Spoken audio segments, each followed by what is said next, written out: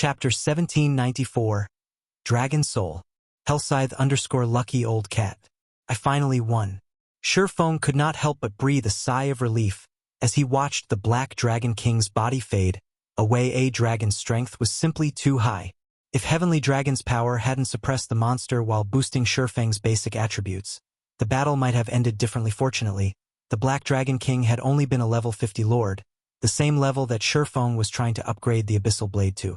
Had the Black Dragon King been the same level as Surefong, the battle would have definitely been far more difficult. With this knowledge, Surefong would have to be more careful during future upgrades.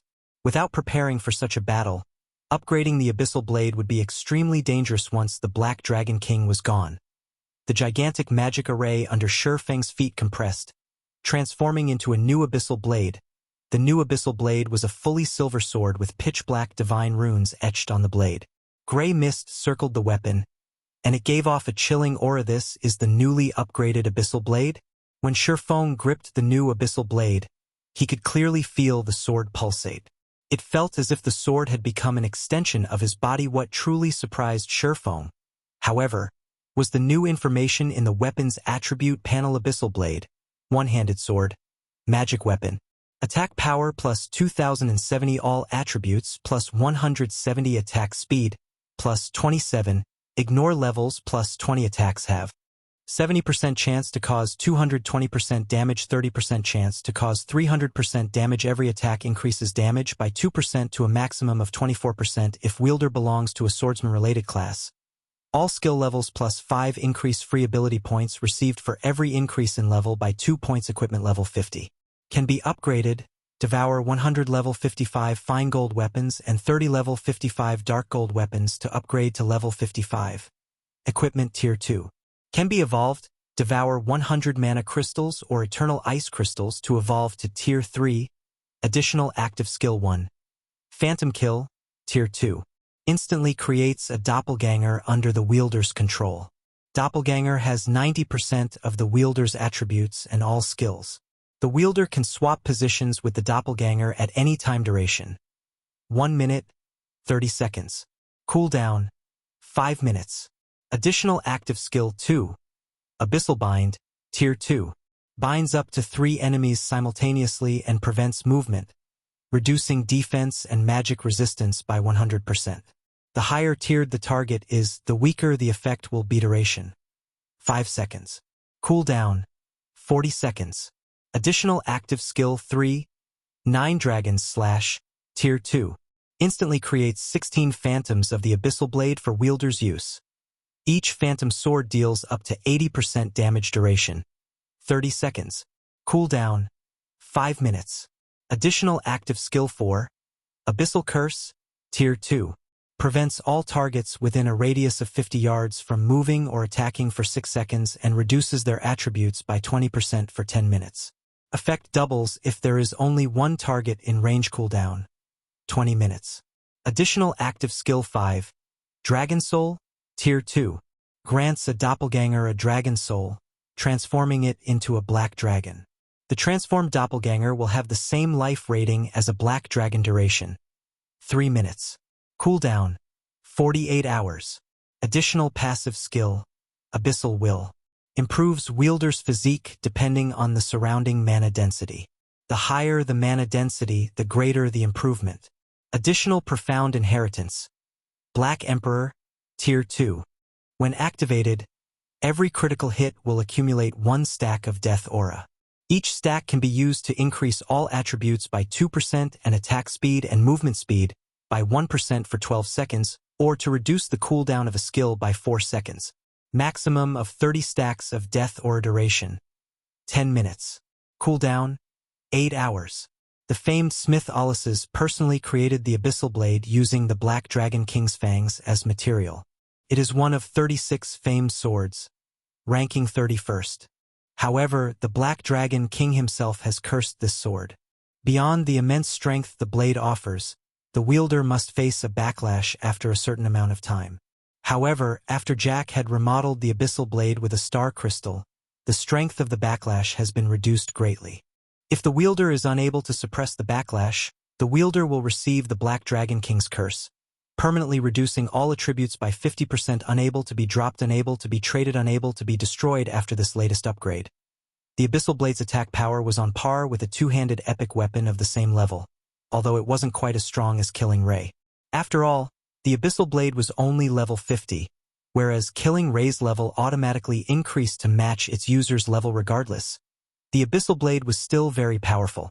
The new skill, Dragon Soul, was particularly impressive. He could turn one of his doppelgangers into a true black dragon. Just thinking about this excited Surephone, that was a bona fide dragon they were talking about. An archaic species was insignificant before a true dragon. Even angels had a slightly lower life rating than dragons. This skill was now Shurfeng's greatest trump card. Unfortunately, the skill only had a short, 3-minute duration. Once Surephone had finished marveling at the new Abyssal Blade, he sheathed the weapon and contacted Silent Wonder, Candlelight's current chief alchemist. Aside from the lifestyle players with the highest chances of becoming masters, Surephone had also brought the Candlelight trading firm's top 5 alchemists to the holy city of Titan. Naturally, after Silent Wonder had become an internal member and read the Moon God's secret journal, she had quickly become a master alchemist. Now, she was the trading firm's #1 alchemist in terms of alchemy technique. Since Candlelight had too many lifestyle players for Melancholic Smile to manage alone, Surephone had split the management responsibilities for each subclass among their respective chiefs. How is the Elven Silver production coining along?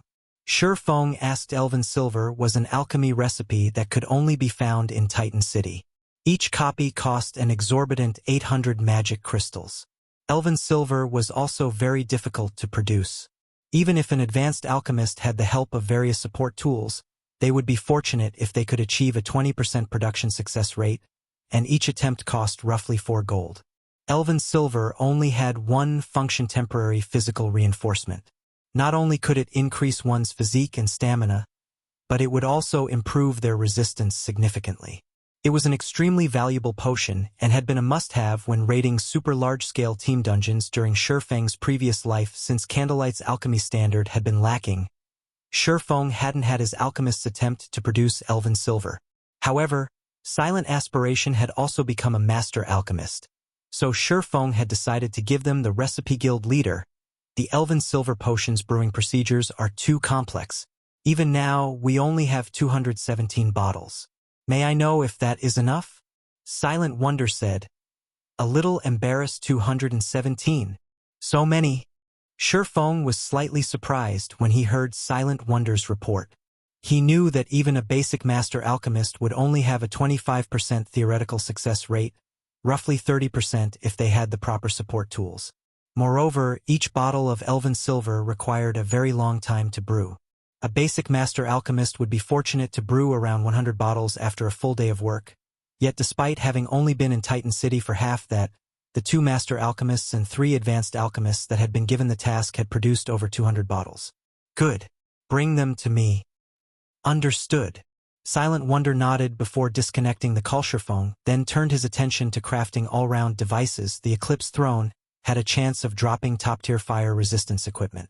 The dungeon's recommended raid level was level 55 to level 60, and it was far more challenging than the level 50 super large-scale team dungeons at Kingdoms and Empire's borders. Aside from the dungeon's corrosive gas, its low mana density made it particularly difficult.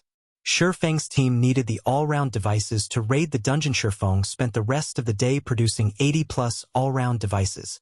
Including the all-round devices he had made some time ago, he had more than enough to outfit a team of 200 players. Time is almost up. They should have arrived in White River City by now. Surephone smiled as he took a look at the time. Before he had realized it, a new day had arrived in God's domain. There were less than 20 minutes remaining before the agreed meeting time. Immediately, Surephone took out a return scroll for White River City. After activating the scroll, his body transformed into a streak of light and left the special forging room. Chapter 1795. Gathering of Heroes. Hellscythe_Lucky Old Cat. Starmoon Kingdom, Zero Wings residence in White River City. Silence dominated the crowded guild hall due to the group of the guild's main force members resting in the lobby. The lowest leveled player among this group was level 54, tier 2, and the weakest equipment they wore was level 50 fine gold rank.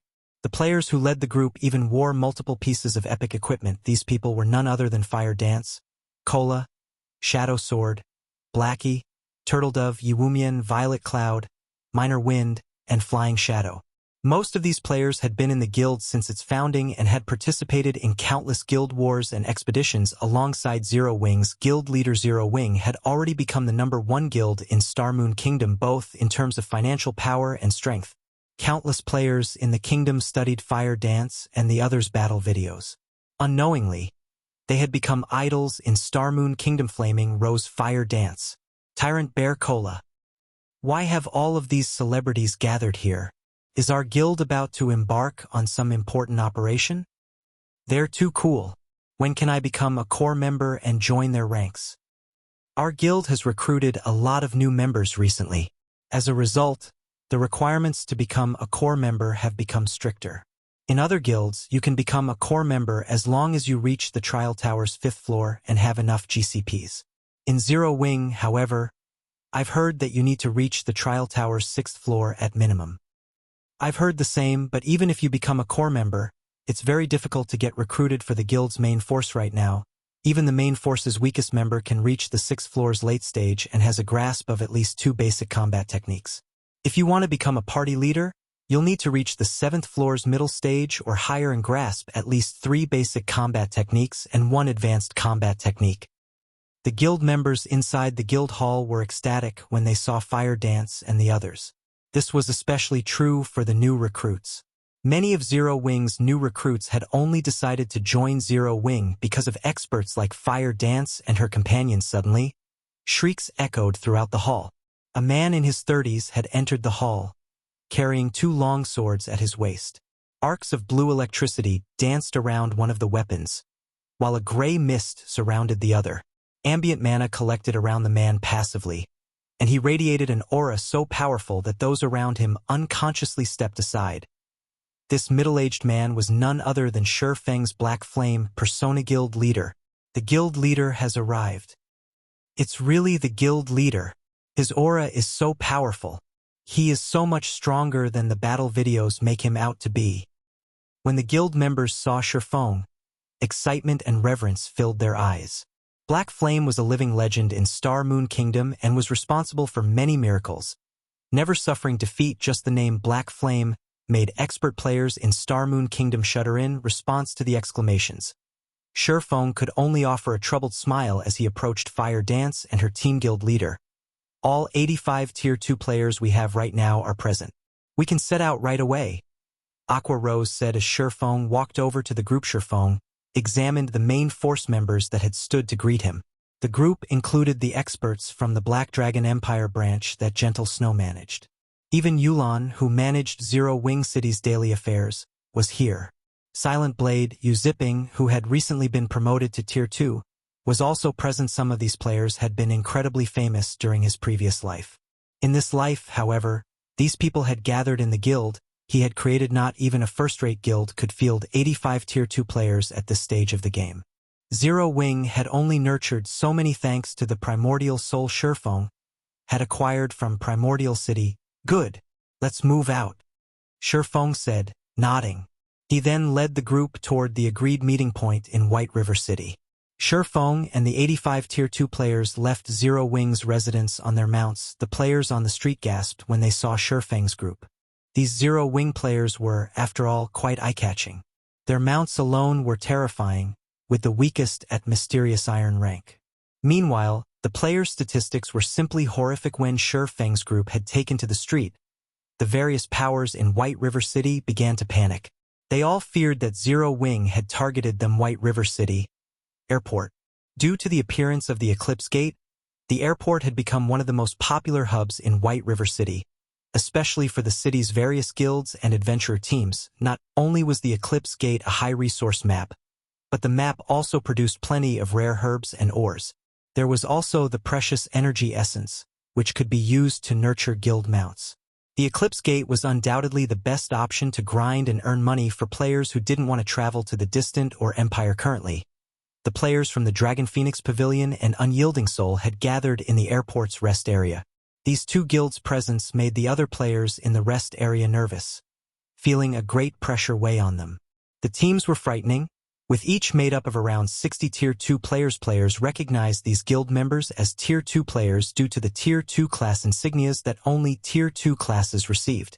This insignia could only be acquired by completing a very difficult quest, and not only was it proof of one's strength, but it also increased skill and spell effects by 10%. Big Sis Rain. Zero Wing is amazing. They actually borrowed so many experts from Unyielding Soul. Even Unyielding Soul's first Vice Guild leader, Unyielding Heart, has made an appearance. Blue Phoenix exclaimed, looking at the middle-aged man some distance away. The man was slim and wore a set of dark blue sacred armor with a pure white cloak thrown over his shoulders. Unyielding Heart had been well known in the virtual gaming world for many years now. He had been responsible for various miracles in previous virtual reality games. His performance had been just as frightening after he had joined God's domain. He had single-handedly slain 2 of Crimson Emperor's domain realm experts when he had led Unyielding Soul's trump card Legion to capture the Dark Knight Empire's serene town. His success had allowed Unyielding Soul to gain an upper hand, surpassing Crimson Emperor's development in the Dark Knight Empire. Blue Phoenix found it truly hard to imagine that an important figure like Unyielding Heart would actually help Zero Wing. Unyielding Soul should have some internal arrangement with Zero Wing, Phoenix Rain said as she glanced at Unyielding Heart. Honestly, his arrival had surprised her, as well. Even if Unyielding Soul had some kind of business with Zero Wing, it shouldn't have been easy for Zero Wing to acquire Unyielding Heart's assistance. After all, the position of First Vice Guild leader came with a lot of responsibilities, and Unyielding Soul's situation in the Dark Knight Empire wasn't looking good. Logically, Unyielding Heart should not have the leisure to work for another guild on the other side. Unyielding Soul's members were just as surprised to see the Dragon Phoenix Pavilion's members in the airport. Vice Guild leader. That woman over there seems to be Pavilion Master Phoenix Rain from the Dragon Phoenix Pavilion. A level 54, Tier 2 male cleric whispered to Unyielding Heart. Moreover, the genius Blue Phoenix is here. Seems Zero Wing isn't as simple as we thought. Indeed, although rumors have mentioned that the Dragon Phoenix Pavilion has a good relationship with Zero Wing, I didn't expect the pavilion to dispatch one of its pavilion masters for a request for help. It seems their relationship runs much deeper than the rumors make it out, Unyielding Heart said, frowning slightly as he considered the matter. He had come here with very little expectations of Zero Wing. He had only joined the expedition due to Mu Lingsha's request, but he had never dreamed that Zero Wing could even acquire the assistance of God's domain's famous demon queen, Phoenix Rain. Currently, Phoenix Rain held the most sway among the 2 pavilion masters in the Dragon Phoenix Pavilion. She also had the strongest chance of becoming the next great pavilion master. Phoenix Rain's presence in a foreign area alone was enough to cause a commotion nowadays. If the public realized that she was here to help Zero Wing, it would cause a sensation that would sweep across God's domain. While the Dragon Phoenix Pavilion and Unyielding Soul discussed each other, excited cries reached them from outside of the airport. Many players in the lobby ran over immediately to take a look. A short moment later, a group of players entered the airport's main lobby. All of these players were at least level 54, with some at level 56. Their equipment was just as impressive. At this stage of the game, level 50 fine gold equipment was even extremely rare in the various superpowers. Yet such equipment was the weakest that could be found on these 80-plus players. Chapter 1796. Extraordinary Foundation. Hellscythe_Lucky Old Cat. Inside the sports arena-sized main lobby, the appearance of Shurfeng's group triggered an uproar among the players present. Is this real? These people are all equipped with level 50 fine gold equipment at the very minimum. Why is Zero Wing here? Crap. Zero Wing actually has more than 10 people at level 56. How are they leveling up so quickly? When the players inside the lobby saw Zero Wing's team of 86, their eyes nearly fell out of their sockets. Although the various large guilds were making excellent progress in raiding level 50 team dungeons, most of the equipment they acquired were only level 50 secret silver equipment. Level 50 fine gold equipment were so rare that only the upper echelons of large guilds had a few pieces on them. Nevertheless, every one of Zero Wing's team of 86 was geared in level 50 fine gold equipment at the very minimum. This was simply inconceivable. The levels of Zero Wing's members were even more incredible. Currently, most expert players were only at level 53. Only experts that leveled up extremely quickly would be at level 54. As for those capable of reaching level 55, they were top-ranking existences in Starmoon Kingdom and could rank within the top 20 or top 30 in empires. Although the various large guilds usually had some experts that would choose not to reveal their levels, they still wouldn't be too far ahead. Yet Zero Wing actually had more than 10 players at level 56 inches. Other words, if Zero Wing wanted to, it could easily monopolize the top 10 positions of the ranking list of an empire. The members of the Dragon Phoenix Pavilion and Unyielding Soul were similarly shocked when they saw Shurfeng and the other members of Zero Wing. Why does Zero Wing have so many Tier 2 players? Both Phoenix Rain and Unyielding Heart were astonished when they finished counting Zero Wing's members. The shock they felt from this revelation was much greater than that from the sight of Zero Wing's equipment currently. First-rate guilds would be fortunate to have even 20 Tier 2 players. After all, the Tier 2 promotion quest was no walk in the park. Moreover, in view of future promotions, most players would choose to challenge the hard mode Tier 2 promotion quest at the very minimum, which had considerably high requirements for a player's equipment standard and combat standard. With the current level and equipment standard of players, completing the hard mode promotion quest would be extremely difficult. One of the reasons why their two super first-rate guilds had so many Tier 2 players at this stage of the game was the many peak experts in their guilds. Another reason was that they gave their peak experts priority when allocating resources.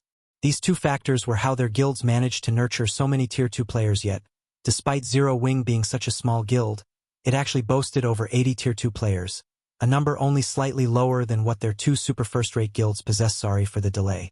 I had to make some preparations, Shurfeng said, smiling as he looked at Phoenix Rain and Unyielding Heart. You came just in time.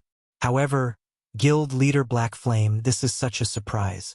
I never thought that you would be leading the dungeon raid personally, Phoenix Rain said, her gaze filled with curiosity and surprise as she looked at Shurfeng. Her curiosity was because Black Flame was in attendance. He rarely made an appearance himself, leaving such matters to Yifeng, Aqua Rose, and Gentle Snow. As for her surprise, it was due to the feeling Black Flame was giving her. Right now, she picked up intense lethality from the man as she stood before him. This feeling was much more intense than when she last met face-to-face with Black Flame. I am Unyielding Heart, Unyielding Soul's Vice Guild Leader. Guild Leader Black Flame, you are even more amazing than the rumors make you out to be, Unyielding Heart said. After he evaluated Shurfeng and the other experts of Zero Wing briefly, indescribable shock flooded his heart. In his opinion, the guild leader capable of developing Zero Wing to the point where it could rival veteran first-rate guilds was definitely a very capable administrator. Even if Black Flame was as strong as rumored, in his opinion, Black Flame should be only as strong as the peak experts of superpowers like Unyielding Soul. However, right now, Unyielding Heart was actually feeling the threat of death from him, something he had rarely come across since entering God's domain. Moreover, he also felt a considerable threat from several other players from Zero Wing. Unyielding Heart found it truly unbelievable that a guild that had no backing would be capable of acquiring so many experts. Vice Guild Leader, I just used an advanced identification skill on them. Aside from Black Flame, quite a few players from Zero Wing possess weapons and equipment of indiscernible rank.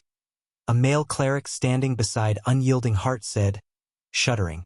I believe these weapons and equipment are either magic weapons or epic rank, and they number over 40. Over 40? Are you sure about this? Unyielding Heart could not help being surprised. Once again, Unyielding Soul was a super first-rate guild. However, thus far, it only had roughly 40 epic weapons, epic equipment, and magic weapons in total. Zero Wing actually surpassed Unyielding Soul in this aspect. How was such a thing possible? Although Unyielding Soul was no longer as strong as it was during its peak, it was still much stronger than the ordinary super first-rate guild.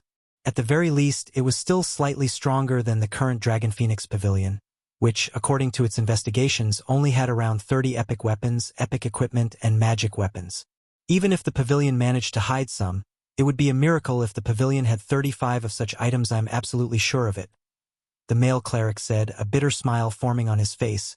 He, too, had hoped that he had seen wrong or was hallucinating. However, he had already checked this information multiple times using his advanced identification skill. Not to mention, he could not read a single piece of information from Black Flame. All he got was a bunch of unknown when observing the man, a fact that he did not reveal when he looked at Black Flame. He even suspected that his identification skill was malfunctioning. However, when he tried inspecting Unyielding Heart's equipment, His skill worked as normal. He also refrained from saying that Black Flame aside, Fire Dance, Aqua Rose, Gentle Snow, Cola, Turtle Dove, and Violet Cloud actually possessed more unidentifiable items than Unyielding Heart when looking at Fire Dance and the others. Cycling Light even got the impression that the team he was looking at right now was the main force of a superpower rather than one of a first-rate guild. Is Zero Wing really just at the standard of a first-rate guild? Cycling Light muttered to himself. In reality, Cycling Light wasn't the only one having such thoughts. Unyielding Heart did as well. Setting aside other factors, the combat power of Zero Wing's main force was already on the level of super first-rate guilds. Guild leader Black Flame, may I know which super large-scale team dungeon you have called us here to raid? Is it the Flaming Ruins or Silent Castle? Phoenix Rain asked curiously. If we know which dungeon we're raiding, we'll be able to plan ahead. In Starmoon Kingdom, there were only 2 level 50 super large-scale team dungeons that were relatively easy to raid: the Flaming Ruins and Silent Castle. Among super large-scale team dungeons, these 2 dungeons could be considered basic dungeons. All the others were of the intermediate difficulty. Raiding an intermediate super large-scale team dungeon before even raiding these basic dungeons would be tough. Meanwhile, raiding super large-scale team dungeons required players to switch to equipment that was more suitable to the environment inside the dungeon. Only, as Zero Wing had refused to reveal its target dungeon all this time, her side was not able to make any proper preparations. Now that they were about to set off to their target dungeon, she naturally had to ask, raiding a super large-scale team dungeon? Unyielding Heart could not help his surprise as he looked at Feng. He felt that Zero Wing was a little too crazy. Currently, the various superpowers were still trying to raid large-scale team dungeons. As for raiding super large-scale team dungeons, they did not even bother with such thoughts, as they all felt that the returns were not worth the cost. After all, although the difficulty of a super large-scale team dungeon was much greater than that of a large-scale team dungeon, the quality of the loot one could acquire from both types of dungeons was mostly the same. Yet, while the various superpowers had not even managed to obtain the first clear of a level 50 large-scale team dungeon, Zero Wing actually wanted to raid a level 50 super large-scale team dungeon. No, neither of those 2 dungeons are our target, Feng said, shaking his head. He then pointed at the large flying ship that was approaching from the distance and said, "Our target is the Eclipse Gates Eclipse Throne." Chapter 1797. Hell Mode. Hellscythe_Lucky Old Cat. The Eclipse Gate? Phoenix Rain's eyes widened in shock as she stared at Feng. That's a neutral map's super large scale team dungeon. Although she did not have a particularly good understanding of the Eclipse Gate, she knew that super large-scale team dungeons found in neutral maps were generally far more challenging than their counterparts in kingdoms and empires. If the super large-scale team dungeons were ranked based on difficulty, then neutral maps team dungeons would be intermediate rank or higher. None of the current superpowers even dared to harbor thoughts of raiding such an arduous team dungeon. Guild leader Black Flame. Although Unyielding Soul has agreed to help Zero Wing, I must make it clear that Unyielding Soul has dispatched our best experts to do so. If you wish to raid a super large-scale team dungeon, we are willing to make the attempt twice at most anymore, and it would affect our leveling speed too much. Unyielding Heart stated the bottom line for his assistance. Feng's declaration had left him similarly astonished. Even raiding the super large-scale team dungeons within a kingdom's borders was problematic. Trying to raid a neutral map's super large-scale team dungeon was simply ludicrous at this point. The various superpowers had only succeeded in killing the first few bosses in level 50 large-scale dungeons. They had failed to clear the dungeon itself. However, if they tried to raid a kingdom's super large-scale team dungeon, they'd likely fail to defeat the first boss. Even if they had a full team of Tier 2 players, they had less than a 20% chance of getting past the first boss in a neutral map's large-scale team dungeon. Although players wouldn't lose an entire level of EXP when they died in a dungeon, they would lose 10% of their EXP if they die inside a super large-scale team dungeon after reaching their levels. Even expert players who had an impressive leveling speed would need 7 or 8 hours to earn 10% EXP. If Unyielding Soul accompanied Zero Wing into Death's Embrace 3 to 5 times, Unyielding Soul's main force would fall behind the other superpowers' main forces by 1 or 2 days. That's fine. Feng nodded naturally. No guild would lend its Tier 2 players to another team unconditionally. It was understandable that Unyielding Heart had set certain limits. In fact, Phoenix Rain had already informed Feng of her bottom line. It's fine. Feng's composure surprised Unyielding Heart a little. The point of his statement regarding his limits was to inform Feng that he wouldn't tolerate meaningless ventures, and that Zero Wing's guild leader should cherish this opportunity. However, Shi Feng's response was utterly void of anxiety. The man hadn't even frowned. It was as if this limitation wasn't a problem at all. Even Phoenix Rain carefully observed Shi Feng's reactions. She was curious as to why Shi Feng was wasting such a good opportunity on such an impossible task. With their 3 guilds' combined strength, they'd have very high chances of success even in a level 50, 100-man team dungeon. Yet Shi Feng had decided to attempt the impossible. Since everyone's here, I'll reform the team. I'll also handle the team's leadership. Do either of you have any issues with that? Shi Feng asked Phoenix Rain and Unyielding Heart. Neither of the 2 guild leaders had any particular opinions on the arrangement. Both guilds had come to offer their assistance, after all. The most they could do was support Zero Wing. Very quickly, Shi Feng created a new team of 200 Tier 2 players. He then led the team to a flying ship that was headed for the Eclipse Gate. Meanwhile, inside a high-class restaurant in Star Moon City, a large group of cloaked players drank and bantered. Intense killing intent wafted from every one of these players, and some even radiated a dense bloodlust. Commander, our scouts have just reported back, stating that Zero Wing's main force members and upper echelons have boarded a flying ship for the Eclipse Gate. Should we move out, or should we notify the other adventurer teams? Lonely Lamp excitedly asked Black Shark, who was currently enjoying a glass of blazing fruit wine. They've finally left their nest. Taking a big gulp, Black Shark smiled and said, "Forget about the other adventurer teams. I'm not in the habit of sharing such golden opportunities. Notify our team. Tell them to bring those items and set out immediately. We must not let the other adventurer teams get ahead of us." Understood, Lonely Lamp replied. He had waited for this moment for a long time. Shortly after, the Dark Hunters adventurer team set off toward the Eclipse Gate. Eclipse Gate, Sun-Chasing Fortress. The Sun-Chasing Fortress was the only safe zone NPCs guarded in the Eclipse Gate. A large number of flying ships docked in the fortress each day, and since the fortress was a hub for multiple kingdoms' forces, the Sun-Chasing Fortress's player population was even higher than a kingdom's capital. When Shi Feng's team exited the airport, they were greeted by the sight of players hawking their wares and forming teams by the street. The fortress was no less lively than Star Moon Kingdom's Star Moon City. However, although the Sun-Chasing Fortress was very popular, the various large guilds weren't particularly fond of this place, since players couldn't purchase lands in an NPC fortress.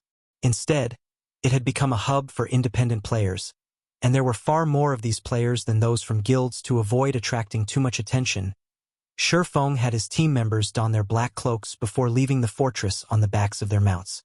Even so, their group still earned sidelong glances from the payers they passed. The Eclipse Throne was an ancient fortress in the Eclipse Gate's inner region. Corrosive behemoths roamed around Eclipse Throne, and a corrosive fog, which would numb players' senses and slow their reactions, was ever present around the dungeon. Because of these factors, very few players were willing to grind here. Fortunately, this also meant that the monsters in this area had a higher chance of dropping energy essence, so a few players still wandered the area. Old 3, be careful not to lure those corrosive spiders.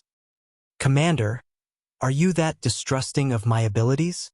A 20-man team occupied itself by grinding corrosive scorpions in the dense, wet jungle. The team's level 53 shield warrior maneuvered through the forest while over 100 level 54 special elite ranked corrosive scorpions chased after him. Meanwhile, the team's 3 healers maintained the shield warrior's HP, while the remaining ranged players bombarded the scorpions with one AoE attack after another. With over 10 players launching AoE skills and spells simultaneously, the corrosive scorpion's HP rapidly decreased. After a short moment, the corrosive scorpions began to fall. Very quickly, every monster chasing the shield warrior had died. At this time, an assassin, which had followed the shield warrior stealthily, collected the scorpion's loot. Ha ha ha. Commander, we got one. An energy essence dropped. The level 53 assassin exclaimed as he picked up a dark green crystal. Good. Lure more monsters. The level 54 elementalist leading the team this time commanded, nodding approvingly. He was very satisfied with the loot acquired from this batch of monsters. As this assassin prepared to head off to lure more monsters, he noticed a team of players swiftly moving through the jungle ahead. This team completely disregarded the monsters around them as they made a beeline for the ancient fortress. As a result of these players' recklessness, They had lured many of the jungle's monsters. After getting a better look, the assassin discovered over 1,000 monsters running after these strange players. Among them were over a dozen level 55 Great Lord ranked corrosive behemoths and over 100 level 55 Lord ranked corrosive spiders. Crap! What are these people trying to do? The level 53 assassin gaped. Although the corrosive behemoths were only level 55 Great Lords, the corrosive gas their bodies released was extremely powerful.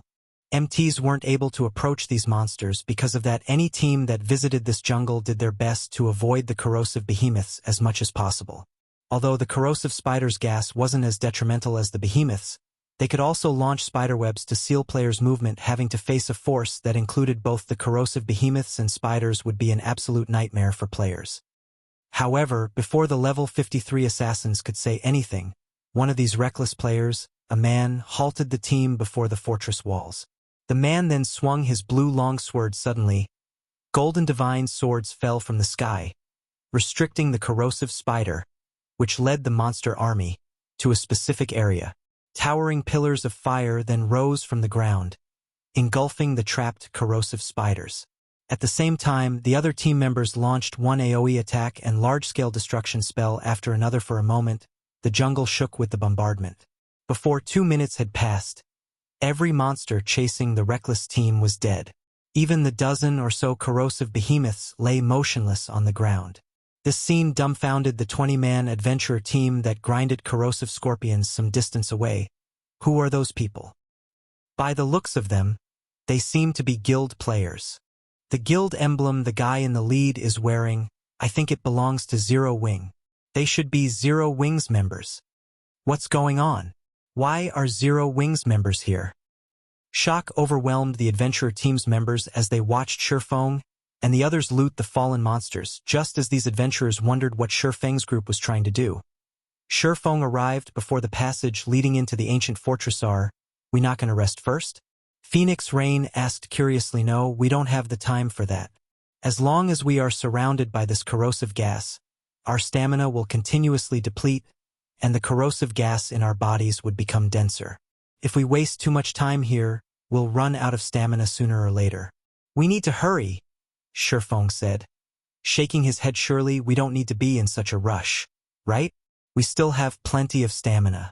At the rate that we're losing stamina, we should have more than enough even if we're raiding a super large-scale team dungeon. Unyielding Heart said after briefly estimating his stamina consumption. He felt that Shurfeng was trying to move too fast.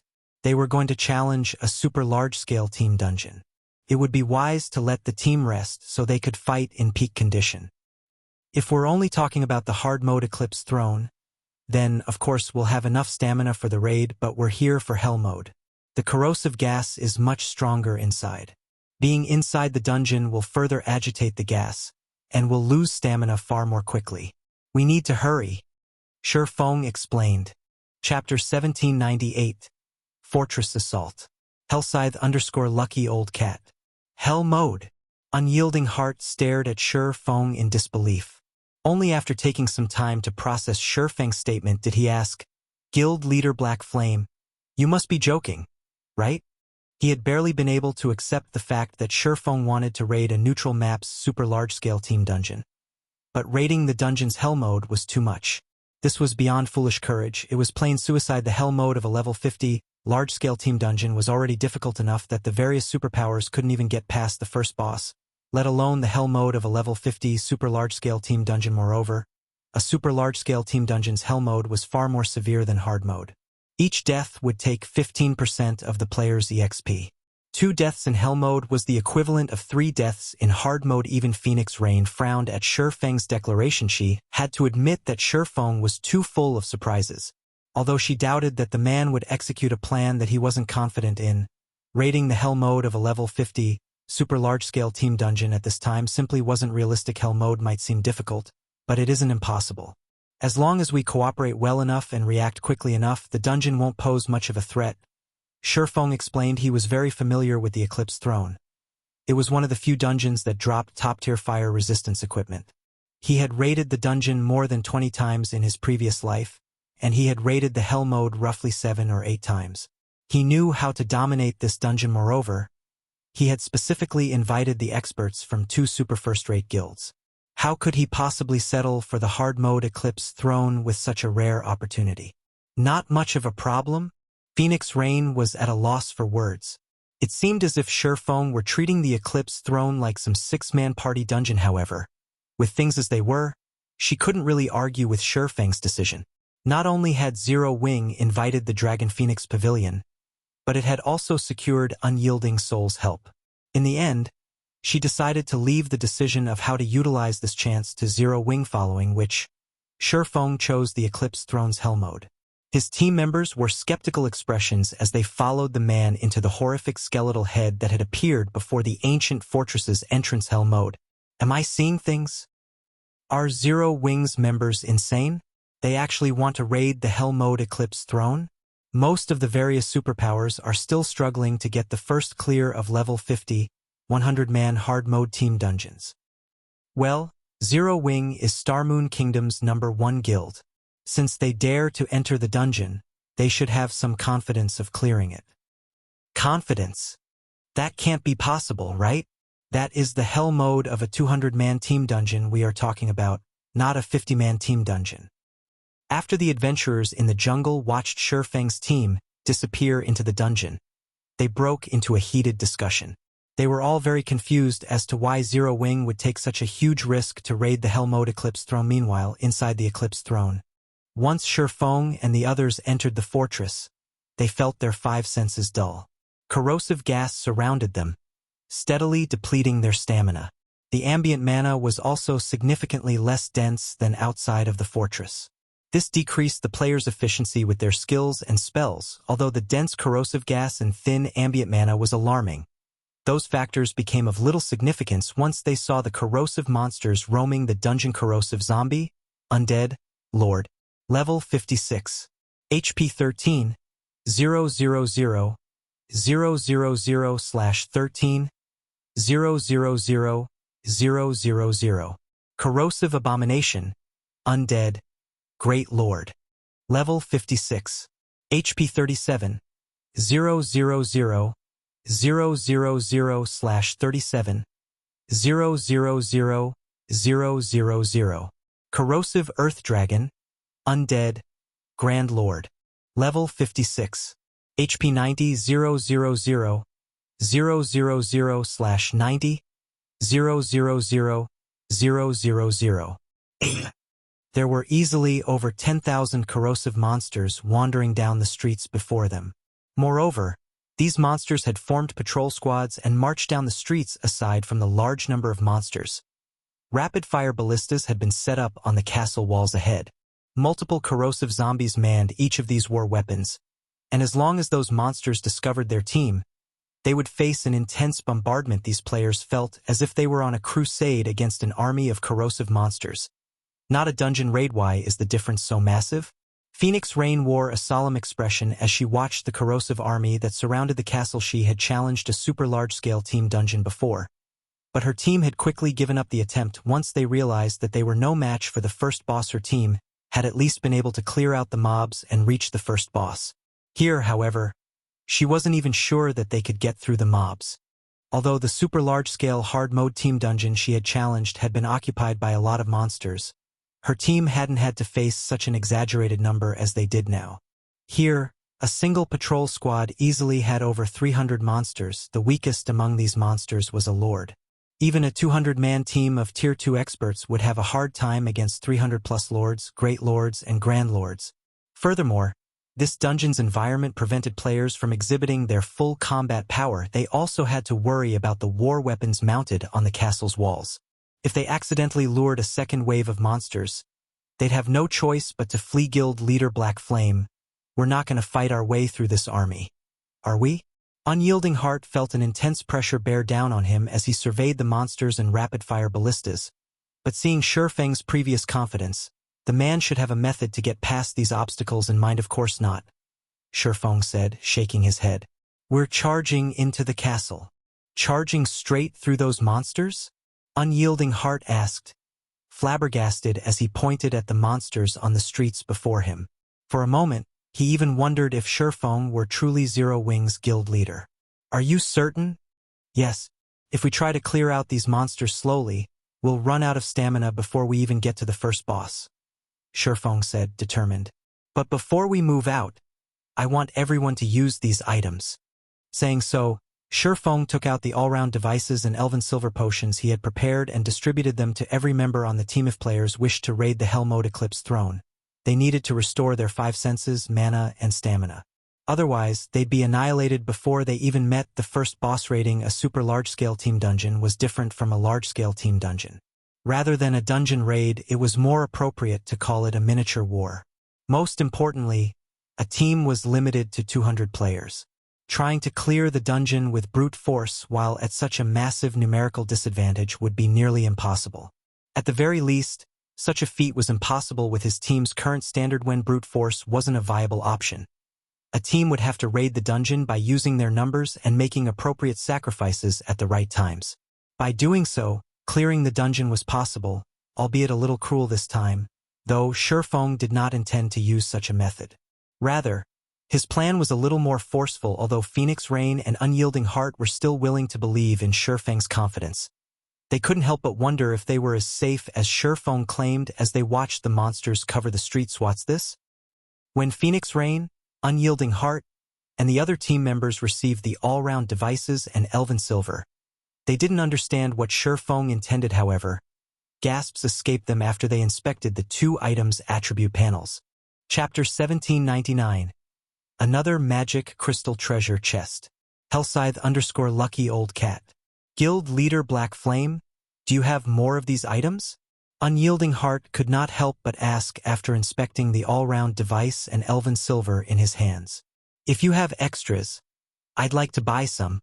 Ordinary players might not recognize the value of the all-round device and elven silver, but they were absolute treasures to superpowers. As players reached higher levels, they would encounter environments with low mana density more often. Some severe environments even inflicted debuffs. Yet these locations were often high-resource maps or the sites of high-ranked quests. Dealing with such maps would often give the various superpowers painful headaches. Yet, even now, they hadn't found a solution. The all-round device and elven silver Shurfeng had just handed out just so happened to solve all of those problems. Aside from the increased mana density the all-rounded device offered its user, it also provided a 5% increased carrot. Attributes I still have some left, but as they are very rare, they won't be cheap, Shurfeng said, smiling.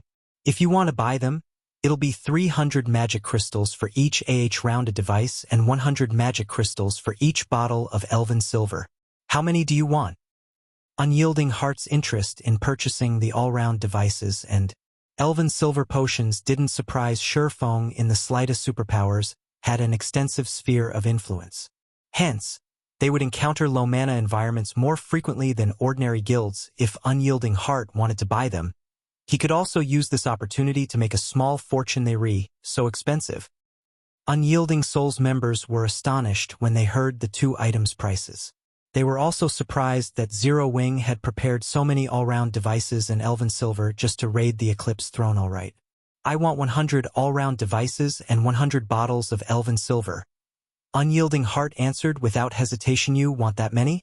Shurfeng was surprised by Unyielding Heart's generosity. This transaction was actually worth 40,000 magic crystals. You don't have that many? Unyielding Heart's brows furrowed slightly as he looked at Shurfeng. Unyielding Soul had a great use for the all-round device and elven silver, and Unyielding Heart judged that 100 of each should be enough for his guild's purpose. I don't have that many in stock right now. I'm sure you recognize how valuable these items are. It isn't so easy to acquire them. If you want that many, I'm afraid that I'll need a few days to get them ready. Shurfeng responded truthfully. Both the all-round device and elven silver took a long time to produce, and their production success rates weren't very high. Currently, he only had a dozen of each remaining. It would take quite some time to craft 100 of each item. A few days? After some mental calculations, Unyielding Heart said, "That's fine. If you can acquire the stock within 3 days, I will offer you an additional 5,000 magic crystals." As soon as Unyielding Heart finished his statement, Phoenix Rain spoke up, "Guild leader Black Flame, I also want 200 of each item, but I don't have any time constraints. It is fine as long as you can get them ready for me." Hearing Unyielding Heart and Phoenix Rain's offers, Feng was at a loss for words. His asking price was already incredibly high. He had never dreamed that Unyielding Heart and Phoenix Rain would be so interested in the all-round devices, and Elven Silver he had secured 2 massive orders just by revealing the 2 items in the Eclipse throne. Once he filled these orders, he would earn over 100,000 magic crystals. This revenue flow was much faster than mining a manatite vein for magic crystals afterward. Following Feng's command, everyone equipped the all-round device and drank the Elven Silver they had received in the meantime.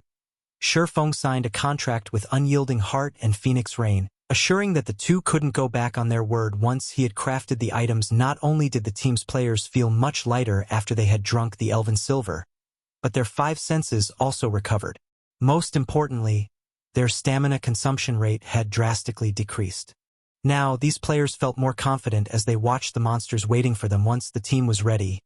Feng organized its formation. Cola, Turtledove, and Yuwumian would spearhead the team, while the other Tier 2 MTs would guard the team's sides. The remaining melee players would be responsible for protecting the team's ranged DPS and healers. Meanwhile, the ranged DPS would be responsible for pushing away and slowing down the incoming monsters with their spells and skills after the team had prepared and under Feng's command. These players charged for the castle's main gate without hesitation. Cola, Turtledove, and Yuwumian slammed their shields into the corrosive monsters. As soon as they did, the corrosive zombies and corrosive abominations blocking their path were knocked aside. The strength the 3 MTs displayed stunning the Tier 2 MTs from the Dragon Phoenix Pavilion and Unyielding Soul. They were all Tier 2 MTs, so they knew what kind of strength the Tier 2 metric tons should wield. Their equipment should be the best available at this stage of the game, and their strength was only slightly higher than a High Lord of the same level. They still weren't a match for a Great Lord of the same level, yet Zero Wings MT Trio easily shoved aside the Great Lord-ranked corrosive abominations.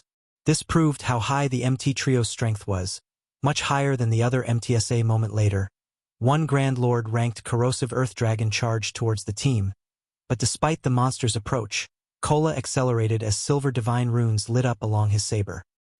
He swung the blade to counter the Grand Lord's approaching claw boom. As the sound of an explosion echoed throughout the fortress, sparks scattered. Dancing around Cola and his foe, the corrosive Earth Dragon stumbled back by 3 steps while Cola remained unharmed and in place, standing steady. This scene stupefied the Dragon Phoenix Pavilion and Unyielding Soul members, watching with dropped jaws. Who is this Guardian Knight? Unyielding Heart could not believe his eyes. Unyielding Heart wore multiple pieces of epic equipment and wielded a magic weapon. He was also a Berserker, the class famed for having the highest strength in the game among the 12 main classes.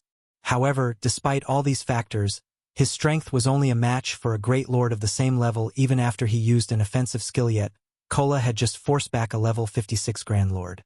Moreover, he had done so without using a Berserk skill.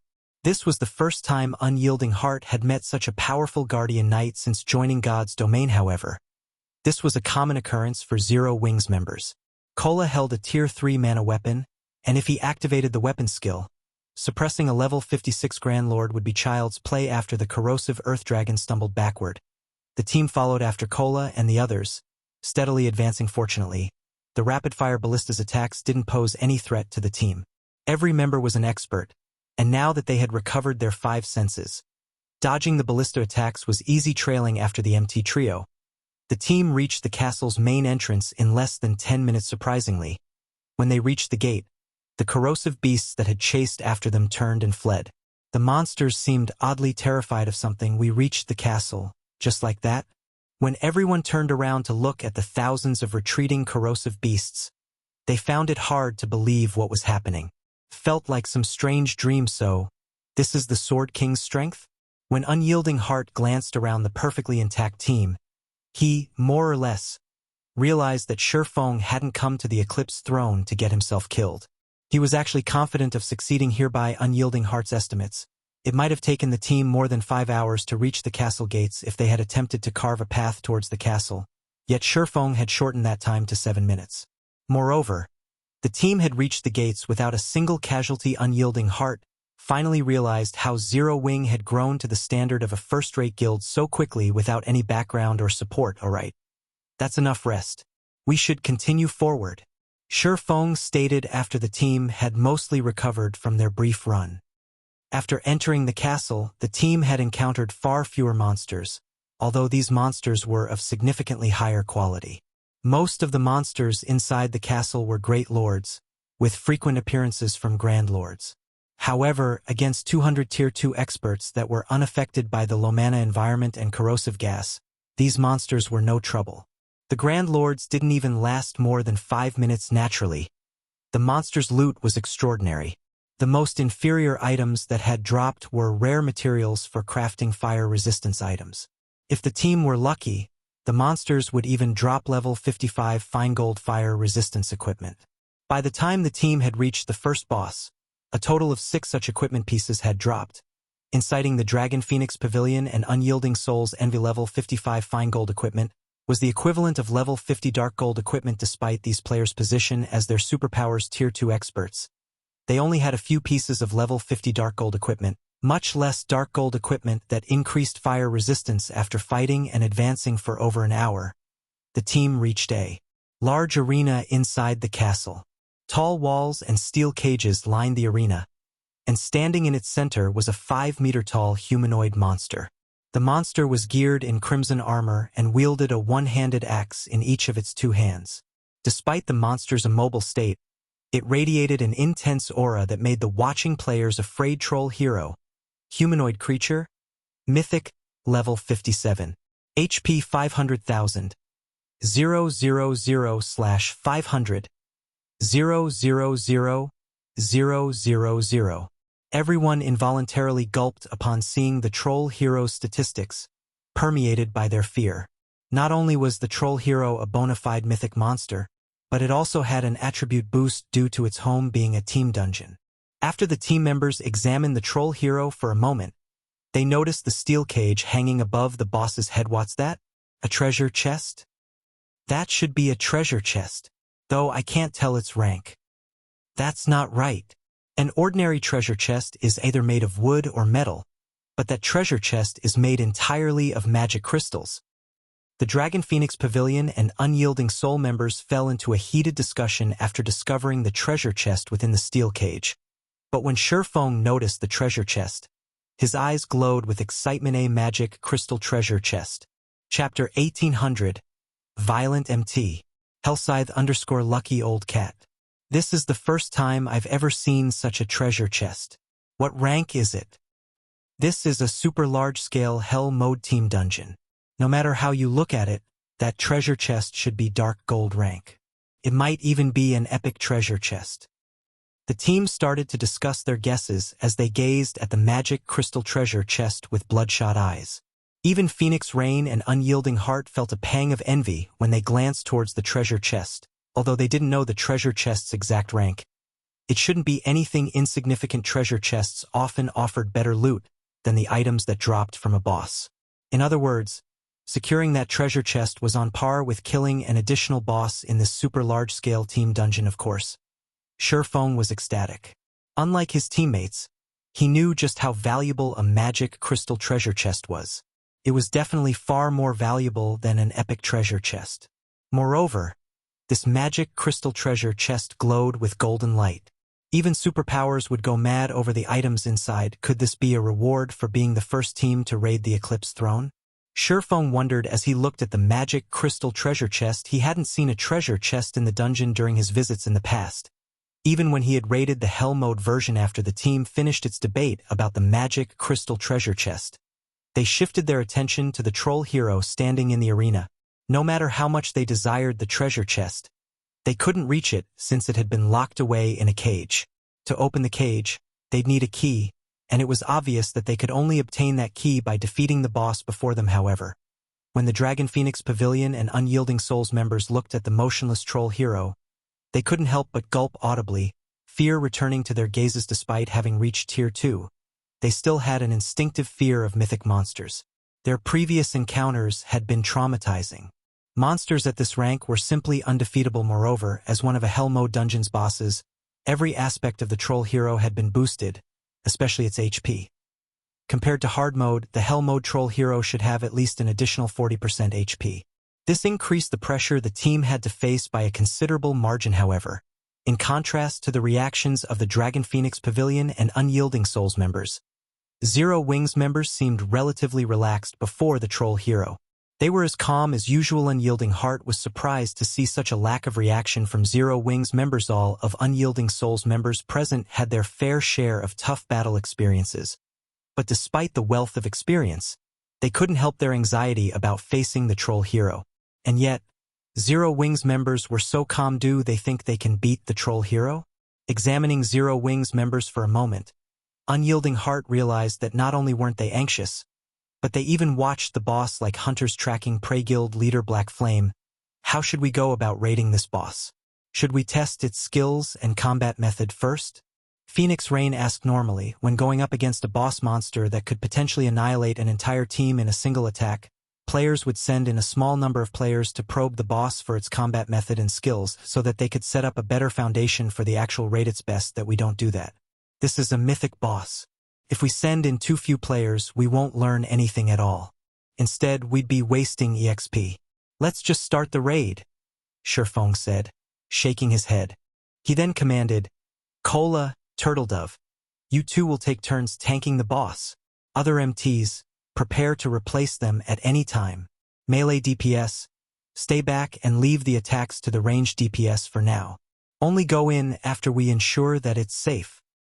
This, Phoenix Rain could not help but be appalled at Shurfeng's instructions. His commands felt too half-hearted. It seemed as if he had given up on the battle already. Unyielding Heart gave Shurfeng a similarly confused look. He could not figure out if Shurfeng were an expert or a fool. Shurfeng's instructions during the start of the raid had been precise and effective, yet the man was barking out such cursory commands now. Although starting the raid without probing would spare their guild members, avoiding unnecessary deaths that could compromise their participation, blindly sending the team into battle was both reckless and counterproductive. However, what Phoenix Rain and Unyielding Heart did not know was that Shurfeng was already familiar with the troll hero's skills and combat method. The troll hero was a pure warrior.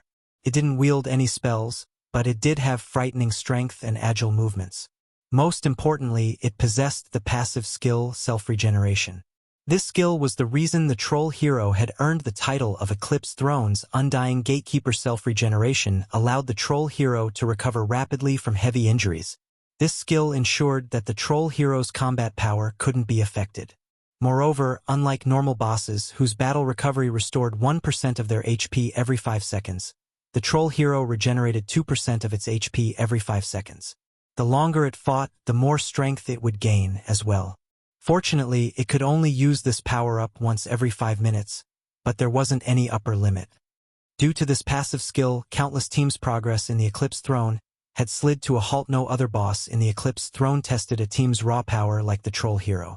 Technique wasn't as important when raiding this boss. Players simply had to attack with everything they had and pray that they had enough DPS without waiting for Unyielding Heart and Phoenix Rain's comments. Cola and Turtledove charged forward. Seeing this, the Dragon Phoenix Pavilion and Unyielding Souls MTs exchanged a few hesitant glances before helplessly following after the 2 Zero Wing MTs. When Cola and Turtledove were less than 100 yards away from the troll hero, the latter abruptly opened its eyes. When its gaze landed on the 2 MTs, the boss revealed a sneer and roared, "Foolish challengers! Do you believe you can defeat the strongest warrior in Lord Armas's army?" The troll hero then threw its axes at Cola and Turtledove. Shwa! Shwa! The 2 4-meter-long axes flew from the troll hero's hands, transforming into spinning blades as they soared towards Cola and Turtledove.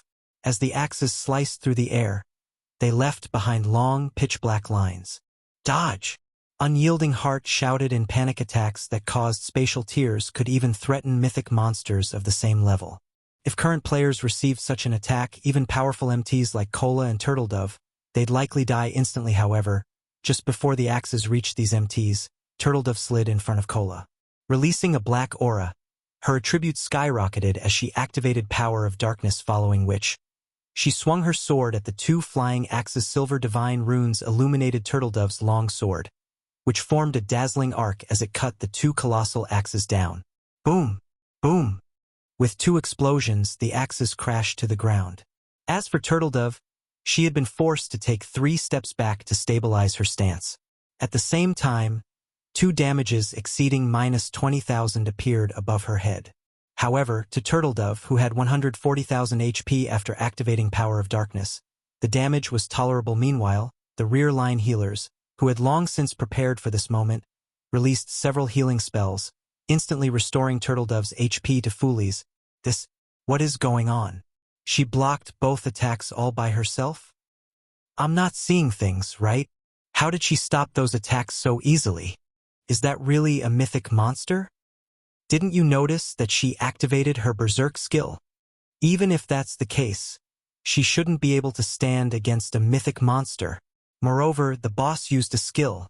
Those attacks had definitely been enhanced. Both the Dragon Phoenix Pavilion and Unyielding Souls members gaped at Turtledove, who had resumed her charge towards the boss when the troll hero charged at her in return. Turtledove smiled brightly. When less than 30 yards separated both sides, Turtledove activated the Steel Crown's additional skill, Steel Impact. Suddenly, her speed doubled.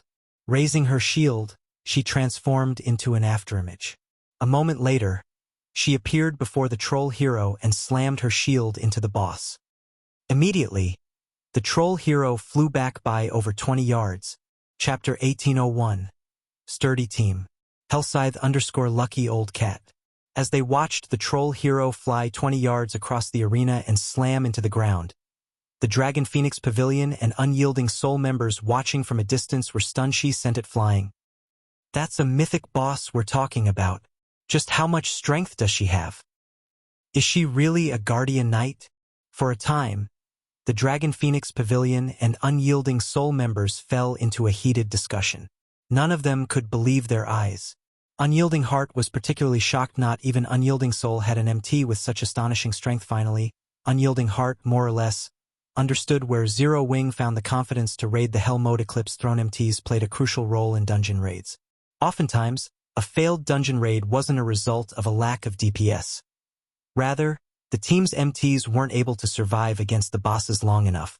However, as long as a team had an MT that could tank the boss, even if the first raid attempt failed, the team would use the next few attempts to probe the boss for weaknesses and would eventually defeat. It's the reason that the various superpowers didn't dare to touch a level 50 super large-scale team dungeon at this stage of the game was the lack of capable MTs. How did her strength improve by so much? Phoenix Rain was wrought with confusion as she watched Turtledove. When she had met Turtledove last, the female Guardian Knight had already been very powerful, easily tanking a Grand Lord by herself. However, after not seeing Turtledove for some time, the female Guardian Knight had grown to become capable of throwing a mythic boss. The speed at which Turtledove grew stronger was simply terrifying even after this shocking revelation. However, Zero Wing's members were still unsurprised. They knew that Turtledove had upgraded her Steel Crown to epic rank.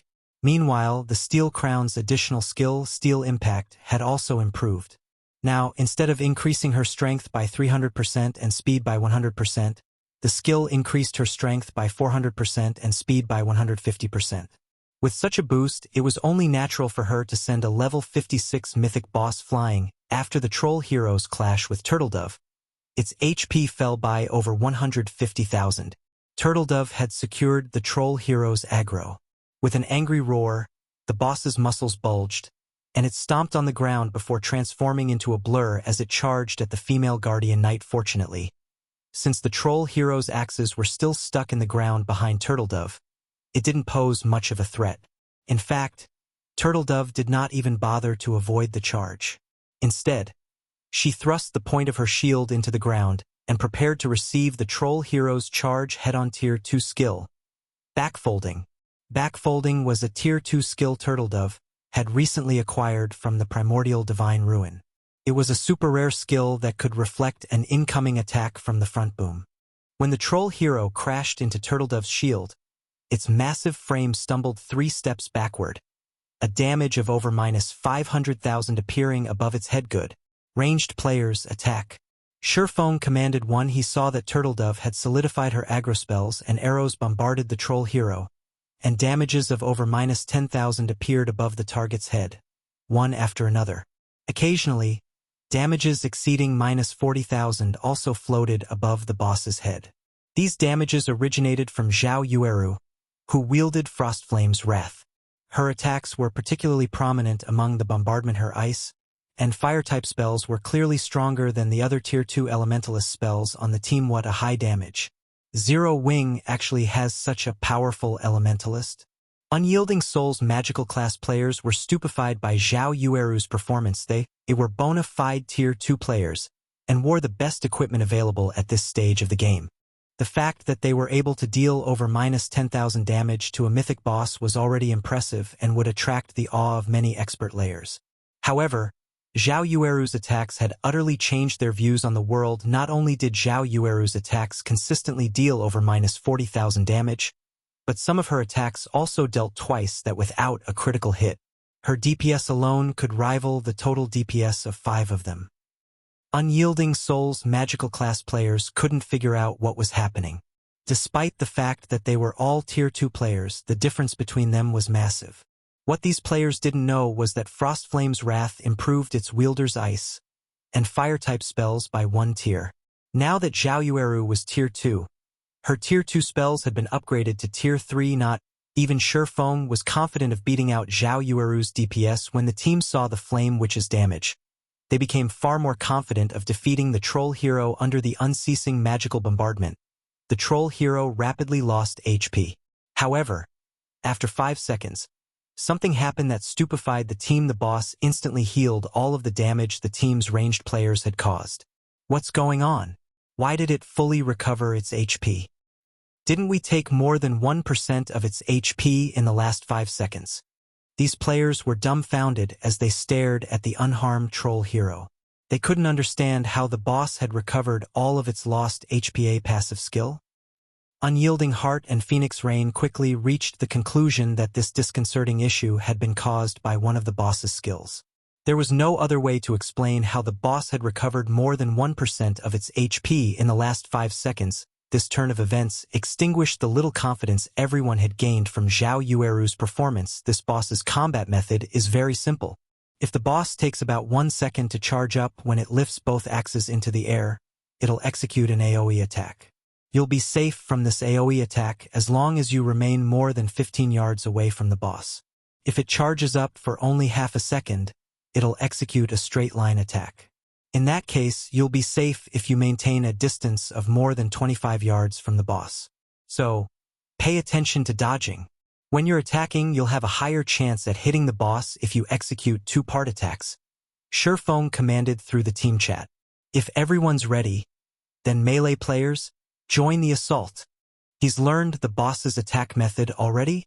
Unyielding Heart could not help his surprise as he watched Shifeng calmly issue commands. Normally, a raid team would need 2 or 3 minutes to figure out a boss monster's attack pattern.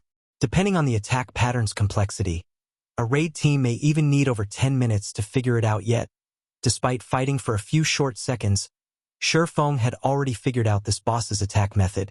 Hearing Shifeng's orders, the team sprung into action as Shifeng had stated.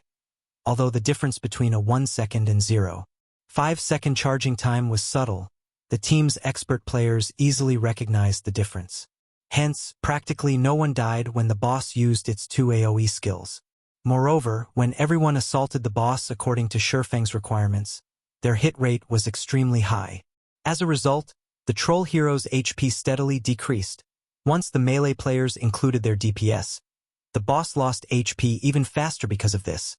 These players had a newfound admiration for Shifeng's leadership. If a team had such a capable commander, the team's overall combat power would no doubt rise by a small margin. While the improvement might not be significant, this small difference could become a deciding factor in whether or not a team could clear a dungeon after another 5 seconds. The team managed to shave off a little over 2% of the troll hero's HP. However, when the troll hero's self-regeneration took effect, it instantly recovered 2% of its total HP.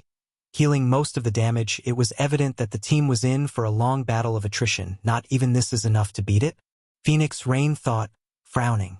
With the team's current DPS, it was possible to whittle the boss down and kill it eventually, but at the current rate that the healers were burning through their mana, they wouldn't last until the battle ended. Unyielding Heart had come to the same realization. It might be fine if they were raiding a 50-man team dungeon, but in super large-scale team dungeons, players were prohibited from using magic arrays to suppress the boss. Players had to rely on their own strength to defeat the dungeon bosses. This was also why the various superpowers couldn't raid super large-scale team dungeons yet. At this rate, it was only a matter of time before the troll hero annihilated the team. Sure enough, it is too much to ask for current players to defeat this thing. Surefong could not help but reveal a bitter smile as he watched the troll hero's HP bar. He then took out the Ring of Gospel from his bag and injected 7,000 magic crystals world projection. Ring of Brilliance. Chapter 1802. Set equipment of astronomical value. Hellscythe_lucky old cat. The moment world projection activated, the troll hero paused. Meanwhile, due to Ring of Brilliance's effect, everyone on the team felt a pleasant sensation course through their bodies. Their basic attributes and physique instantly improving by 10%. What's this? A magic array? Didn't they say that magic arrays are prohibited inside super large-scale team dungeons? When these players noticed the troll hero's attributes decrease, they couldn't help but turn to Surefong in astonishment. How is this possible? The boss's basic attributes fell by 20%. Shock filled unyielding Heart's gaze when he noticed the change. Turning to Surefong, he thought, is this the real reason that he is so confident in challenging a super large-scale team dungeon? Unlike Grand Lords, mythic monsters had more resistance against magic array suppression and negative status effects. If one tried to suppress a mythic monster in the fields with an intermediate magic array, they would be very fortunate if the magic array suppressed the mythic monster's attributes by 10%, much less 20%. Although a 20% decrease in basic attributes did not seem like much, it decreased the raid's difficulty by at least 30%. This also reduced the equipment standard requirements for MTs and the DPS requirement for damage dealers. Sure enough, he came prepared. When Phoenix Rain sensed the ambient mana density and the increase to her basic attributes, she shot Surefong a glance. Although she had assumed that Surefong had prepared more trump cards than those they had seen thus far, she couldn't help but feel a little surprised once she actually saw them with this development. The troll hero was at a disadvantage. Now, Turtledove was able to stop all of the troll hero's frenzied attacks all by herself. The boss also recovered far less HP via its battle recovery as a result. The troll hero's HP, which had barely moved thus far, began to fall at a steady pace. 99%, 96%, 92%. When Turtledove's Berserk skill ended, Surefong had the other Tier 2 MTs activate their Berserk skills to tank the troll hero. Unlike Turtledove, though, the other MTs struggled to hold the boss by themselves. Hence, Surefong had two Tier 2 MTs tank the troll hero at the same time, with Kola and Yuwumian offering support from the sides. Time passed quickly after 5 minutes since the battle had begun. The troll hero received a small boost to its strength and speed. Fortunately, the improvement was tolerable for the Tier 2 MTS before 20 minutes had passed. The troll hero's HP fell below the 1% threshold. Seeing this, Surefong activated Divine Providence before activating Lightning Slash to land the killing blow. The troll hero then collapsed and transformed into particles of light, disappearing when the boss faded away. A small mountain of items took its place. The loot's brilliant glow made the players from the Dragon Phoenix Pavilion and Unyielding Soul drool. The boss of a super large-scale team dungeon actually dropped so many items? With a rough glance at the pile of items, Unyielding Heart determined that more than 50 items had dropped. That was more than double what dropped from a level 50 large-scale team dungeon's boss. The number of items before her surprised Phoenix Rain as well. Surefong, however, didn't share their reaction. Although a super large-scale team dungeon and a large-scale team dungeon dropped roughly the same quality of items, the former tended to drop far more loot than the latter, following which, Surefong collected the items while the Ream took a break. The intense battle against the troll hero had lasted nearly 20 minutes. At this point, the healers had expended a considerable portion of their mana. The fighters also needed a moment to relax. Guild leader, how's the loot? Blackie, who rested on the ground nearby, asked Surefong. Not bad. We got a total of 63 items. 3 are level 55 dark gold weapons, one of which is a Greatsword that adds fire resistance. Aside from that, we also got 8 pieces of level 55 dark gold equipment, 3 of which add fire resistance. Of the 3 pieces of dark gold equipment that add fire resistance, one is the Dark Corrosion Boots, a set piece for a level 55 plate armor set, and another one is the Sundial Arm Guard, a set piece for a level 55 cloth armor set. There are also 7 pieces of level 55 fine gold equipment, 5 of which add fire resistance. As for the other items, They're mainly magic scrolls, potions, mana stones, and raw materials. Shifeng said as he shared the equipment statistics in the team chat for everyone to see. Crap. Level 55 Dark Gold set equipment. Everyone's eyes glowed when they saw the statistics Shifeng had shared. Both the Dark Corrosion set and the Sundial set were 6-piece, level 55 to level 60 Dark Gold set equipment. These two sets were easily the strongest set equipment they had seen thus far. If one equipped one of these sets, only players in full epic equipment could surpass them. Shifeng simply smiled in response to everyone's exclamations. The Dark Corrosion set and Sundial set were some of the best sets available to players between level 55 and level 60. Not only did they provide superb fire resistance, but they also had effects that significantly enhanced fire-type damage. The full Sundial set, in particular, would increase all basic attributes by 220 points and physique by 15%. The set provided a significant improvement in all aspects. No ordinary Dark Gold set equipment could compare when they saw the Dark Corrosion set and Sundial set. Unyielding Heart and Phoenix Rain's eyes turned slightly bloodshot. They hadn't considered that the Eclipse throne could drop such valuable Dark Gold set equipment. If an MT equipped the Dark Corrosion set, that MT could easily tank bosses in fiery environments. Tanking level 50 mythic bosses would also become much easier. Guild Leader Black Flame. If you can collect a complete Dark Corrosion set, Unyielding Soul will purchase it for 15,000 gold. Unyielding Heart declared Dragon Phoenix Pavilion is willing to offer 17,000 gold. Phoenix Rain said. Hen. Unyielding Soul offers 18,000 gold. Unyielding Heart hurriedly countered Phoenix Rain's offer. Seeing Unyielding Heart and Phoenix Rain competing over the Dark Corrosion set, the Dragon Phoenix Pavilion and Unyielding Soul members present were stunned. Even Zero Wings members had similar reactions. They never thought that the VIPs of two super first-rate guilds would fight so fervently over the Dark Corrosion set. I am sorry. While I can understand your interest in purchasing the set, but the Dark Corrosion set is very important to Zero Wing, so I have no intention of selling it for now. Shifeng refused the offer immediately. Of course, if Zero Wing obtains a second Dark Corrosion set, I will be willing to sell it. However, the minimum bid I'll accept per set is 24,000 gold. Of course, you can also offer rare materials or magic crystals. Shifeng's team members gasped when they heard his price. It was too expensive. One could purchase a very good plot of land in an imperial capital central district for 24,000 gold. It was even possible to construct a town with that kind of money, yet Shifeng wanted 24,000 gold for a single Dark Gold set. Equipment Guild Leader Black Flame. I believe you are aware that equipment has an effective time period. Although the Dark Corrosion set is a level 55 to level 60 Dark Gold set equipment, its value will decrease as time passes. Unyielding Heart said. If you gather a complete set within 7 days, I am willing to spend 24,000 gold to purchase it. However, if you offer the complete set after a fortnight or a month, I'm afraid that the Dark Corrosion set will no longer be worth that price. Phoenix Rain nodded in agreement with Unyielding Heart's words. As their levels and equipment improved, bosses that they hadn't been able to tackle would become easier to defeat. It was only a matter of time before they would acquire something similar to the Dark Corrosion set.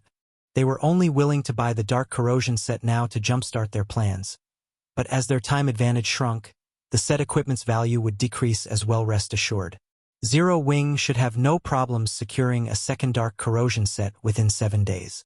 If we fail to collect a second set, I will put the first up for sale, Shifeng said. Although the Dark Corrosion set was precious, its drop rate in the Hell Mode Eclipse throne was relatively high.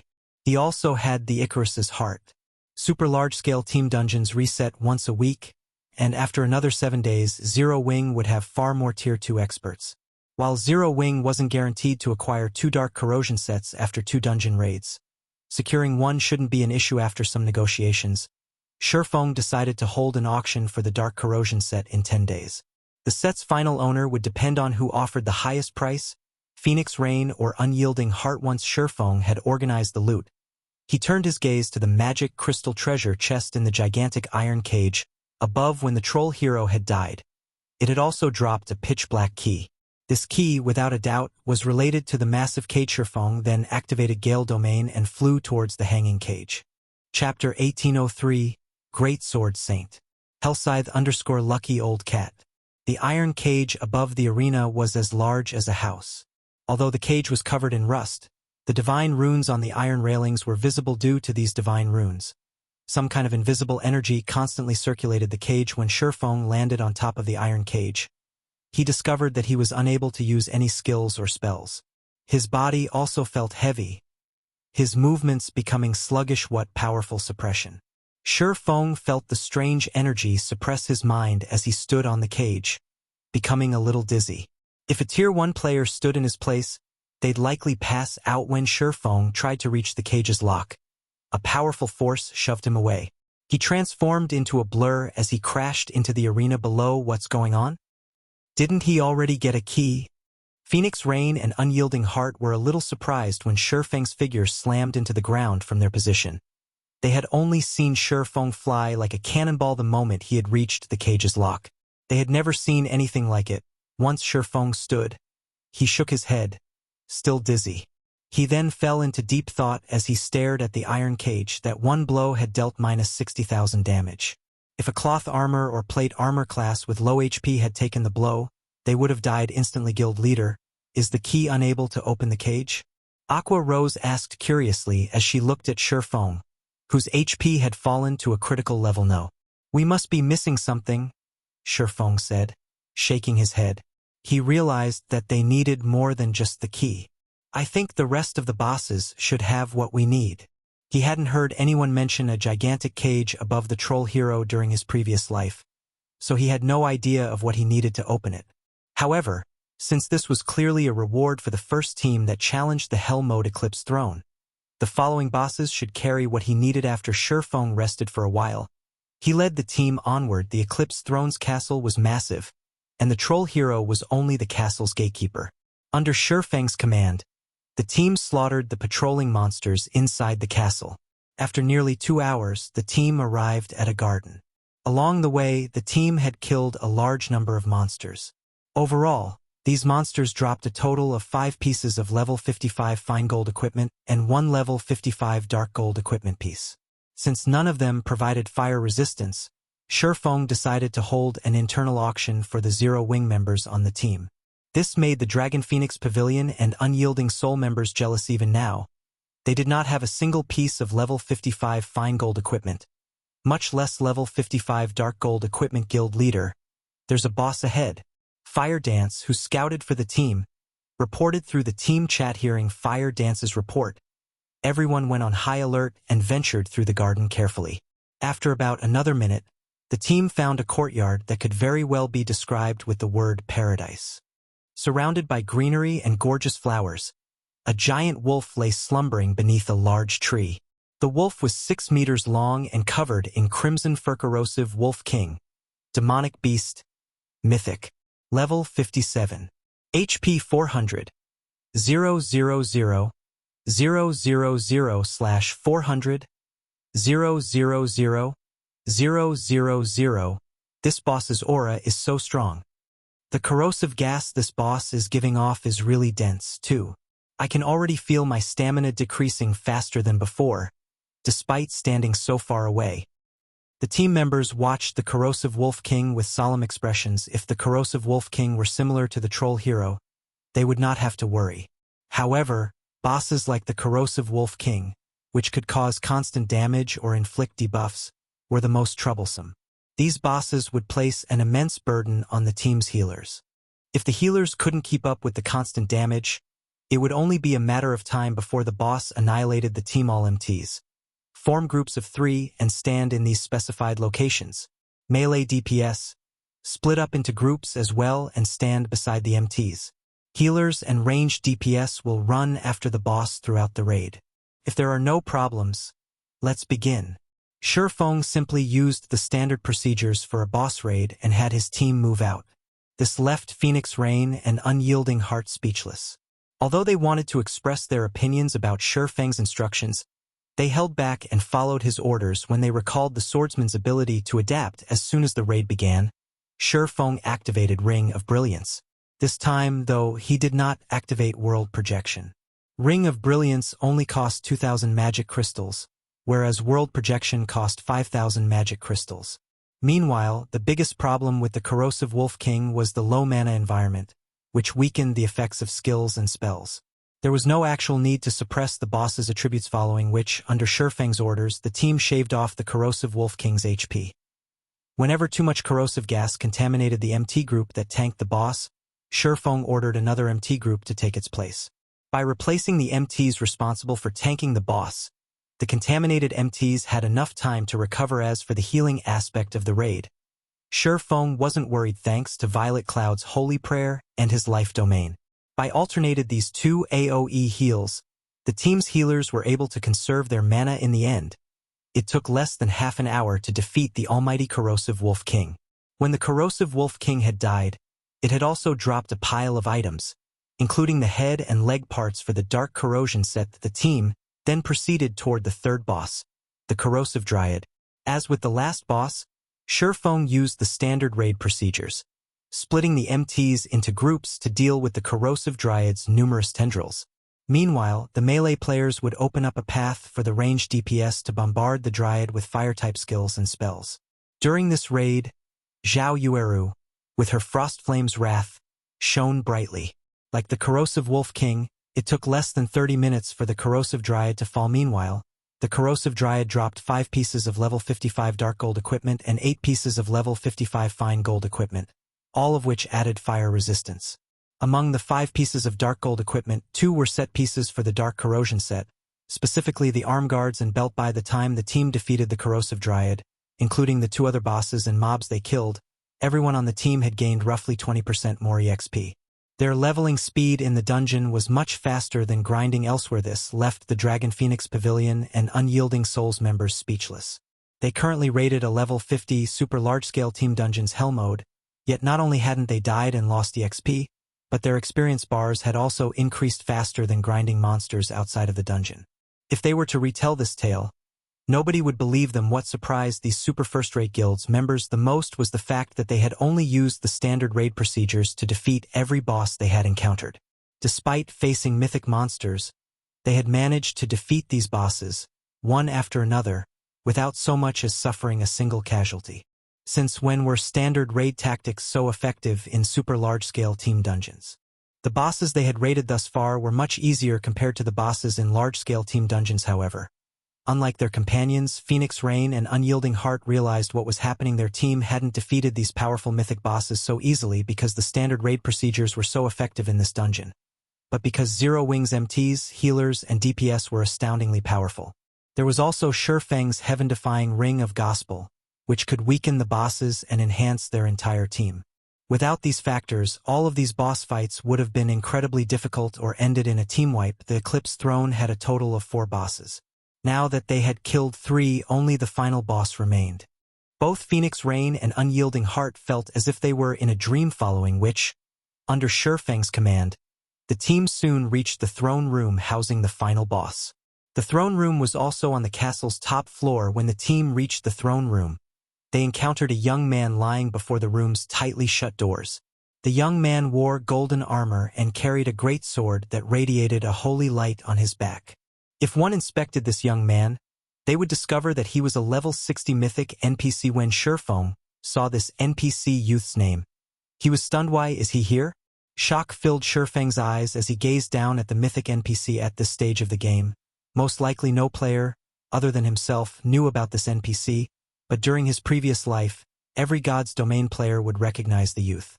This man had been reputed as the Greatsword Saint, known by players as the strongest entity below Tier 6. However, the main reason for this NPC's fame was the weapon he wielded. It was also the easiest weapon to find among the 10 great legendary weapons, the Glorious Will. Chapter 1804, Epic Team Quest. Hellscythe_Lucky Old Cat. Shurfeng had never thought that he would actually come across the Greatsword Saint Edward in the Eclipse throne. From what he remembered, the Greatsword Saint was stationed at the Ruin Mountain Range in the continent of God's Domain. Although the Glorious Will was the easiest of the 10 great legendary weapons to come by, even after 10 years, no player had managed to acquire the real Glorious Will. There had been a player that managed to acquire a replica of the Glorious Will, who had been titled the Glorious Sword Saint. Rumors had it that the Glorious Sword Saint had acquired the replica from a quest. Other rumors claimed that the replica came from the loot of a powerful field boss. There were also some that stated it was a commission made by a famed smith, although the Glorious Sword Saint had eventually revealed that the Glorious Wool replica came from a quest given out by Greatsword Saint Edward. Nobody believed him. The reason for this was that many players had tried increasing their favorability with Greatsword Saint Edward after the revelation. However, no matter how high their favorability reached, the NPC did not offer them the same quest. Hence, everyone concluded that the Glorious Sword Saint had lied to conceal the origin of his weapon. Could that person's weapon have come from here? Shurfeng thought as he looked at the Greatsword Saint Edward lying quietly against the doors to the throne room when he raided the Hell Mode Eclipse throne in his previous life. He had never come across Edward. Now that the NPC appeared in the dungeon in this life, Shurfeng could not help but suspect that the quest the Glorious Sword Saint had mentioned back then was related to the Edward before him right now. This discovery thrilled Shurfeng. The Glorious Will was one of the 10 great legendary weapons in God's domain. Even its replica was something that countless players dreamed of obtaining. Otherwise, the owner of the Glorious Will replica wouldn't have become the Glorious Sword Saint in the past guild leader. Should we approach this NPC? Aqua Rose asked. Of course, Shurfeng replied, nodding before walking up to the NPC. When Shurfeng got within 20 yards of Edward, the resting NPC abruptly opened his eyes. Adventurers, this isn't a place any of you should come to. Armas has stolen the Sun Crown. His strength exceeds your imagination. You all had best turn back now, Edward said, somewhat exhausted upon hearing Edward's words. Shurfeng immediately connected the dots and concluded that the quest to acquire the Glorious Will replica came from this Edward. Lord Edward, we are not afraid of danger. If there is anything we can help you with, please say so, Shurfeng declared. Since you are determined, so be it. Brave adventurers, Armas has only recently stolen the Sun Crown.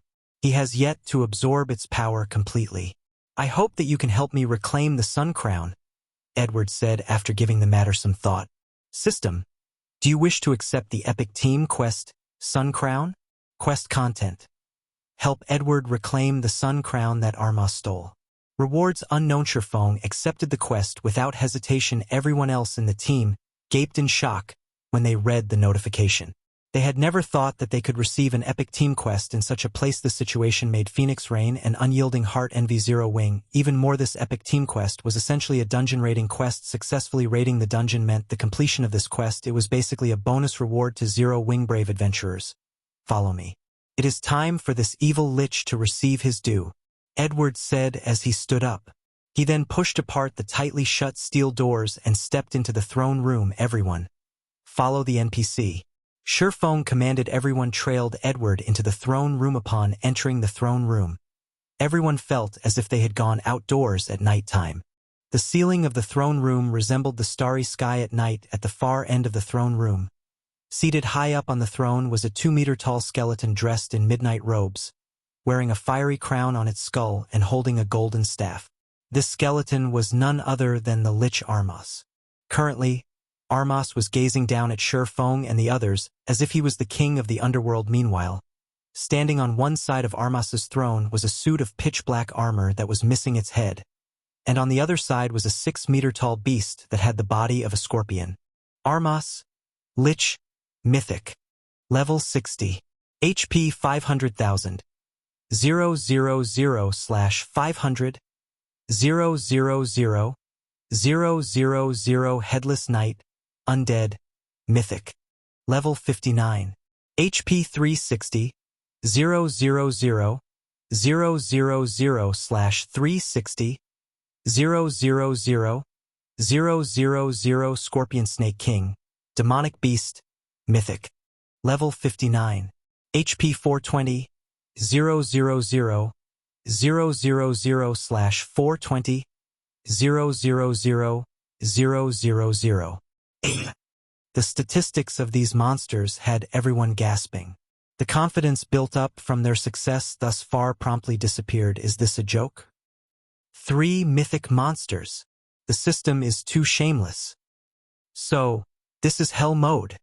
No, that can't be right. Even Hell Mode shouldn't be this difficult. This must be due to the team quest.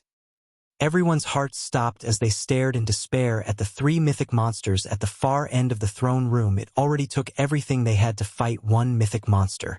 Fighting three mythic monsters at the same time was beyond a 200-man team of Tier 2 players. Phoenix Rain and Unyielding Heart currently wore somber expressions as they looked at the three mythic monsters.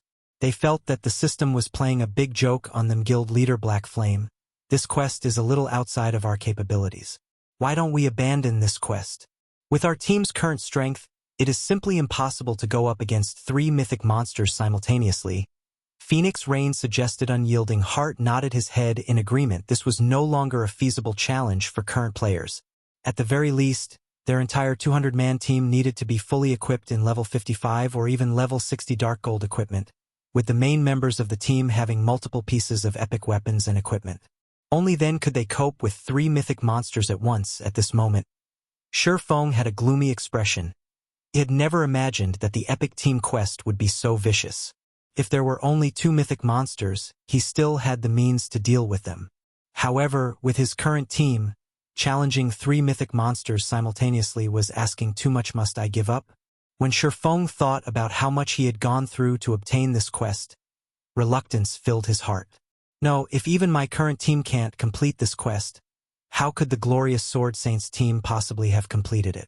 As the first team to conquer the Hell Mode Eclipse throne, the glorious Sword Saints team might be slightly superior to Feng's current team in terms of equipment standards, but there was definitely a limit to the difference. Not to mention, he had the Ring of Gospel to improve his team's basic attributes and suppress the mythic monsters. At this moment, the sound of a system notification suddenly entered everyone's ear system. You have accepted the epic team quest, Sun Crown. Please select your challenge difficulty system. There are 3 difficulties available: Bronze, Silver, and Gold. Depending on the difficulty selected, the final reward will also be adjusted. Please choose carefully. The difficulty cannot be changed once selected. Chapter 1805. Skyrocketing Combat Power. Hellscythe_Lucky Old Cat. There are 3 different difficulties? Feng, more or less, understood how the glorious Sword Saint had completed this quest in the past. After seeing the system notification, bronze rank was no doubt the easiest. It was also very likely that the glorious Sword Saint had chosen this difficulty to complete the epic team quest. However, the only problem right now was that the system did not clearly state the difficulty standards if players had to fight all 3 mythic monsters at once. Which difficulty was it? If bronze difficulty had that requirement, then even Feng had to admit defeat. When he had raided the Hell Mode Eclipse throne during his previous life, Armas had been the only boss at the end of the dungeon. The Lich hadn't had any subordinates at his side. With his current team, it was simply impossible to take on Armas and his 2 subordinates simultaneously. If, however, the challenge before him was gold rank, then he could attempt bronze or silver. This difficulty selection really is troublesome. The system actually refuses to provide any information about our options. It's impossible to make a good decision. Phoenix Rain frowned as she watched Armas and his 2 subordinates without any information as a benchmark. They would waste all of the effort they had put into this dungeon raid thus far on the off chance that they made the wrong selection. Brave adventurers, Armas and his subordinates are very strong. If you can't hold on after the battle begins in a moment, you can gather around me. Although I haven't fully recovered my power yet, I can unfold a domain around me. The domain will, more or less, weaken their power. Edward suddenly said, power hasn't fully recovered yet? Unfold a domain? Feng could not help but turn to look at Edward upon hearing the NPC's words. So that's the case. Guild leader, did you figure something out? Aqua Rose asked curiously when she saw Feng's smile. I now understand this quest's difficulty standards. Feng said as he gestured to Edward. The challenge difficulty doesn't refer to the 3 bosses. It refers to the support Edward can provide. The more difficult the challenge, the more limited Edward's help will be. Hearing Feng's words, realization dawned on the team. They all felt that Feng's guess was likely the right one. However, a gloomy atmosphere descended on the team again. Even if Edward could help, his assistance had a limit. Moreover, after all was said and done, they still had to face 3 mythic monsters simultaneously. After giving the matter some thought, Feng decided to choose the silver rank difficulty. He felt that his team's overall combat power was higher than the glorious Sword Saints raid team in the past. If the glorious Sword Saint had been able to clear the Bronze Challenge, then his team should have a high chance of clearing the Silver Challenge. Although the Gold Challenge's rewards might be abundant, Shifeng didn't think it was worth the risk, since the system notification had clearly stated that one could not change their difficulty selection once they had made their choice. It was likely that they'd only have one opportunity to challenge this quest. If they failed the quest, they'd walk away with nothing. Hence, Shifeng decided on the Silver Challenge system. You have chosen to challenge the Silver difficulty system. It is detected that you are challenging the Sun Crown quest for the first time. Difficulty selection may be altered to normal mode or hero mode. For normal mode, the boss's attributes will be weakened by 20%. Based on your performance in the battle, the reward will range between bronze rank and silver rank. For hero mode, the boss's attributes will be weakened by 10%. Based on your performance in the battle, the reward given will range between silver rank and gold rank. This privilege is only available on the first challenge. You may also forsake this opportunity and choose the standard difficulties. Please choose wisely. Privilege for the first challenge? Shifeng could not help his grin. He now realized how the glorious Sword Saint had completed the quest following which, Shifeng chose hero mode.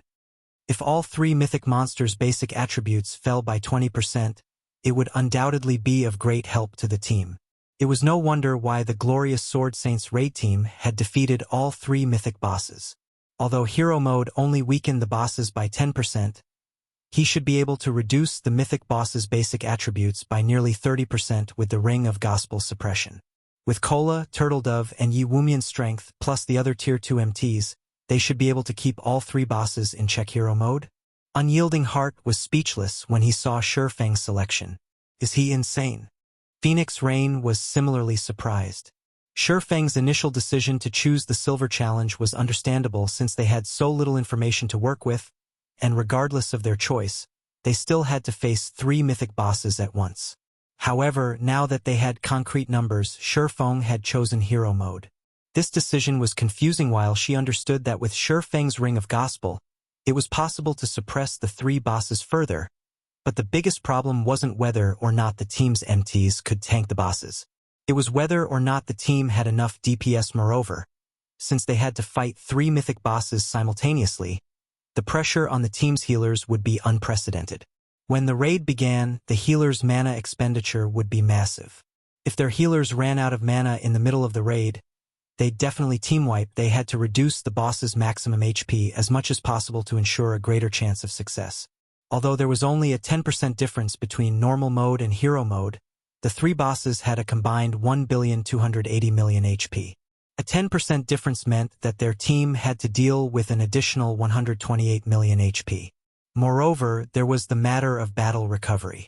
This would undoubtedly extend the raid's duration by a significant amount of time, which would increase the risk of the team's healers running out of mana mid-battle. Meanwhile, after Shifeng had selected the fight's difficulty, the three mythic bosses lost 10% of their attributes. Good. Cola, Turtledove, Yi Wumian, each of you will tank one of the bosses. The other MTs will support them. Prioritize the Scorpion Snake King, Shifeng said. He then took out the Bible of Darkness and summoned a Tier 3 demon. Everyone, release the limiter on your weapons altogether.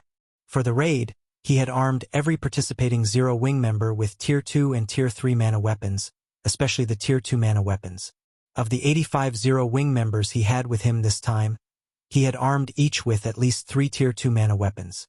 Initially, he had only planned to use the mana weapons when the team lacked firepower. Now that they were required to go up against three mythic bosses simultaneously, he couldn't afford to be stingy with the mana weapons. Hearing Shifeng's words, Zero Wing's members, who had felt a little gloomy, revealed excited expressions. Thus far, only the MTs had been allowed to liberate their mana weapons power. The rest of them hadn't been allowed. Now that Shifeng had given them permission, they could use their mana weapon skill whenever they wanted to exhibit immense power. What's going on with Zero Wing's members?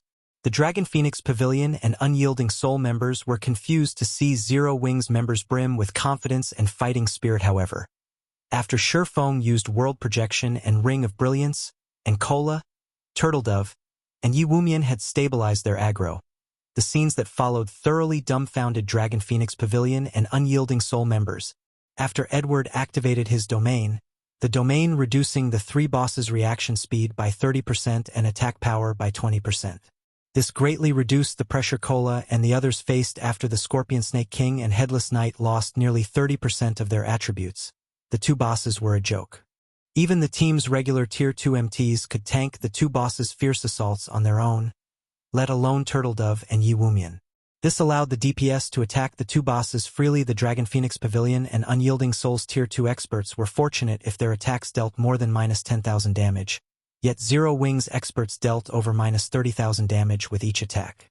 The latter's magical class experts even landed multiple attacks that dealt over -50,000 damage. The damage Zero Wings members dealt was simply ridiculous. Moreover, a Tier 3 demon bombarded the bosses in a frenzy, rapidly devouring their HP. This stupefied the players from the two super first-rate guilds. They had never thought that Zero Wing could summon a demon that was as strong as an ordinary Grand Lord of the same level. After the team defeated the first two mythic bosses and focused on Armas, the raid became considerably more difficult. Armas was a lich that could use spells of all of the four major elements. Each of his spells could instant kill a non-plate armor class. Hence, even though Armas's attributes had been suppressed, he was extremely difficult to deal with. Fortunately, Shurfeng had his Forbidden Domain to stop the occasional large-scale destruction spell the Lich cast. On the rare occasions when Forbidden Domain was on cooldown, the other players disrupted the Lich's spellcasting with powerful skills and spells, significantly reducing the threat Armas posed. When Armas's HP fell to 30%, however, the Lich began to double speedcast, catching everyone off guard. As a result, over a dozen players died in the blink of an eye. The rest of the players were startled. How is this possible? The boss actually knows how to double speedcast? Phoenix Rain and Unyielding Heart were just as stunned. Double speedcasting was a technique that many expert players found extremely difficult to accomplish. But once they could execute the technique, they'd undergo a qualitative transformation. Players would be able to enhance their offensive and defensive capabilities. Everyone, activate your berserk skills. With the exception of MTs, I want everyone to keep moving around. Do not let the boss lock on to you. Shurfeng hurriedly commanded after seeing Armas going berserk. Hearing Shurfeng's command, the team went into action. Everyone activated their berserk skills and ran in random patterns, making it difficult for Armas to target them with his spells. As a result, the Lich could only target the relatively immobile MTs. This allowed the team to reduce the risk of casualties. The boss doesn't have much HP left. Attack with everything you've got. Shurfeng said before activating Lightning/Gentle Snow. Also used her Tier 2 skill Bladestorm, while Zhao Yueru used Frost Flame Space and attacked the boss alongside her doppelgangers. As for Aqua Rose, she used her domain skill, Aqua Precinct. Everyone on the team used their strongest skills and spells available. Even the weakest attacks inflicted over -50,000 damage, while the stronger ones dealt over -100,000 damage. Armas's HP plummeted as a result. 20%. 10%, 5%. Die! When Armas's HP fell below 1%, Shurfeng, who had Power of Darkness activated, used Divine Providence and Flame Burst. Miniature suns bombarded Armas, one after another, devouring the boss's remaining HP. Boom! As the team watched, Armas's skeletal body crumbled to the ground. The surviving members then heard a series of system notifications. Chapter 1806. Eclipse Throne First Clear. Hellscythe_Lucky Old Cat. The boss is dead. We did it. We won. Everyone cried out with joy when they saw Armas's skeletal figure on the ground. Although Armas had killed over 60 of their 200-man team, they still defeated the final boss of the Eclipse Throne in the end. Not even the various superpowers dared to challenge this dungeon.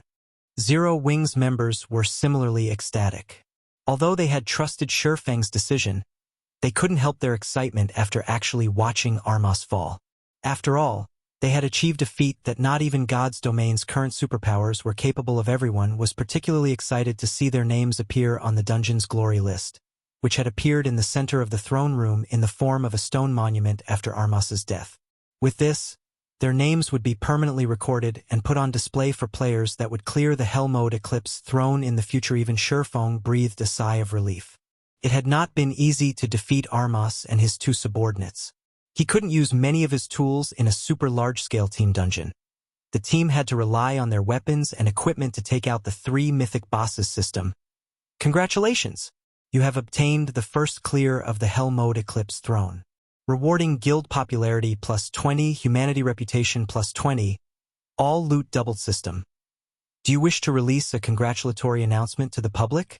If you do not make a decision within 30 seconds, the announcement will be made by default after giving the matter some thought. Shurfeng chose not to inform the public of their success while announcing Zero Wing's success of clearing the Hell Mode Eclipse throne would garner a lot of fame to the guild. It would also attract more enemies. Furthermore, Zero Wing had stood out quite a bit lately thanks to Silverwing Town, earning a few superpowers envy. If the various superpowers knew that Zero Wing also had the strength to raid a super large-scale team dungeon. Even if it had the help of the Dragon Phoenix Pavilion and Unyielding Soul, they would definitely relate this success to Silverwing Town at that time. The various superpowers would likely do everything they could to capture the town, although Silverwing Town's development was coming along quite nicely right now. Its defensive capabilities weren't strong enough, yet more time was needed to fortify the town properly. Phoenix Pavilion Master, Vice Guild Leader Hart, I hope that you will keep this matter a secret for the time being. I don't want too many people to know about what happened here, Shurfeng said as he looked at Phoenix Rain and Unyielding Heart. That won't be a problem. The people I've brought today are my trusted subordinates. None of them will speak a word about today's raid, Unyielding Heart said, nodding. There aren't any problems on my side either, Phoenix Rain said, smiling. Publicizing their success today would only be a detriment. After all, they still had important business with Shurfeng. If the various superpowers learned of the Dark Corrosion set, an intense struggle over the set would definitely ensue. Hence, both Unyielding Heart and Phoenix Rain welcomed the fact that Shurfeng wanted to keep today's achievement confidential. Shortly after Shurfeng decided against the congratulatory announcement, Armas's golden throne abruptly shattered. A small mountain of items took its place, radiating a glow that illuminated the throne room at a glance. There were easily over 100 items in that pile. The Dragon Phoenix Pavilion and Unyielding Soul members stared at the loot with bulging eyes. Adventurers, thank you for your help in giving Armas the punishment he deserves, Edward said sincerely as he walked up to Shurfeng. Edward held the golden crown that previously graced Armas's skull. Although Armas has died, his power has not vanished completely.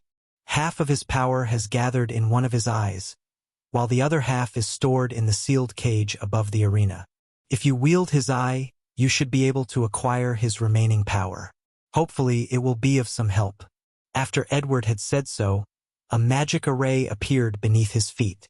The Greatsword Saint then transformed into a streak of light and left the throne room system. Congratulations! You have completed the epic team quest, Sun Crown. Total deaths, 63. Time spent, 47 minutes, 28 seconds.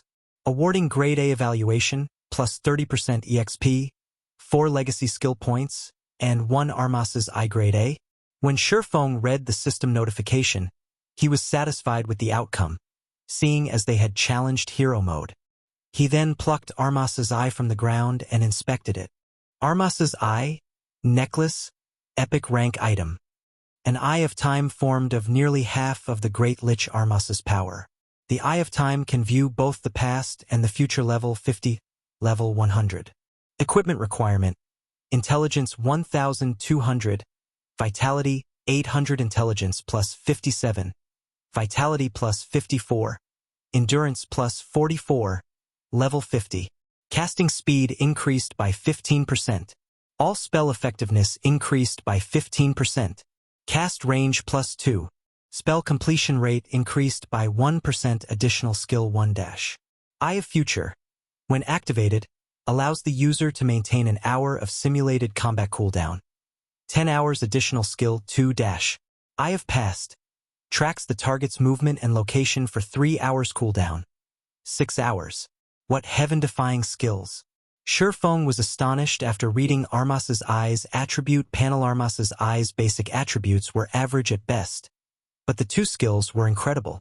Eye of Future, in particular, was simply heaven-defying. With the Eye of Future, players could participate in a system-simulated battle before the actual fight. If the skill were used to raid bosses, players could test various strategies without sacrificing team members. If used in a PvP battle, although the main god system wouldn't be able to replicate enemy players' movements perfectly, It could mimic players with an 80% to 90% accuracy. If players could practice against their simulated opponents before the actual battle, they would be more confident during the actual battle. Most importantly, Eye of Future could reveal an enemy's true strength. Meanwhile, the simulated player would remain wholly ignorant of their trump card's exposure. The only downside was that Eye of Future had a very long cooldown. Even so, it was amazing. After Shurfeng finished marveling over Armas's eye, he examined the rest of the loot. A total of 131 items had dropped from the throne.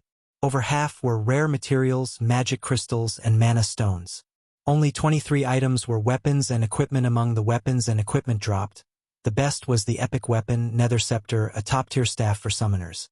The staff enhanced summoned creatures using Nether Spirit, which increased their basic attributes by 25%. The staff could also summon a squad of Nether Guards, consisting of 1 captain and 9 soldiers. The captain was a High Lord, while the 9 soldiers were Lord. Shurfeng had also obtained the chest piece for the Dark Corrosion set, the last piece he needed to complete the Dark Gold set equipment. Including the set effects, the Dark Corrosion set granted a total of 180 points of fire resistance. With such high fire resistance, players would have no trouble against a fire-type boss. Moreover, the set offered higher basic attribute bonuses than ordinary Dark Gold set equipment of the same level. Shurfeng had Kola equip the Dark Corrosion set without hesitation. Upon equipping the set, Kola's basic attributes skyrocketed. His HP also reached 87,000 with this fire resistance. A Tier 1 player's fire-type attacks will likely have no effect on me, Kola said, astonished when he saw his fire resistance. He now had more than 200 points. Wearing the red and black metallic armor, Kola looked like a war god that had just stepped off a battlefield of fire. Heat wafted off of him in waves. Seeing this, Unyielding Heart and Phoenix Rain raised their evaluation of the Dark Corrosion set. Shurfeng didn't leave the team dungeon immediately after he tidied up the loot. Instead, he led the team back to the castle's arena. Now that Armas was dead, as Edward had said, he could retrieve the other half of Armas's power, which was inside the locked steel cage. When Shurfeng thought about the glorious will replica, his heart pounded with elation. Chapter 1807. Glorious Will's Replica. Hellscythe_lucky old cat.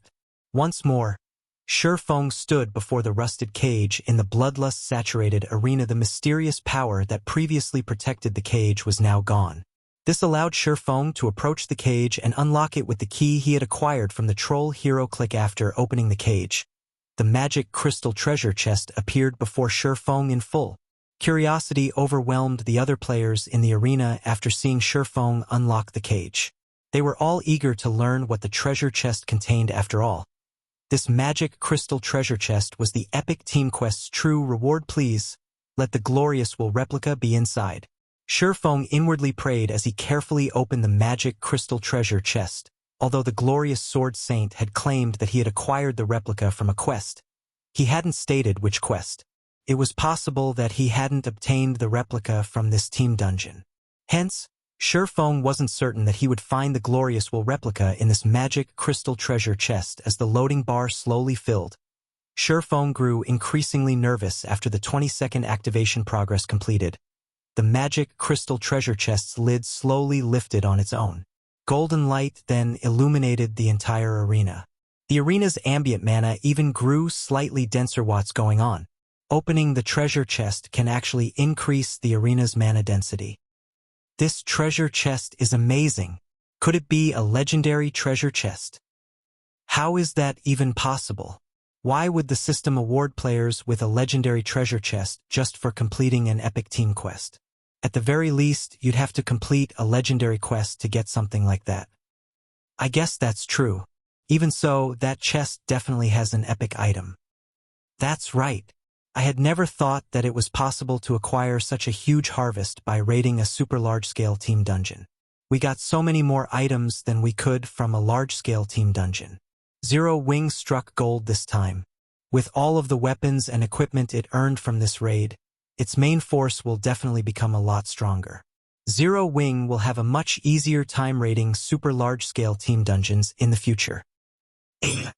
As the light from the magic crystal treasure chest started to dim, the Dragon Phoenix Pavilion and Unyielding Soul members chatted among themselves. They could already see Zero Wing growing even stronger in the future. Even if the guild had a numbers problem right now and would not be able to raid other super large-scale team dungeons for some time, the guild should have no problems raiding large-scale team dungeons in kingdoms and empires with all of the loot it had acquired from the Eclipse throne cycling. Once we return, notify the guild's upper echelons and tell them that I'm holding an emergency meeting. Unyielding Heart whispered to the male cleric beside him, vice guild leader. You couldn't possibly be thinking of inviting them, right? Cycling Light asked in surprise. Isn't that a little too risky? Aside from the other vice guild leaders, I'm afraid the guild leader won't agree to it. Zero Wing might be an outsider, but you've witnessed the guild's strength personally. Zero Wing's main force is no weaker than a super first-rate guild's. I believe that with this strength, the guild leader will be very happy to get Zero Wing's assistance. Unyielding Heart said, smiling. We truly have to thank Lingsha for this. If she hadn't sent us to help Zero Wing, we'd likely remain ignorant of Zero Wing's strength. Indeed, we really have to thank Miss Lingsha. Cycling Light nodded. Miss Lingsha likely discovered Zero Wing's strength a while ago, so she asked us to do everything we could to help the guild. He hadn't understood why Mu Lingsha had wanted them to help Zero Wing, but now he had to admire her excellent insight. It was no wonder why Unyielding Soul's board of directors had voted to make Mu Lingsha the guild's current honorary elder when Mu Lingsha was first conferred the position. The decision had displeased many of the guild's upper echelons and elders. After all, Mu Lingsha was simply too young. She also wasn't very familiar with God's domain, and she wasn't particularly famous in the virtual gaming world. It simply wasn't fair that she should have so much authority in the guild. Looking at it now, however, Cycling Light thought that Mu Lingsha definitely deserved the position. Standing nearby, Blue Phoenix glanced at Unyielding Heart and Cycling Light. Big Sis Rain. It seems Unyielding Heart has become very interested in Zero Wing. Blue Phoenix said quietly, that's normal. The power Zero Wing displayed truly exceeded everyone's expectations. Zero Wing's strength is nothing like what a first-rate guild should have, Phoenix Rain said, chuckling. Nine Dragons Emperor is still trying to find a way to eliminate Zero Wing. I'm really curious to see what kind of expression he'll make once he learns that Unyielding Soul wants to deepen its relationship with his rival. The struggle for the position of Great Pavilion Master had grown more intense lately, and thanks to the wonderful misunderstanding that Zero Wing was one of her subordinates, she had gained the upper hand in the competition for the position.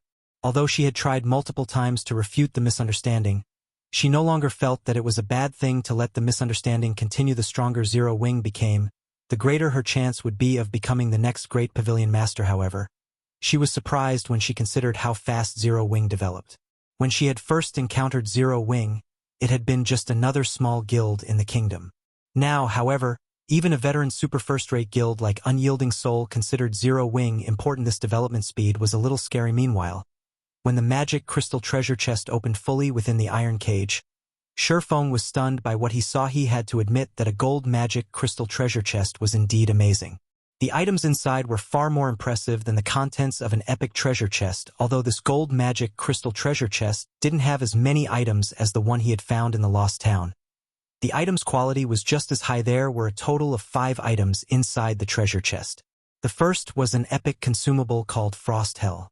It was a domain tool that could be used to alter the weather. However, it could only be used 5 times. The second item was a warrior summoning order. When used, it would gather a group of powerful NPCs. Players could then choose a personal guard from among these NPCs, the weakest of which would be Secret Silver rank. If one were lucky, one of the NPCs could be Fine Gold rank. The warrior summoning order was easily worth tens of thousands of gold. The third item was an advanced smithy design. As an advanced construction, the advanced smithy possessed abilities that a basic smithy definitely did not. For example, the advanced smithy had the ability to invite NPC master forgers to run it. Meanwhile, players could periodically commission the invited master forger to produce weapons and equipment for them. Although the cost was extremely high, players could obtain a highly compatible weapon or equipment piece. The fourth item was the Tier 4 continuous use magic scroll, Vulcan Sigh. The magic scroll was slightly special due to its multiple uses, though players would have to spend magic crystals to replenish the scroll's mana. Typically, a continuous use magic scroll could be used 4 to 6 times. It was easily worth more than a piece of ordinary epic equipment. The final item was a cool, dazzling golden greatsword. It was the most valuable item among the 5 inside the treasure chest, and the item Sherfong had hoped to find the replica of the glorious will. Chapter 1808. Sword of Violence. Hellscythe_lucky old cat. The glorious will was a golden greatsword radiating a golden glow. A bundle of golden flames encased within its hilt emanated a sacred aura.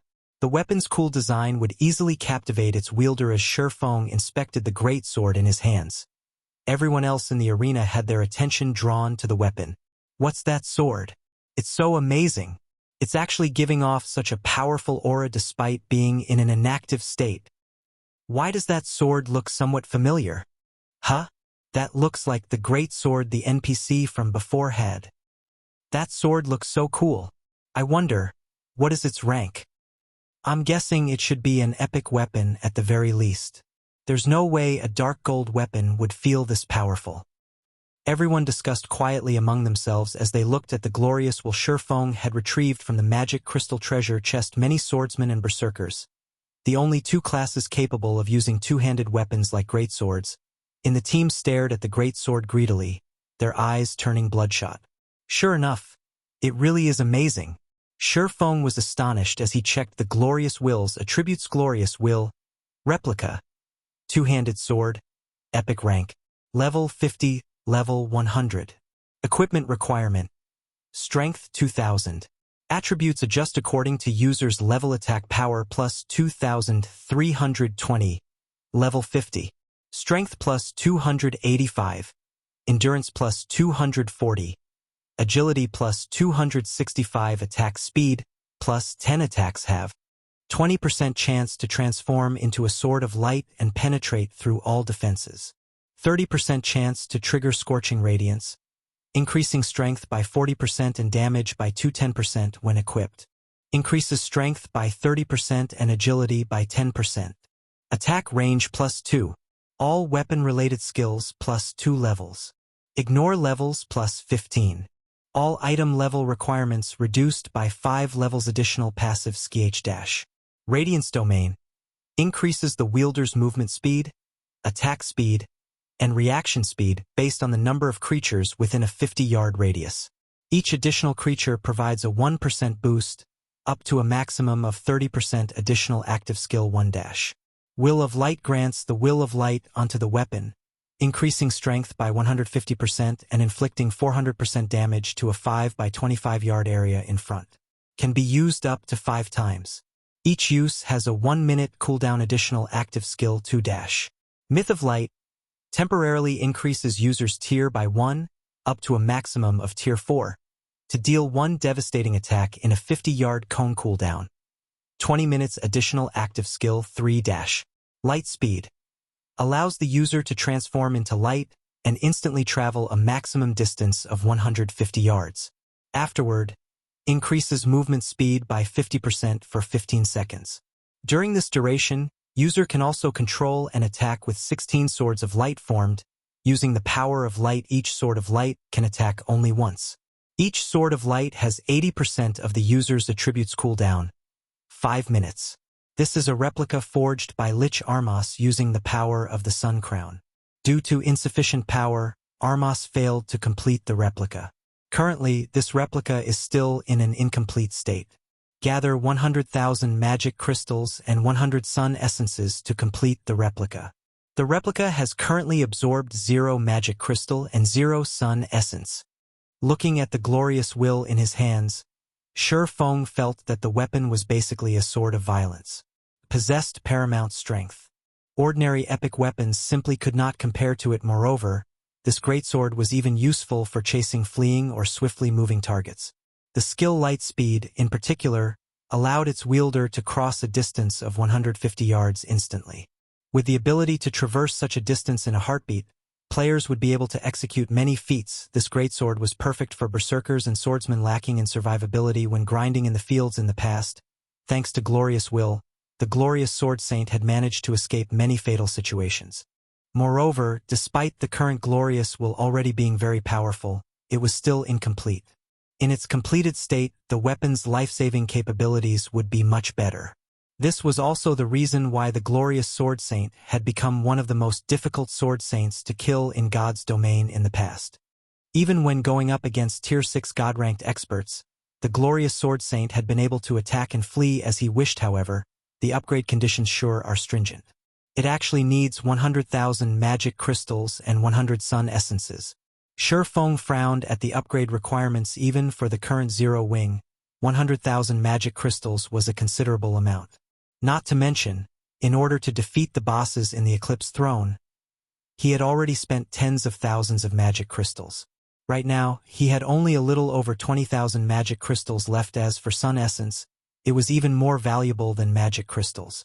Right now, one sun essence was worth around 50 gold on the market. It was so valuable because it served as the power source of many mechanical tools. For example, practically all engines used by Mysterious Iron-ranked ships needed sun essence. Even so, each engine required only 10 or so sun essences. Meanwhile, a Mysterious Iron ship was currently more valuable than even epic equipment. Nonetheless, the Glorious will actually required 10 times the number of sun essences needed to run a Mysterious Iron ship. Sun essence was extremely rare. Could only be acquired from special regional dungeons and maps, although most of the time, players got it through quests or exchanges with NPCs. However, these quests were tough, and the items needed to trade for sun essence were likewise very valuable and difficult to obtain. It seems I have no choice but to gather sun essences. Feng sighed as he looked at Glorious Will. He then stored the weapon in his bag, not intending to share its statistics with the team. This was a replica of Glorious Will, one of the 10 great legendary weapons of God's domain. Moreover, although it was currently only an epic weapon, it had the potential to reach Fragmented legendary rank. If information of this weapon leaked, it would definitely cause a huge commotion. Hence, the fewer players that knew about the weapon, the better. This was just like Gentle Snow's 7 Luminaries battle armor, Zhao Yueru's Frostflame's Wrath, and Fire Dance's 1,000 transformations items that needed to be kept a secret. Currently, less than 7 people in Zero Wing knew what these items were. Hence, even until now, their details had yet to leak to the public.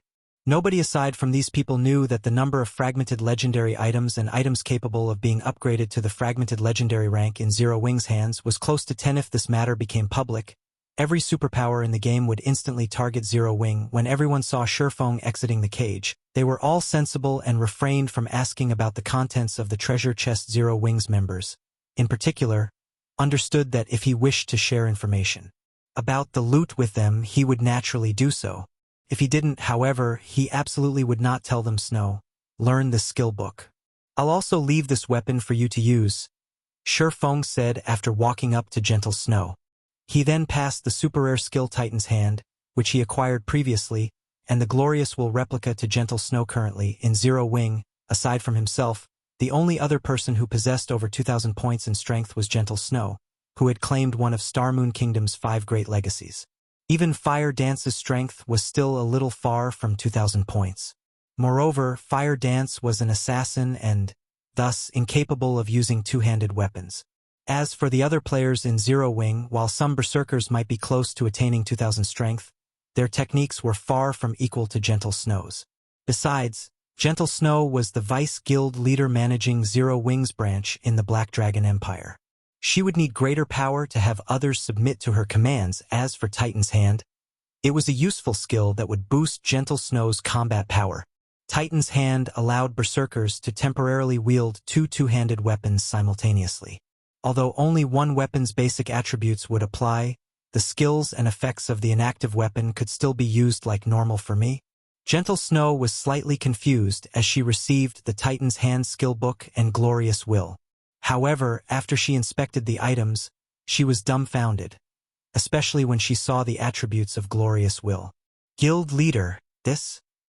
You are the only person in the entire guild who has enough strength to use this weapon.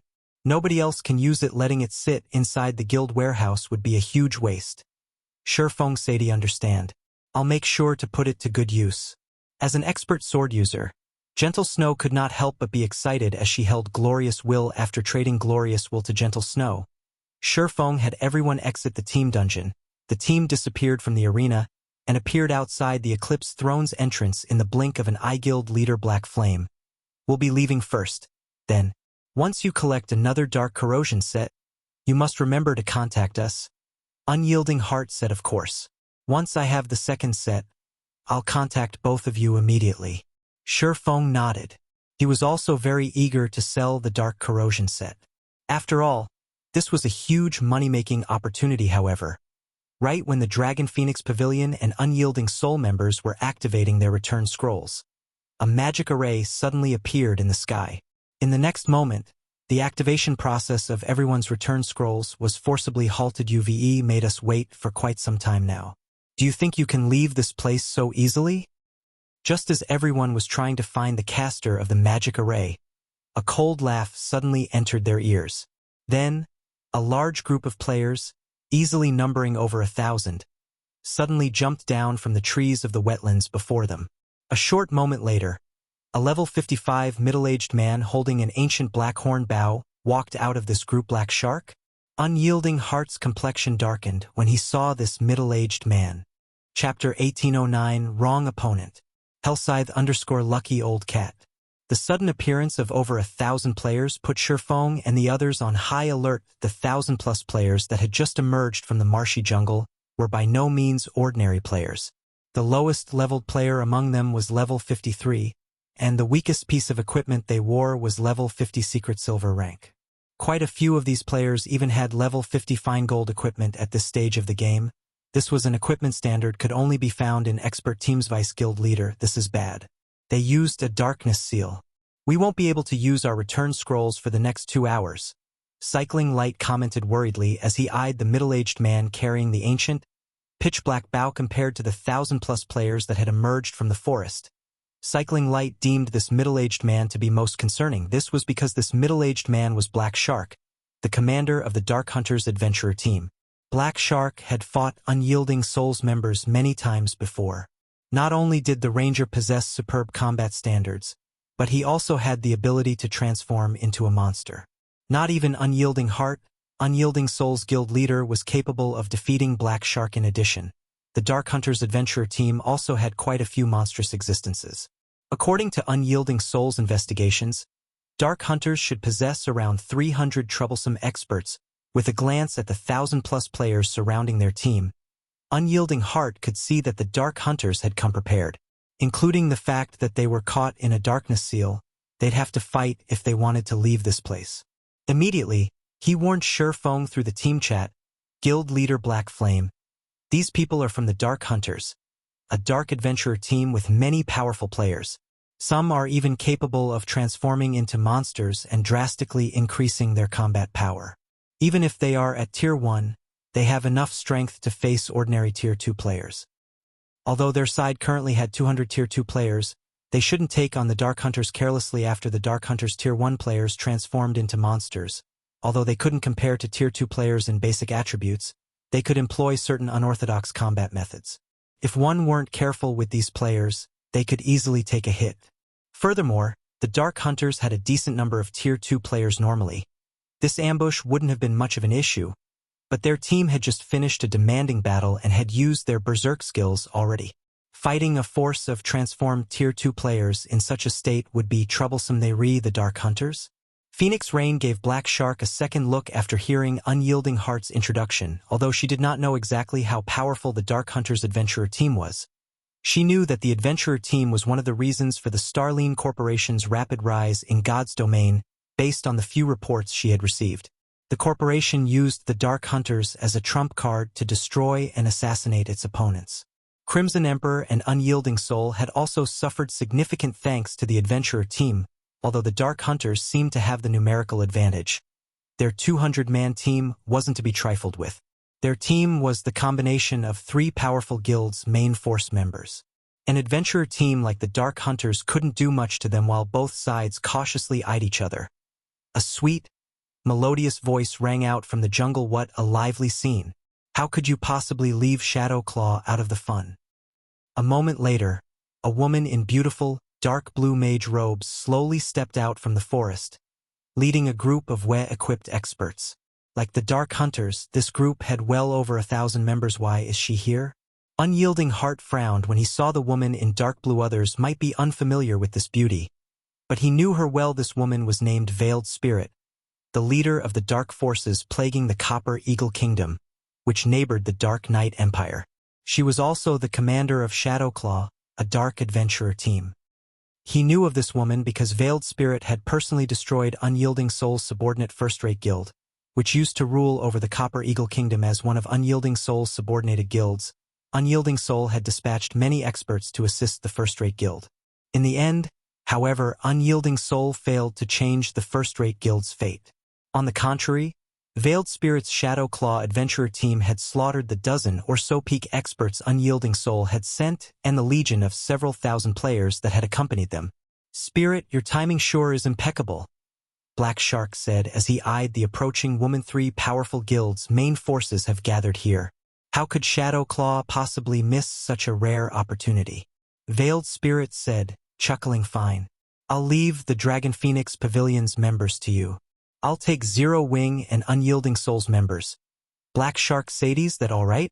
"That's the main force of 2 large guilds we're talking about," Veiled Spirit asked, flashing Black Shark a confused look, although their 2 adventurer teams greatly outnumbered their opponents. Their opponents had quite a few players wearing Tier 2 class insignias. The enemy team should have some Tier 2 players who weren't wearing their insignias as well. Such a team should not be easy to defeat. Relax. None of them should even think of escaping, Black Shark said confidently as he licked his lips during his previous investigations. He had learned that the 3 guilds had come together to raid a dungeon, so he had come prepared. In fact, his original plans had never taken Shadowclaw's participation into account. He had been fully intent on devouring all 3 guilds. Now that Shadowclaw had arrived, he'd have an easier time taking down Zero Wing and Unyielding Soul's forces, although he would have to share some of the profits due to the Alliance's rules. Fine.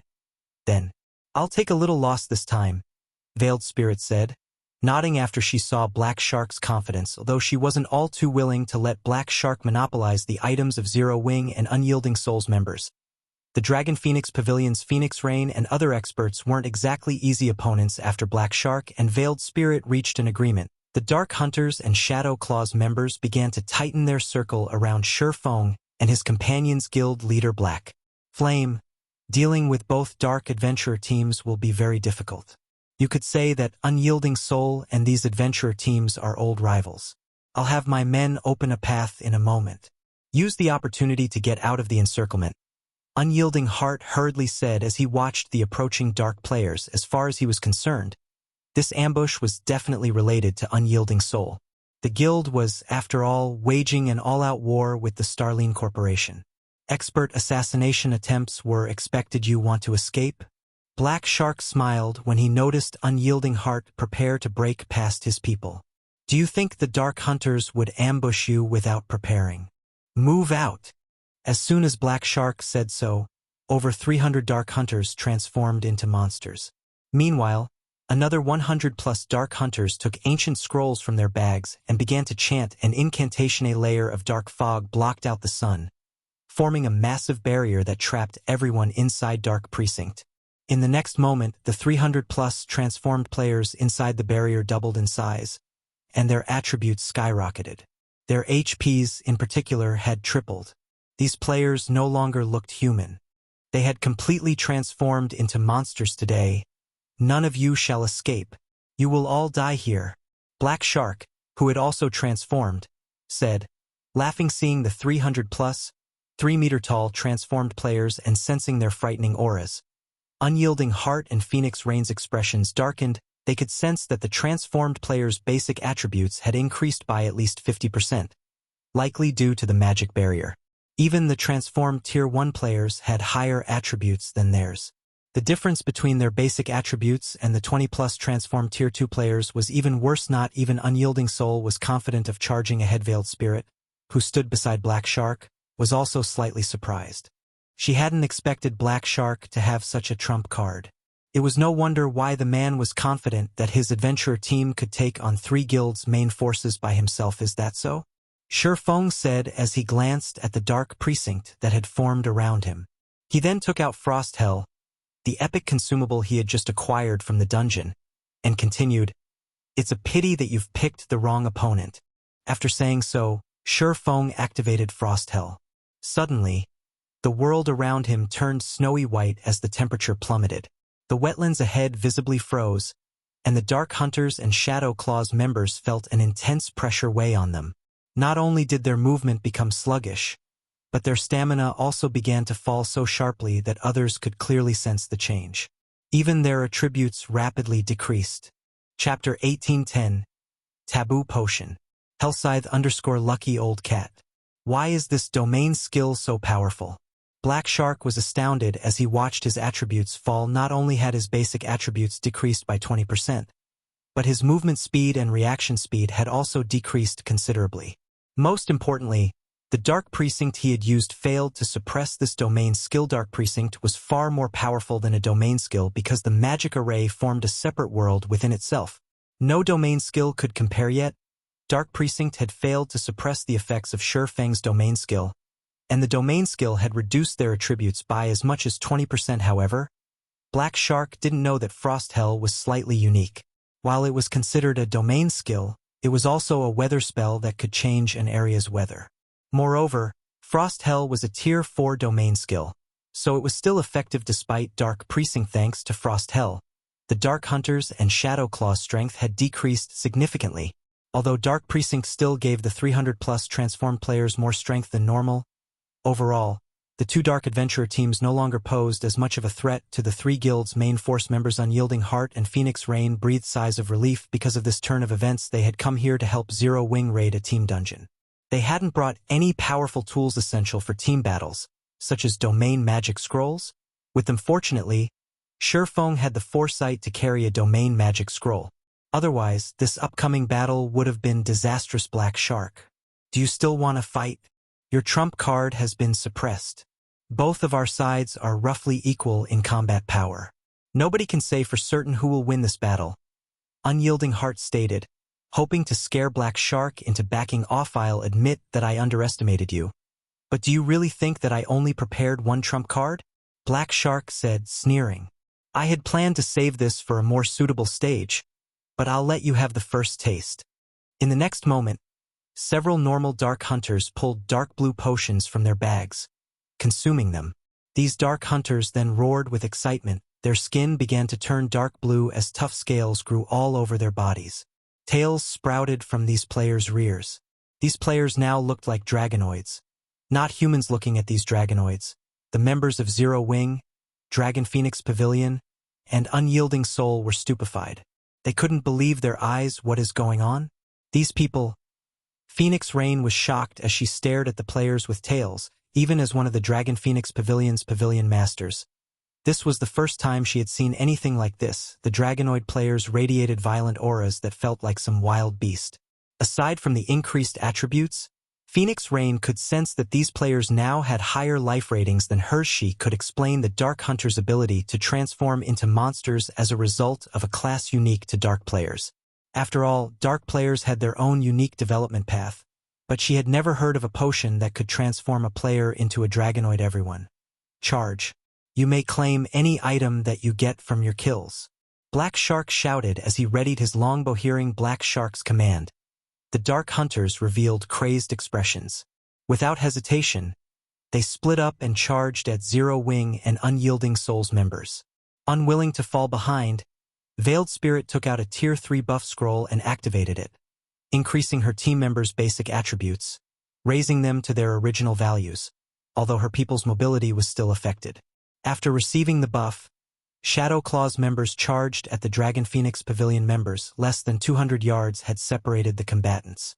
Ignoring Frost Hell's influence, all of the ranged players began to exchange blows for a time.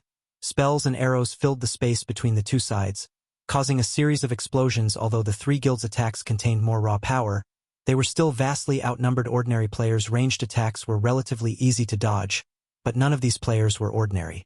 Even dodging their ranged attacks was quite difficult. Moreover, the Dark Hunter's defense had increased significantly after transforming into dragonoids. Even when they received a Tier 2 spell, they only took around -8,000 damage. In contrast, the Tier 1 dragonoid spells dealt nearly -6,000 damage to the three guilds members. Their damage was only slightly lower than Tier 2 players. Meanwhile, due to the disparity in numbers, the guild players lost more HP during the exchange. The basic dragonoid potion, Feng was astonished after seeing the Dragonoid's combat power.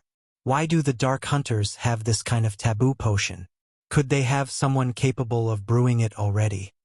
At first, he hadn't been certain that the potion the Dark Hunters had used was the basic Dragonoid potion.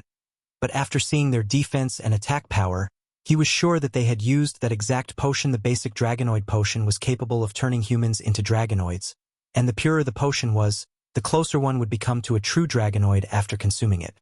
It was an extremely rare potion. Basic Dragonoid potions did not provide much in terms of basic attributes. They generally only provided a 10% to 15% increase. However, the potion provided a significant boost to reaction speed, kinetic vision, defense, and attack power. As for intermediate Dragonoid potions, not only would the potion increase its user's size, but it also provided considerable improvement in terms of basic attributes. An intermediate Dragonoid potion generally provided a 25% to 30% increase. However, at the end of the day, humans were still human. A human's body couldn't endure the violent power of a Dragonoid.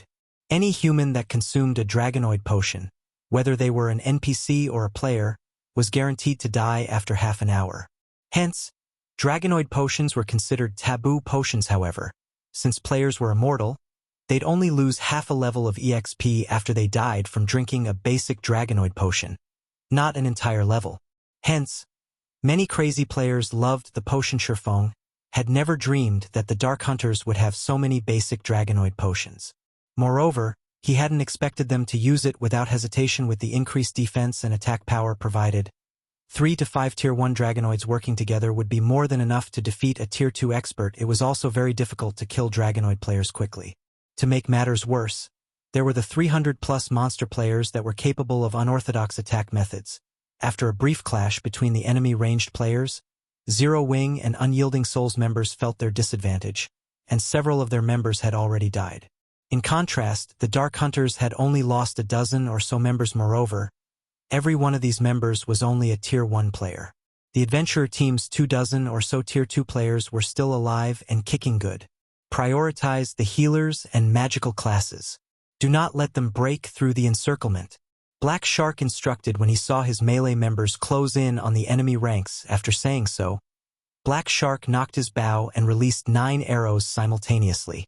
All 9 arrows targeted one of Zero Wing's shield warriors, and each had the power of a peak Tier 2 attack.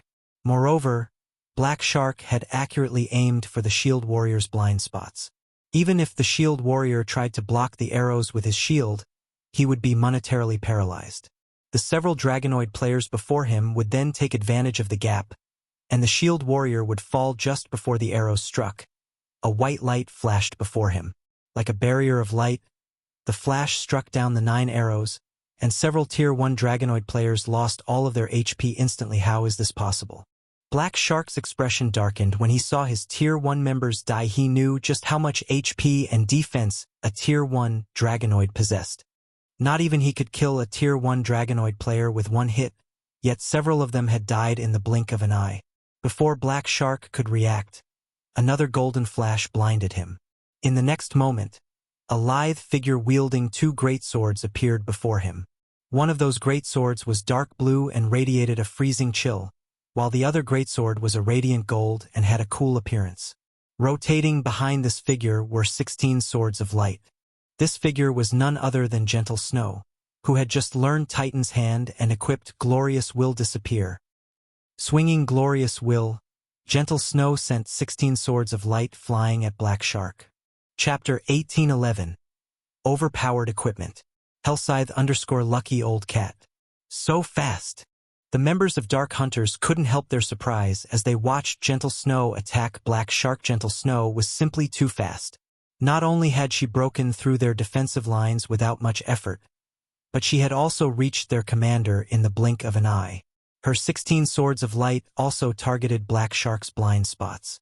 Defending against so many attacks at once was impossible for a ranger. You want to kill me?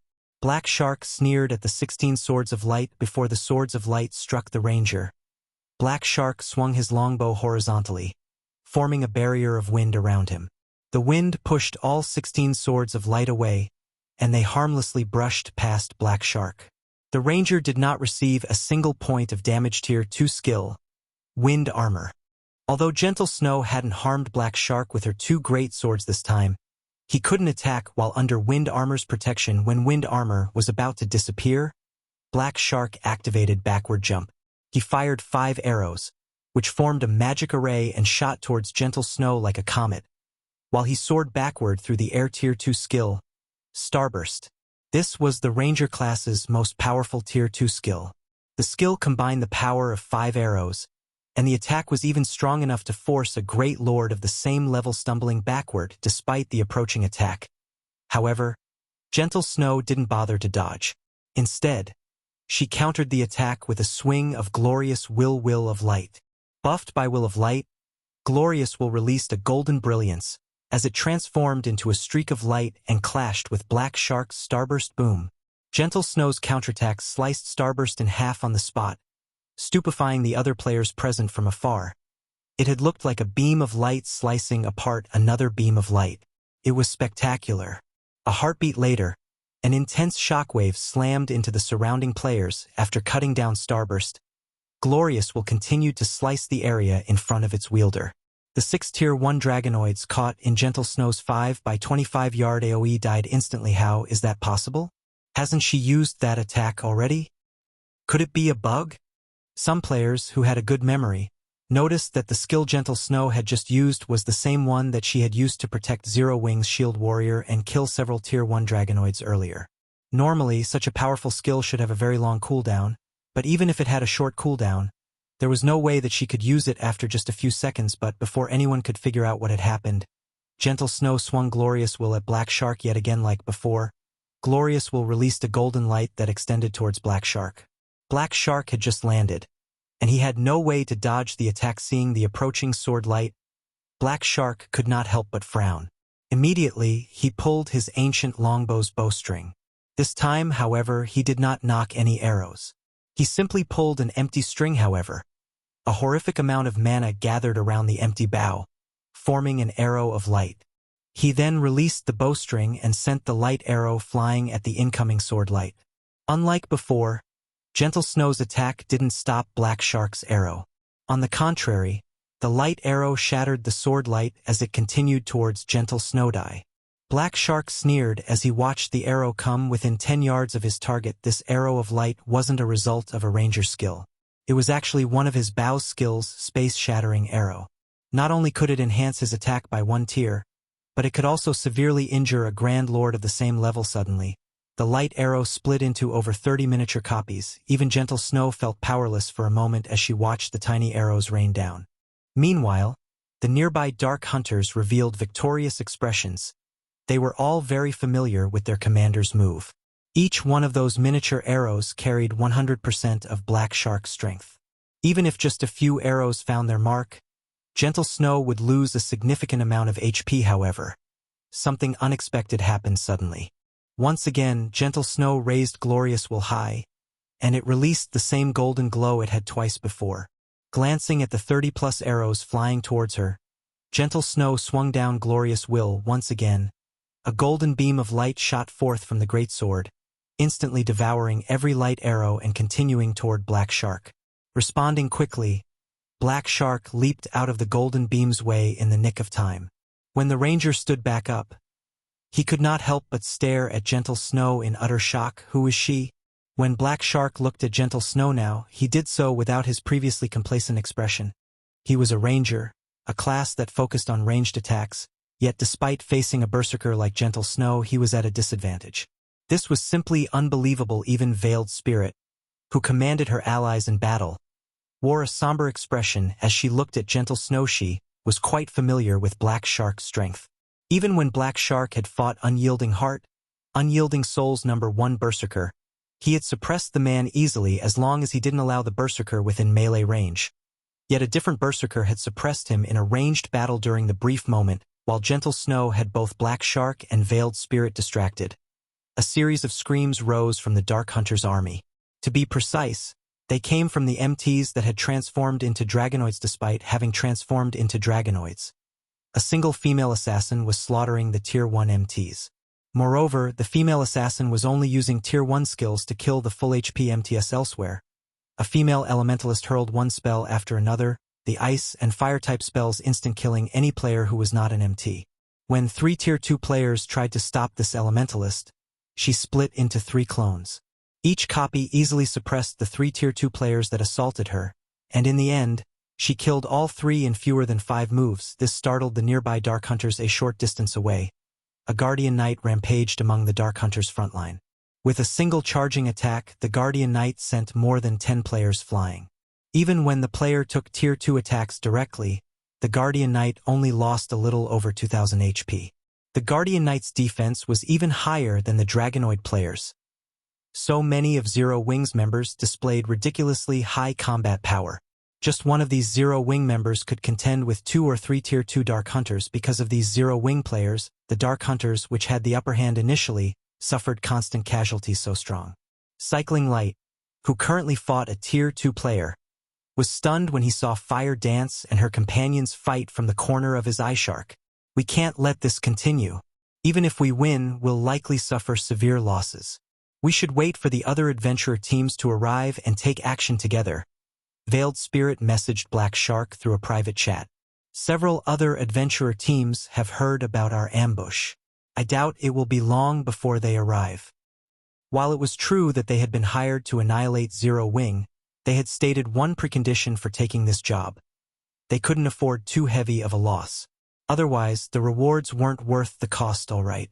Let's retreat, Black Shark said, gritting his teeth as he agreed to the temporary withdrawal. Although he was reluctant to run from his fight with Gentle Snow, the situation right now in the 3 guilds' favor. Moreover, the basic Dragonoid potion his allies had consumed lasted half an hour. That was more than enough time for the other adventurer teams to arrive and assist them in a second assault, following which, Black Shark ordered his army to pull back. You want to leave? Realizing that Black Shark was trying to widen the distance between them, Gentle Snow used Will of Light once more. Damn it. How many times can she use that skill? Black Shark felt as if he were going a little mad when he saw the approaching beam of light. Despite the fact that Gentle Snow was only a refinement realm expert, she had suppressed him thoroughly in a ranged battle with her powerful skills and basic attributes. There was too little distance between them, and Black Shark had no time to dodge the incoming attack. As a result, he was forced to use a life-saving skill to protect himself. After using his life-saving skill, however, Black Shark noticed Gentle Snow radiate a rainbow glow. In the next moment, a powerful pressure weighed him down, reducing his speed. Now, he had lost the advantage in speed he should normally have. Before Black Shark noticed, 3 sacred spears flew towards him. Black Shark desperately tried to block the attack with his bow. However, the moment one of the sacred spears encountered his ancient bow, Black Shark felt as if he had been hit by a truck. Unable to resist the powerful force, Black Shark stumbled backward, his HP instantly falling by over 3,000. While Black Shark dealt with the 3 sacred spears, Gentle Snow, who was less than 15 yards away, executed Will of Light, whose cooldown just so happened to have ended Will of Light. This time, Black Shark had no spare energy to stop the approaching beam of light. The attack devoured him, and his body transformed into particles of light as he vanished from the battlefield. Chapter 1812, Light's Power. Hellscythe_lucky old cat. Commander? The commander got killed. Is she a monster? Seeing Black Shark's body disappear, the members of the Dark Hunters adventurer team were stunned. A few members had even forgotten to attack and took direct hits from Zero Wing and Unyielding Souls players. How could the commander lose? Lonely Lamp could not bring himself to believe what he had just seen. Black Shark's strength had imprinted itself on Lonely Lamp and the other Dark Hunters' minds long ago. Not only were Black Shark's combat techniques astounding, but he also wore the best equipment available at this stage of the game. Even if he faced Super Guild's old monsters, he could enter and leave the battlefield freely. If a group of Tier 2 players had ganged up and killed Black Shark, Lonely Lamp could believe that his commander had died, but a single player had faced and killed Black Shark. Moreover, that player wasn't a monster-level expert that had enjoyed many years of fame in the virtual gaming world. How could he possibly accept this fact as true? How is she so strong? Unyielding Heart, who looked at Gentle Snow standing proudly in the distance, was at a loss for words when he saw what had happened. Both surprise and admiration filled his heart. He was no stranger to the name Gentle Snow. After all, she had once been a guild leader herself. Although her guild had been disbanded due to the Blackwater Corporation's intervention, it was an inescapable fact that Gentle Snow was a very talented player after Ouroboros had disbanded. Unyielding Soul had attempted to recruit Gentle Snow, and it hadn't been the only superpower to reach out to her. According to Unyielding Heart's knowledge, at least 3 superpowers had tried to recruit the Snow Goddess in the end. However, Gentle Snow had chosen to join Zero Wing, which had been an unknown guild at the time. This decision disappointed the various superpowers during the earlier dungeon raid. Unyielding Heart's opinions about Gentle Snow had been reaffirmed. The woman was indeed extremely talented and would no doubt become a famous expert in God's domain in the future. Right now, however, Gentle Snow's combat standard was still too rough. She relied entirely on her advantage in basic attributes to contend with the various superpowers peak experts. Unyielding Heart had never imagined that just by switching to a new weapon, Gentle Snow would be able to display combat power on par with experts like himself. By relying on that horrific skill of hers, her victory over Black Shark, who was very famous among the Dark Knight Empire's dark forces, had been overwhelming. Unyielding Heart could not help but pity Black Shark. He also understood why Black Shark had lost. If he had to challenge Gentle Snow, he'd likely suffer a similar fate. It was simply absurd that Gentle Snow could use a skill with such high burst damage repeatedly within such a short time. This was no longer an attack that could be mitigated with techniques. Not even an assassin, the class with the most life-saving skills, would get away from Gentle Snow unscathed, much less a ranger like Black Shark. If Black Shark had to blame someone for his death, he could only blame himself for launching his ambush with such poor timing. He had actually attacked on the day Zero Wing raided the Eclipse throne. Moreover, the ambush had taken place after Zero Wing had cleared the super large-scale team dungeon. Thanks to the dungeon's loot, Zero Wing's members had improved their weapons and equipment considerably. What immense power. Just what is that weapon? Phoenix Rain was a little astonished as she looked at the glorious will Gentle Snow wielded, although she knew that any weapon from the magic crystal treasure chest would be extraordinary. She had never thought the weapon would be this powerful. Glorious Will had elevated Gentle Snow's combat power to a whole new level. This was especially true for her PvP capabilities. Moreover, Cola's performance on the battlefield was also eye-catching. Equipped with the Dark Corrosion set, Cola's entire body radiated a scorching aura. While in battle, this aura became even more intense. Any player that came close to the Guardian Knight would felt a stinging pain, losing their focus in the fight.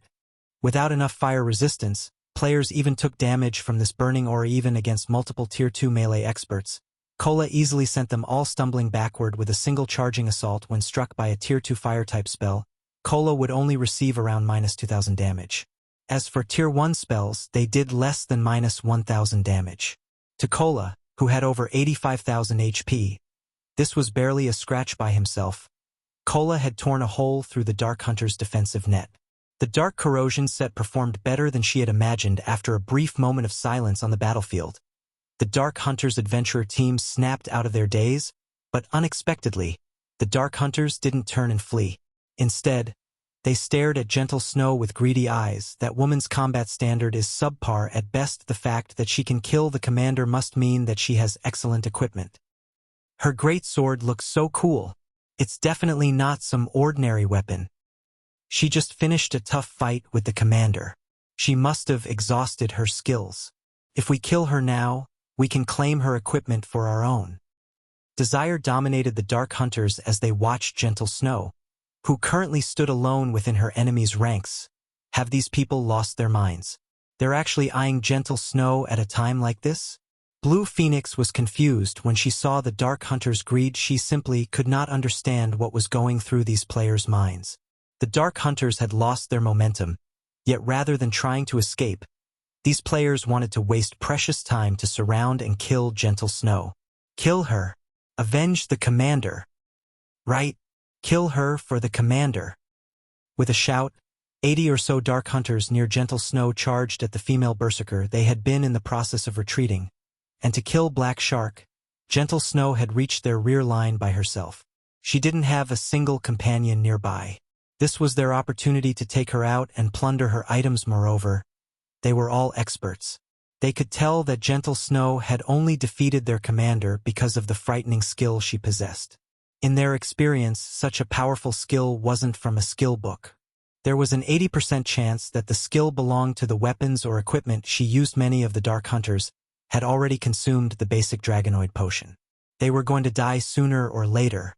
If they could kill Gentle Snow and get a piece of top-tier equipment before they died, their death would be worth it. Most importantly, there was a very high chance that they would succeed. Not good. Guild leader Black Flame, we need to save her. Unyielding Heart shouted as he watched the Dark Hunters surround the Snow Goddess. However, as soon as Unyielding Heart finished his statement, Gentle Snow charged straight toward the 80+ Dark Hunters approaching her. 5 of these Dark Hunters were Tier 2 experts. Even Black Shark would be hard-pressed to survive if surrounded by such a force. Yet Gentle Snow showed no intention of running away. Instead, she simply raised Glorious Will. A moment later, the weapon began to cast a dazzling glow. She's going to use that move again. Everyone, pay attention to dodging. Lonely Lamp, who was part of the crowd charging at Gentle Snow, shouted as experts.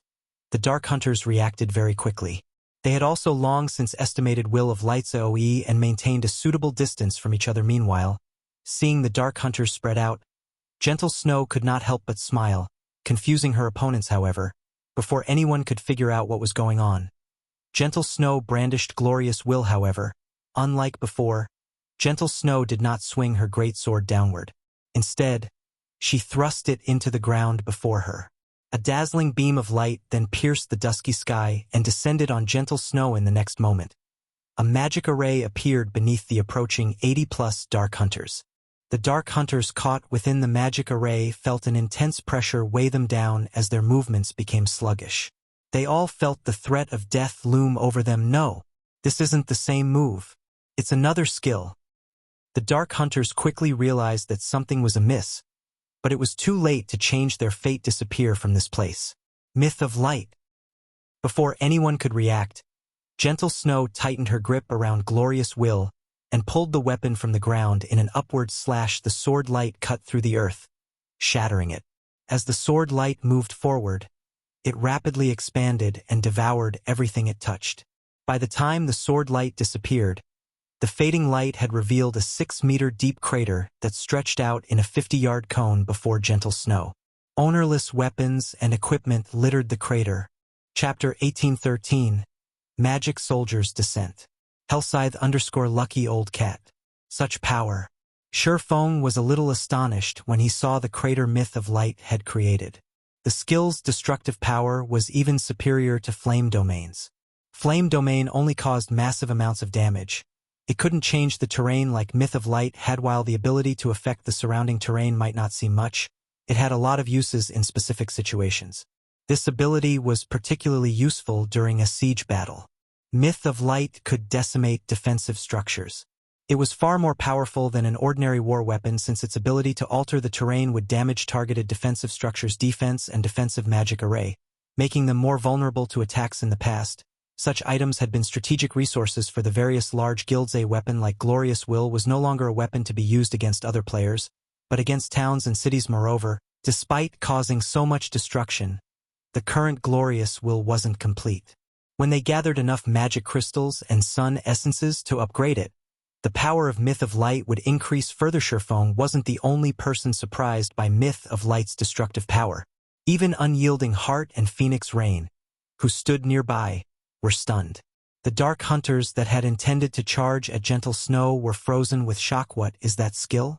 How is it so powerful? Although they had seen quite a few high-tiered spells that could change the terrain, none of those spells had caused as much destruction as Myth of Light had. The 6-meter-deep crater's walls had even turned into molten lava. The skill's power was astonishing. After watching over 80 of their allies burn to ash, the remaining Dark Hunters hesitated. A little afraid, at least they could attempt to dodge Gentle Snow's Will of Light. But against such a super large AoE, their deaths were guaranteed unless they had an invulnerability skill. They had no hope of dodging the attack. The Dark Hunters quietly re-examined Gentle Snow. Although their greed hadn't faded, fear was now the prevalent emotion in their hearts. Furthermore, the crater Myth of Light had formed prevented them from charging at Gentle Snow. The crater had also split their path of retreat in two. Now, all these players could think of was escape. No one knew whether or not Gentle Snow could use Myth of Light again. As she had with Will of Light, these players weren't fools. While they weren't afraid of death, they wouldn't die for nothing if they died a natural death while under the effects of the basic Dragonoid potion. Not only wouldn't they lose any weapons or equipment, but they'd also only lose 50% EXP. However, if they were killed, they'd lose a weapon or equipment piece and a full level. How does Zero Wing have such a powerful player? Veiled Spirit, who was in the midst of retreating, could not help her shocked when she saw the Dark Hunter's fear according to the information Shadowclaw had gathered. While Zero Wing was very powerful, it definitely wasn't this strong. Gentle Snow, in particular, was like a completely different person from what the reports had described. The female berserker had single-handedly killed over 100 Dark Hunters. The Dark Hunters were not your average Joe. They were experts that had been handpicked and recruited from among the various Dark players. Moreover, they had received a lot of specialized training after joining the adventurer team. In addition, as Dark players, they were adept at fighting other players. In PvP, they were much stronger than ordinary expert players of the same combat standard, yet Gentle Snow had single-handedly killed off 1/10 of the Dark Hunters. This outcome was truly scary, Commander. The other adventurer team's commanders have messaged us, stating that they're almost here. 2 are very close and will reach us in around 2 to 3 minutes. They are hoping we can stall Zero Wing for a little while longer. A level 55 female cleric wearing exquisite blue robes and wielded a silver staff suddenly reported, 2 or 3 minutes. Veiled Spirit fell into deep thought upon hearing this. A brief moment later, she responded, notify the Dark Hunters and tell them that reinforcements will arrive soon. Tell them to do everything they can to stall for time. When trying to assassinate a guild's upper echelons, the first attempt was the most important, as these upper echelons wouldn't have prepared for an ambush. If the first attempt failed, subsequent attempts were even less likely to succeed. Now that Black Shark had prohibited Zero Wing, Dragon Phoenix Pavilion, and Unyielding Soul's teleportation abilities and physically prevented these upper echelons from leaving the Dark Precinct, this was the perfect opportunity to kill these 3 guilds' upper echelons. They likely wouldn't find another such opportunity as long as the dozen or so adventurer teams that belonged to Dark Soul gathered. The 3 guilds' experts would die here, even if they were more powerful, but Commander, Zero Wing's people are too powerful. They are even slaughtering the Dark Hunters' Dragonoid players. I am afraid that the Dark Hunters will be annihilated before reinforcements arrive. If that happens, we'll be next, the female cleric said worriedly, as she watched the Dark Hunters' member count continue to decrease. Moreover, the Dark Hunters should realize what fate awaits them if they stay and fight. They'll never agree to the proposal. Although they were all members of Dark Soul, the organization's adventurer teams were also rivals. None of them would willingly sacrifice themselves for another. Veiled Spirit understood that her demand was outrageous and would undoubtedly get rejected. After pondering for another moment, she commanded, I understand. Notify the Iron Blade team. Tell them that they don't need to hold back any longer. Have them help the Dark Hunters pin down Zero Wing. Let the Iron Blade team take action? Commander, isn't it a little early to expose this trump card? The female cleric asked in astonishment. Every adventurer team in Dark Soul had their own secrets. The Dark Hunters' basic Dragonoid potion was one example. If the Dark Hunters hadn't used the potion in this battle, Shadowclaw would have remained ignorant of its existence. Although Shadowclaw did not possess an item like the basic Dragonoid potion, it had its own trump card. It's fine. Holding Zero Wing's members back is more important right now, Veiled Spirit said as she waved off her subordinates' concern. They did not stop Zero Wing now. Their dream of obtaining Zero Wing's weapons and equipment would shatter. She could recognize that Zero Wing's upper echelons used far better weapons and equipment than what the adventurer team's commanders like her and Black Shark used. If Shadowclaw could get its hands on these items, it would have a chance of completing some of the quests that it had been forced to set aside for some time. Understood. The female cleric replied. She immediately notified the Iron Blade team, whose members currently fought the Dragon Phoenix Pavilion, of the changed orders. At the same time, she had the retreating Dark Hunters stall for time. Fortunately, the Dark Hunters did not oppose Shadowclaw's request. They realized that, even if they started to flee now, Zero Wing's members would claim many of their lives. Rather than dying pointlessly, they might as well fight it out and hopefully buy enough time for reinforcements to arrive. For a time, the Dark Hunters engaged in a running battle with Zero Wing and Unyielding Souls members using hit-and-run tactics. They avoided any prolonged fights as much as possible, significantly reducing their casualty rate on the other side of the battlefield.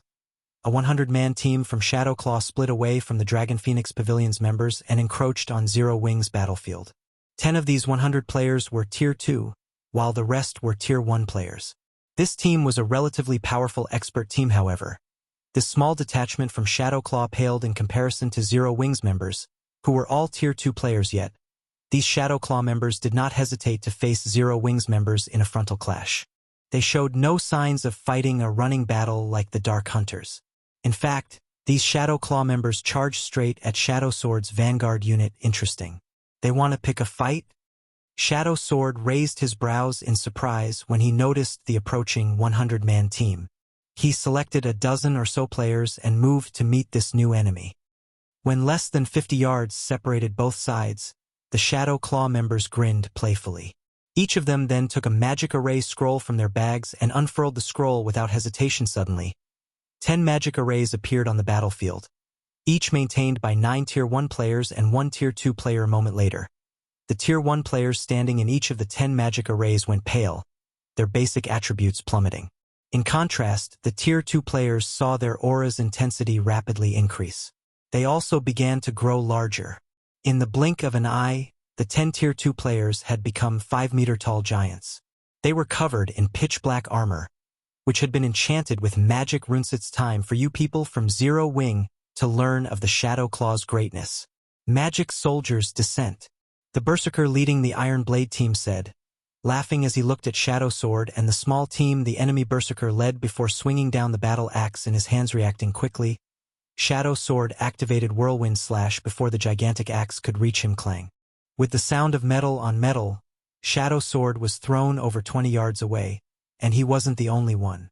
The other enlarged players had also sent the dozen or so Zero Wing experts that had accompanied Shadow Sword flying, instantly dealing over -5,000 damage. The players that had taken a direct hit, however, had instantly lost over half of their HPs. This scene stupefied the 3 guilds members. Not only were Zero Wing's experts no match for these giants in a head-on collision despite both sides being Tier 2 players, but they had also lost over 5,000 HP. These colossal players had even more strength than a great lord of the same level. Magic Soldiers Descent. When he noticed them, Feng flashed the 10 armored giants a surprised look. Magic Soldiers Descent was a taboo magic array that sacrificed multiple players' attributes to enhance one of their comrades. Even the basic Magic Soldiers Descent could strengthen a player to the Tier 3 standard. However, the target had to be a Tier 2 player due to the 10 giants. The remaining Dark Hunters regained some confidence as they began to launch attacks alongside the giants. Unyielding Heart and Phoenix Rain watched the 10 gigantic players with somber expressions. Even an MT as powerful as Cola could only tank one of these giants. The only other player in Zero Wing that could do so was Gentle Snow. After a brief clash, Zero Wing's members began to retreat, just before the giants shattered the formation of Zero Wing's vanguard. Splitting it in two, a figure appeared before one of the massive enemy players. It was none other than Feng. Feng swung Killing Ray at the giant before him. Lightning Slash. Seeing the massive lightning bolt approaching him, the armored giant, who had the physique of a Tier 3 player, reacted very quickly and raised his battle axe to block the attack. Boom. The impact shoved the armored giant back by over 20 yards. The armored giant taking over -7,000 damage. Chapter 1814. Appearance of the Black Dragon. Hellscythe_lucky old cat. When the 5-meter-tall armored giant got pushed back by over 20 yards, the entire battlefield suddenly fell silent. Even the 9 other armored giants fighting some distance away shifted their gaze to their repulsed companion guild leader. When Zero Wing's members saw Feng appearing on the front lines, they all became very excited. Although Feng had already displayed superb combat power in the team dungeon, fighting in a battle against other players was another story. While inside a dungeon, the contribution an individual player could make was very limited. If one were to say that players only needed combat standards at the Trial Tower's 5th floor to raid a particular dungeon, then the maximum combat power that players could exhibit in a dungeon was the 6th floor standard. In that case, the combat standard that peak experts who had reached the Trial Tower's 7th floor and beyond could exhibit would be no different from that of sixth-floor experts. They would not be able to display any additional strength in a dungeon despite their advantage in actual combat standards, however. A field battle against players was a different story. Depending on one's opponent, there was almost no limit to the combat standards one could exhibit. What great strength. Veiled Spirit, who was commanding the battle from afar, was startled when she saw the armored giant being pushed back. So, he is Black Flame. She knew very clearly what kind of strength the armored giants possessed. The armored giants had not only tier 3 physiques but also extraordinary strength and defense. They could easily suppress a Grand Lord of the same level. The magic soldier's descent was made using a production scroll Shadowclaw had obtained from an ancient ruin. However, as the materials needed to make the magic array were extremely precious and difficult to acquire, Shadowclaw had only managed to make 10 of the magic arrays thus far originally. She had intended to keep the magic array as a trump card for when the Starlight Corporation launched an all-out war against Unyielding Soul. She had never thought that a lone player could push back one of the armored giants by such a long distance. However, after a brief moment of surprise, Veiled Spirit and the other members of Shadowclaw regained their calm. While it was indeed surprising that Shurfeng had dealt over -7,000 damage to the armored giant despite the attack being blocked, the armored giant currently had 320,000 HP. They didn't even need a healer to handle this minuscule damage. The armored giant's battle recovery alone would suffice. What with the occasional heals sent by the rear-line healers, it was simply impossible for Shurfeng to kill the armored giant all by himself. Just then, the fallen armored giant stood back up and charged at Shurfeng with its great axe raised. Despite the armored giant's massive frame, its movement speed was actually superior to even a tier 2 player's. The armored giant took only an instant to cross 20 yards and launch an attack on Shurfeng. You simply relied on a skill to push me back. Now, it's time for you to realize the power of the magic soldier. The armored giant shouted. In the next moment, the black smoke circulating around the armored giant's battle axe turned into a gigantic lion, exuding a frightening aura. The lion then pounced, slamming its paws down on Shurfeng tier 3 skill, Magic Lion Stomp. At this distance and with the lion's attack speed, Shurfeng couldn't dodge the lion's blow. Not daring to be careless, Shurfeng met the attack with both his swords. Purgatory Pentaslash. In the next moment, Shurfeng's two swords met at a single point and slashed at the descending battle axe boom. Immediately, dazzling sparks scattered into the surroundings. The ground beneath Shurfeng's feet cracked and sank under the immense pressure after the clash. Shurfeng had actually sunk half a meter into the ground with a small crater around him. Meanwhile, a damage exceeding -5,000 also appeared above his head. The difference in strength between the two sides was obvious at a glance. Zero Wings members turned somber at this situation. Meanwhile, Unyielding Heart and Phoenix Rain, who were currently fighting their own battles, were also astonished by this outcome. They had never thought that the armored giants would be that strong. An ordinary expert might not be able to discern the technique Shurfeng had used, but they could tell what he had done just now. The general name of the technique was Strength Combination. It was an extremely difficult technique to grasp and was even more difficult to execute in high-speed combat. Even the slightest mistake in the technique's execution could have the opposite effect. Meanwhile, although Strength Combination didn't directly double the strength of one's attack, good execution of the technique would still yield a 70% increase in strength or more. Yet, despite having used this technique, Shurfeng's strength had still lost to the armored giants by such a large margin. The armored giant's strength was definitely superior to a Grand Lord's of the same level. Its strength is at the peak of Tier 3.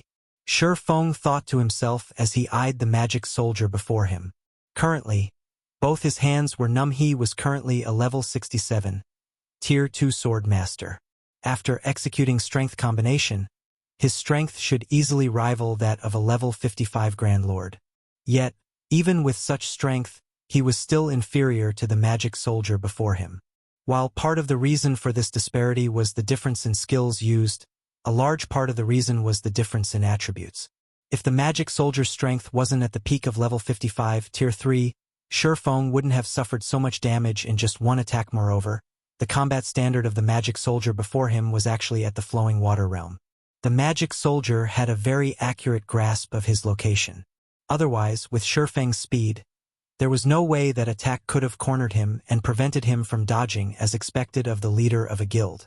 "You really are strong," the armored giant said as he eyed Shurfeng. The armored giant then turned to a nearby armored giant and said, "Ape, come over and help me. I want to see how long our dear guild leader here will be able to last against two of us." "Sure thing." The armored giant wielding a greatsword nodded. The battle axe-wielding armored giant launched a frenzied assault on Silverwing. Relying on his high HP and defense, the armored giant completely abandoned all forms of defense and simply focused on trading blows with Silverwing. The armored giant named Copper Ape dashed over from over 100 yards away. "Do not let that giant get close to the guild leader. MTs, stop him." Aqua Rose hurriedly instructed. One armored giant was already more than enough to push Silverwing to his limits. If another armored giant joined the battle, the consequences would be unimaginable. However, the Dark Hunters and Shadow Claw members gave Zero Wings members no opportunity to assist Silverwing. They all persistently pinned down Zero Wings members. Cola, Turtledove, Ewumian, and Fire Dance, players capable of holding their own against the armored giants, were similarly tied up in battle and couldn't move away from their positions for the moment. In the end, Zero Wings members could only watch as the great sword-wielding armored giant closed in on Silverwing. Upon seeing that the armored giant named Copper Ape was about to reach him, Silverwing could not help but sigh. Due to the recent dungeon raid, he had already used all his berserk skills, which were still on cooldown. If he could use a berserk skill, even if his strength couldn't rival the armored giant's, he could rely on his techniques to suppress his opponent. Now, however, the disparity in strength was simply too great. I originally wanted to keep this a secret, but it seems there's no other choice now. Following which, Silverwing used Phantom Kill immediately after summoning his doppelganger. Silverwing sent it charging at Copper Ape. "You want to stop me with a measly doppelganger?" Copper Ape sneered. He then swung his greatsword horizontally. His attack carried the strength, attack speed, and reaction speed of a Tier 3 player. Even a Tier 2 player would have great difficulty dodging his attack, not to mention a doppelganger controlled by a player. However, as Copper Ape's greatsword neared Silverwing's doppelganger, a powerful mana torrent suddenly surged towards the doppelganger. When the greatsword got within 3 yards of the doppelganger, its advance halted abruptly, and no matter how much more strength Copper Ape put into his arms, he couldn't push his weapon even an extra centimeter forward. A moment later, Silverwing's doppelganger gave a loud war cry. Its entire body then disintegrated and transformed into a bundle of pitch-black flames. The surging mana gathered madly in the pitch-black flames, causing the flames to flare up in the next moment. A pitch-black claw covered in scales suddenly emerged from the gigantic bundle of flames. When the claw touched the ground immediately shattered and sank. Once the flames subsided, a 5-meter-tall dragon covered in pitch-black scales appeared in everyone's vision. Roar. Immediately after appearing, the black dragon let loose a powerful roar that echoed throughout the wetland forest. The horrific aura it released stifling the breath of every player on the battlefield. A dragon? Chapter 1815. Black Dragon's Might. Hellscythe_lucky old cat. The black dragon's sudden appearance forced a gasp from the players on the battlefield. Although the black dragon was a lot smaller than an actual dragon, its aura was terrifying.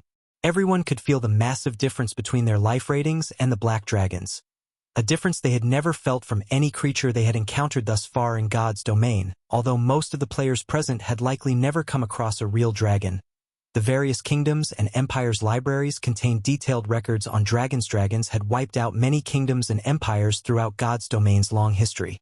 When a dragon appeared in an area, the area would instantly become a forbidden land for humans. Yet a living black dragon stood before them.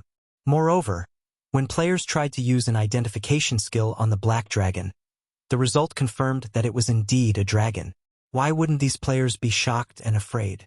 Black dragon, High Lord, level 67, HP 24, 000 000/24, 000 Wait, this dragon is only a High Lord. That's right. Although the dragon is high-leveled, it's only in the upper standards of Tier 2. It isn't even a Great Lord. That spooked me. I really thought that someone had summoned a powerful dragon. Turns out it's only a High Lord. Even our party can easily kill it. The Dark Hunters and Shadow Claw members who had trembled slightly with fear quickly realized that although the black dragon was a real dragon, It wasn't like the dragons in the records they had read. According to historical records, real dragons were Tier 4 mythic creatures at the very minimum. If such a dragon actually appeared before them, they'd likely run for their lives.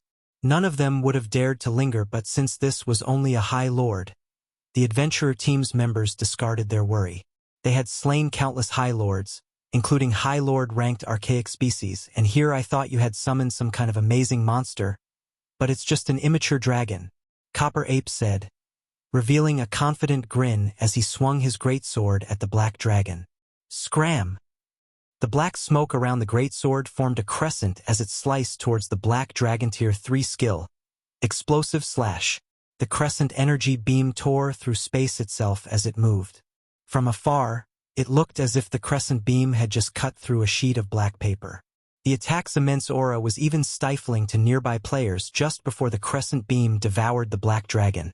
The creature extended a scaled claw to meet the attack. Pitch-black flames then emerged and enveloped the massive claw. When the crescent beam crashed into the flaming claw, it seemed as if the beam had slammed into an adamantine wall. Not only had the attack abruptly halted, but the black dragon's claw also remained unharmed and stationary. Following which, the black dragon lightly pinched the crescent beam. Pong!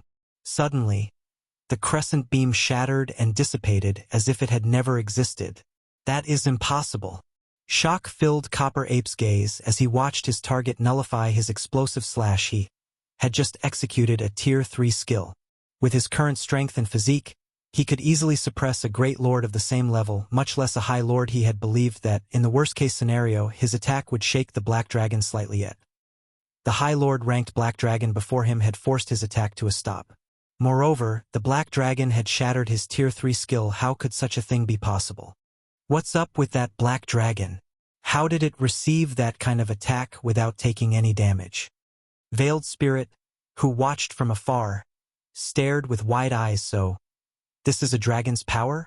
Unyielding Heart and Phoenix Rain were similarly thunderstruck when they saw the Black Dragon shatter the energy beam with a pinch. They could be considered quite knowledgeable about dragons, but even they were surprised. Now, they fully understood why dragons were destruction incarnate. Sure enough, a dragon's strength is really amazing. As Feng controlled his doppelganger, he could feel an inexhaustible power course through his entire body.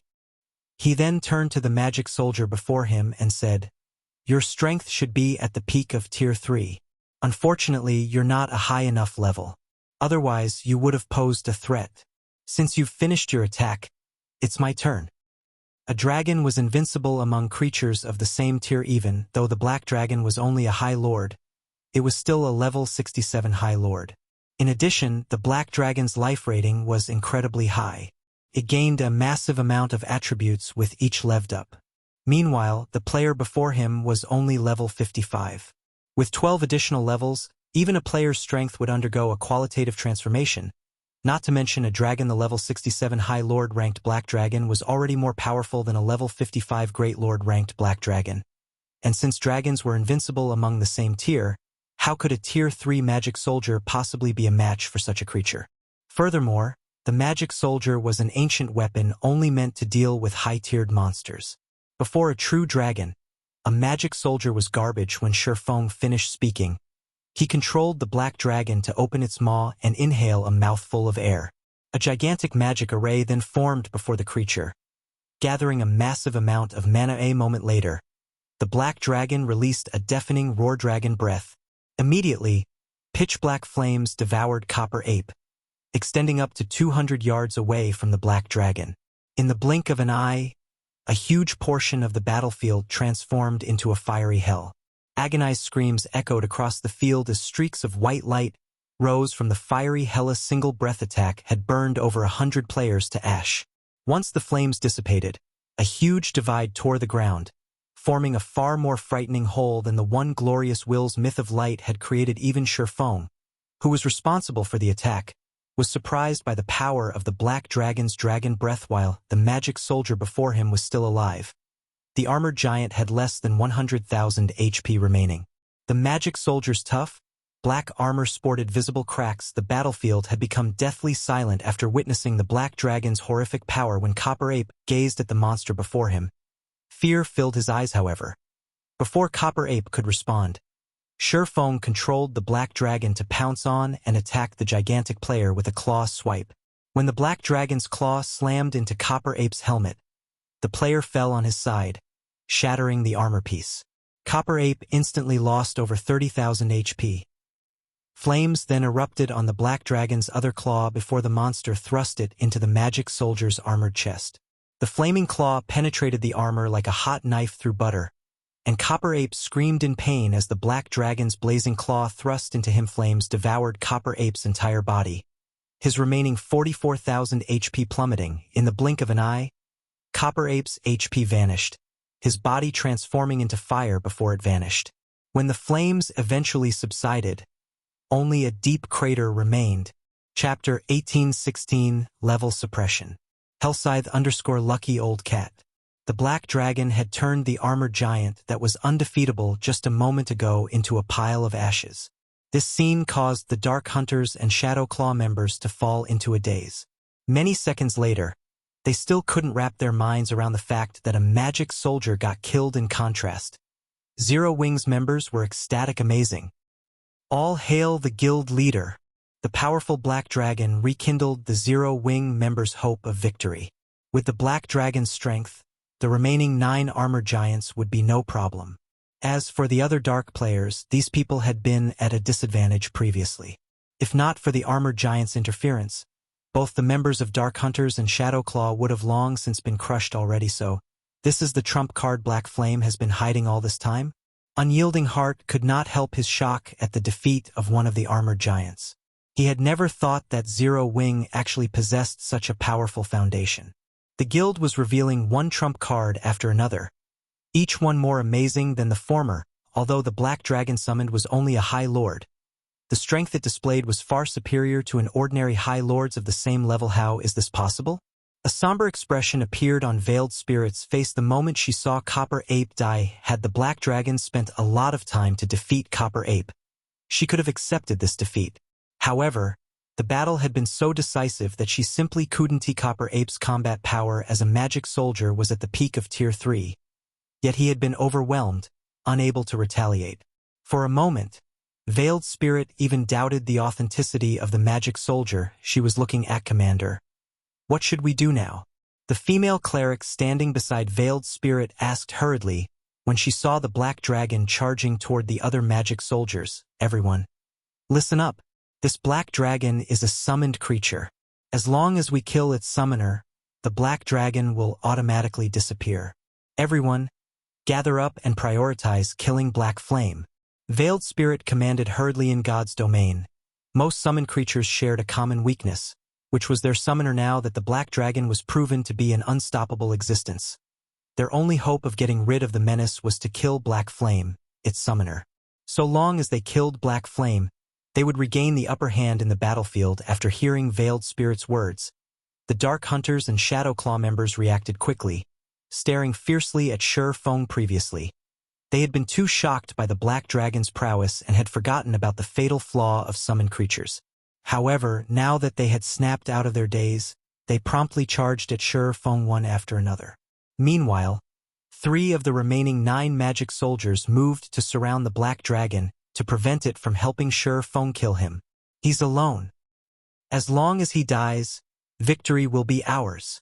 Suddenly, over 100 players swarmed toward Feng, killing intent radiating from their eyes. That's right.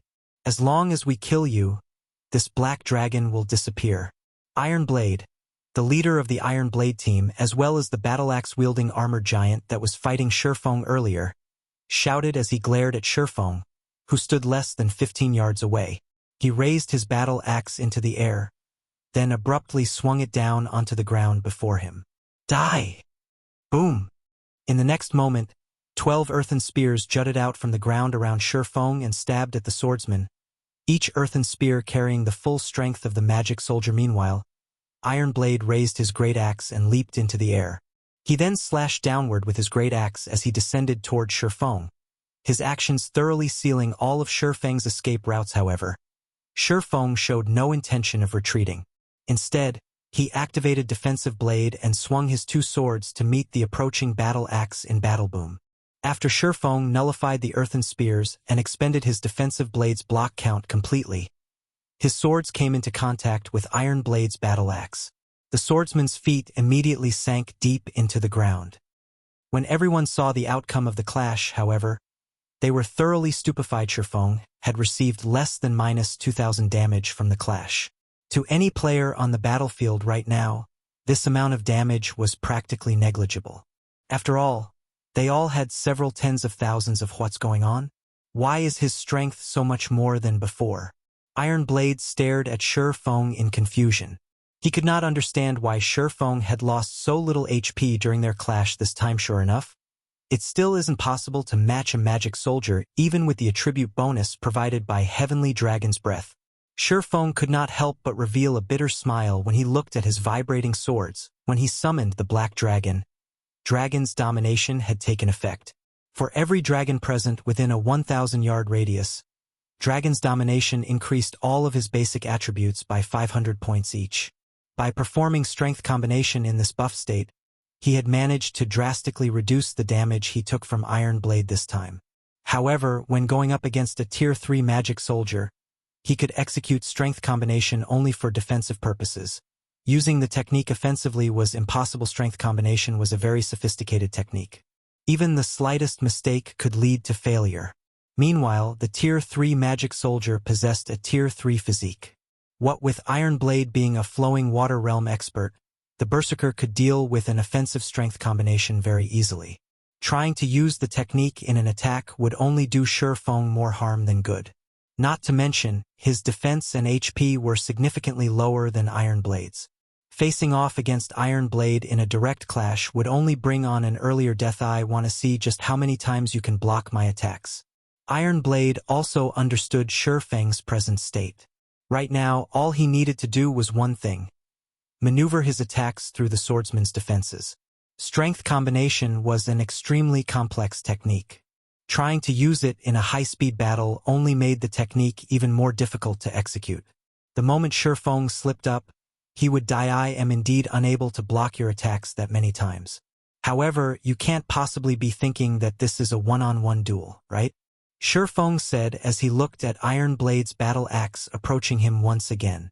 He used divine steps and switched positions with the farthest doppelganger, then retrieved a scroll from his bag and activated it. A moment later, a golden-haired beauty wearing long, silver robes and holding a crystalline staff appeared before Shurfeng. Due to the presence of this woman, the density of the ambient mana increased slightly.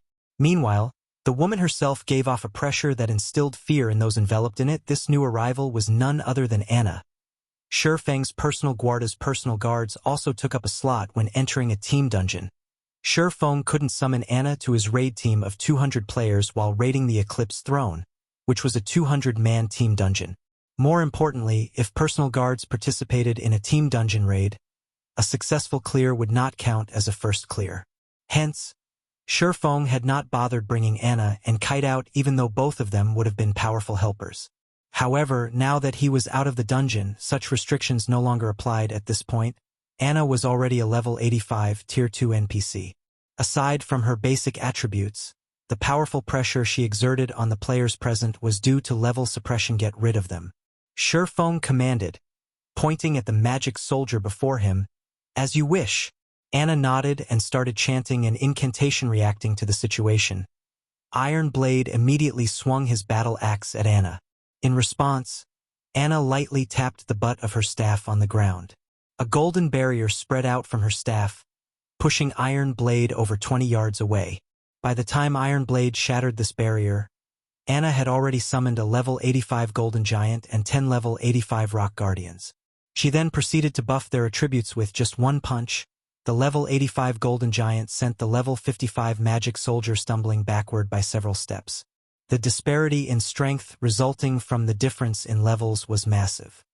The enemy players charging toward Shurfeng gasped involuntarily at this scene. Meanwhile, the 10 level 85 Rock Guardians stood guard around Shurfeng, their posture daunting the approaching Dark Hunters and Shadow Claw members, who halted their charge. Although the level suppression system had been tuned down over several system updates, it had not weakened to the point of negligibility. After the difference exceeded 15 levels, the effects of level suppression would become significant. Meanwhile, there was currently a gap of 30 levels between the Dark players and the Rock Guardians. Do you think you all can come and go as you please? Feng sneered as he glanced at the members of the two Dark Adventurer teams that were previously charging at him. All of you should just stay here forever. He then had the 10 Rock Guardians attack the backtracking players faced with a bunch of level 50+, Tier 1 Dragonoid players. The level 85 Rock Guardians were able to send a couple flying with every punch. Due to the level suppression, the players' defense had weakened considerably. Even Tier 1 Shield Warriors and Guardian Knights couldn't withstand the blows of the Rock Guardians and were sent flying with a punch. Meanwhile, after fighting for some time, the Black Dragon Feng controlled finally killed one of the 3 magic soldiers, pinning it down. Now, the Black Dragon thoroughly suppressed the 2 remaining magic soldiers, each of its normal attacks taking away over 20,000 HP from the magic soldiers and over 50,000 if it used a skill. At the moment, the magic soldiers and the other players belonging to the 2 Dark Adventurer teams were getting massacred. Commander, we've lost nearly half of our members already. Are we still going to continue fighting? The female cleric standing beside Veiled Spirit asked. From Black Shark's death until now, only a little over a minute had passed, yet they had already lost so many of their members. By the time reinforcements arrived, their entire adventurer team would be annihilated. After pondering for a brief moment, Veiled Spirit gritted her teeth before reluctantly shouting, "Retreat! Have everyone pull away from the battlefield as quickly as possible." The report they'd received regarding Zero Wing was outrageously inaccurate.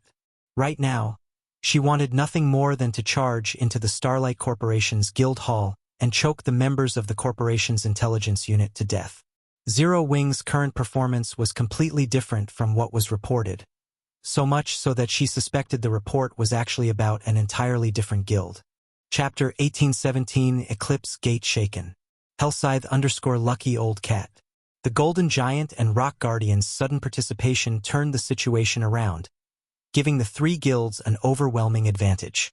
After hearing Veiled Spirit's command to retreat, both the Shadow Claw and Dark Hunters members scattered and fled the battlefield. However, Feng had no intention of letting the 2 adventurer teams get away, and he ordered his team to give chase and kill as many enemy players as possible. If not for the fact that their team fully consisted of the 3 guilds' Tier 2 players, Zero Wing would have definitely suffered a severe loss from this ambush. The guilds had also gotten lucky that the 2 adventurer teams that had ambushed them weren't capable of using their trump cards to their full potential. If the Dark Hunters had also brought 200 Tier 2 players, and they all consumed the basic Dragon Potion, they would have been extremely difficult to deal with. If Zero Wing's members fought Tier 2 Dragonoid players, in Feng's opinion, only Gentle Snow, Fire Dance, Cola, Violet Cloud, Zhao Yueru, and Aqua Rose would be guaranteed to win a one-on-one fight. Everyone else would have a 50% chance at best. Shadowclaw's magic soldiers shouldn't be underestimated. Either unless one amassed a large number of magic soldiers, they wouldn't be able to exhibit their abilities in full. 10 magic soldiers simply weren't enough to display their true power. Magic soldiers would only be able to activate the magic arrays on their armor when 100 stood together. If those magic arrays activated, the 100 magic soldiers could even trample over 20 Tier 4 mythic monsters of the same level. At one point in the past, 100 magic soldiers had joined a battlefield of Tier 2 players. The magic soldiers had been killing machines, allowing a first-rate guild to fend off a sieging superpower and defend its town successfully. When players fought each other in God's domain, it was practically impossible for one side to push the other to the brink of extinction in a single battle. After all, the world of God's domain was not reality. Players could resurrect after dying.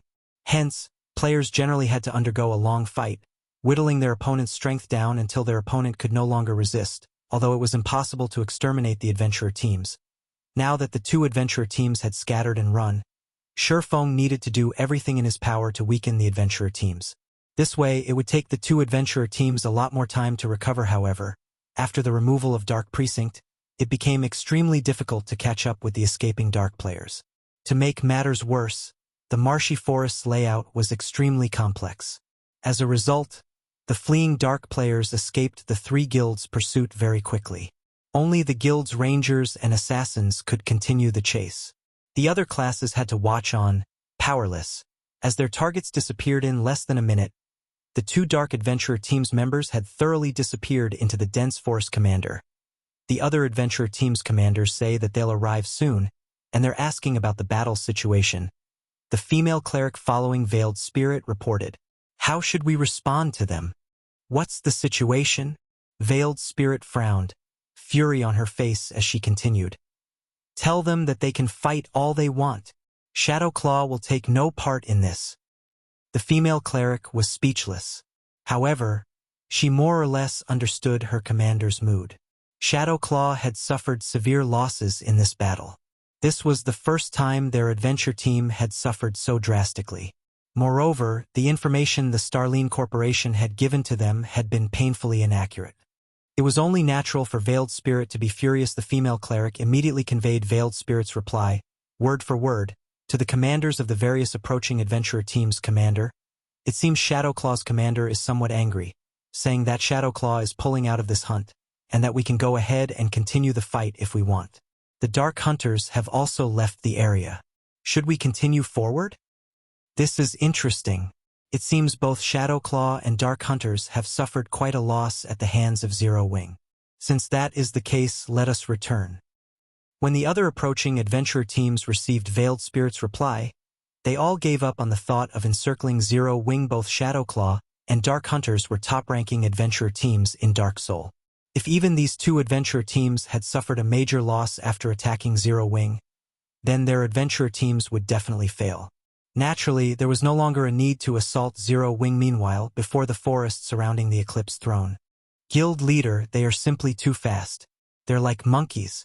We lost track of them as soon as they entered the forest," Blackie said, stomping his foot in frustration and anger when he could no longer see the two dark adventurer teams.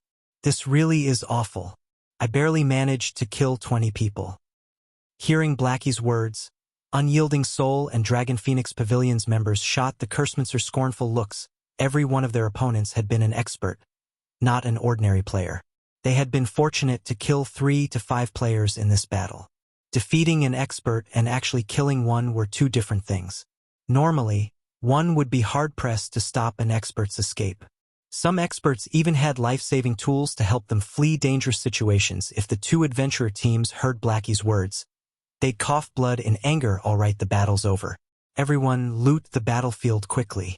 It's best if we don't linger," Shurfeng said through the team chat. He knew a little about the Dark Hunters and Shadowclaw, both of which belonged to the Dark Alliance known as Dark Soul. The adventurer teams capable of joining Dark Soul were all top adventurer teams. During its peak, Dark Soul had included over 40 adventurer teams. The Alliance had been stronger than any one of the 6 great dark guilds in God's domain in the past. Although Dark Soul had yet to reach its peak, it should have around 10 or so adventurer teams at the very least. Since 2 of Dark Soul's adventurer teams had appeared here, he could not rule out the possibility that the Alliance's other adventurer teams would as well. His team was already exhausted. There were fewer than 140 players still alive. Trying to fight several more dark adventurer teams now would result in greater losses. Unyielding Heart and Phoenix Rain nodded in agreement. They then instructed their subordinates to clean up the battlefield swiftly and leave the area shortly after Shurfeng's team left the area.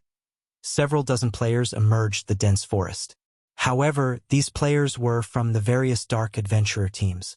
Rather, they were independent players that had come to the jungle to grind energy essence. Zero Wing is too amazing. That was the first time I've seen such an amazing battle.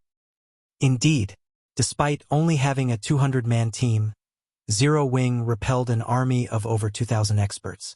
This result is simply absurd. Rumors really can't be believed. Zero Wing is way stronger than the rumors make it out to be. Some of my friends have been urging me to join a first-rate guild, but looking at it now, it seems that Zero Wing would be a better choice. Ha ha ha. I recorded the entire battle. Once I return, I'm going to boast the heck out of this at the bar. These independent players' eyes glowed with excitement as they looked at the direction Shurfeng and the others disappeared to. While they did not know the identities of the 2 adventurer teams that attacked Zero Wing's team, they knew that those players had been experts based on their combat standards. Yet, despite these 2,000-plus experts revealing one trump card after another, Zero Wing's victory had been decisive. Naturally, the independent players had no intentions of keeping the battle a secret. Immediately, they posted the videos they had recorded on the official forums, allowing every player in the Eclipse Gate to view them. What's going on? 2 superpowers are fighting near the Eclipse throne?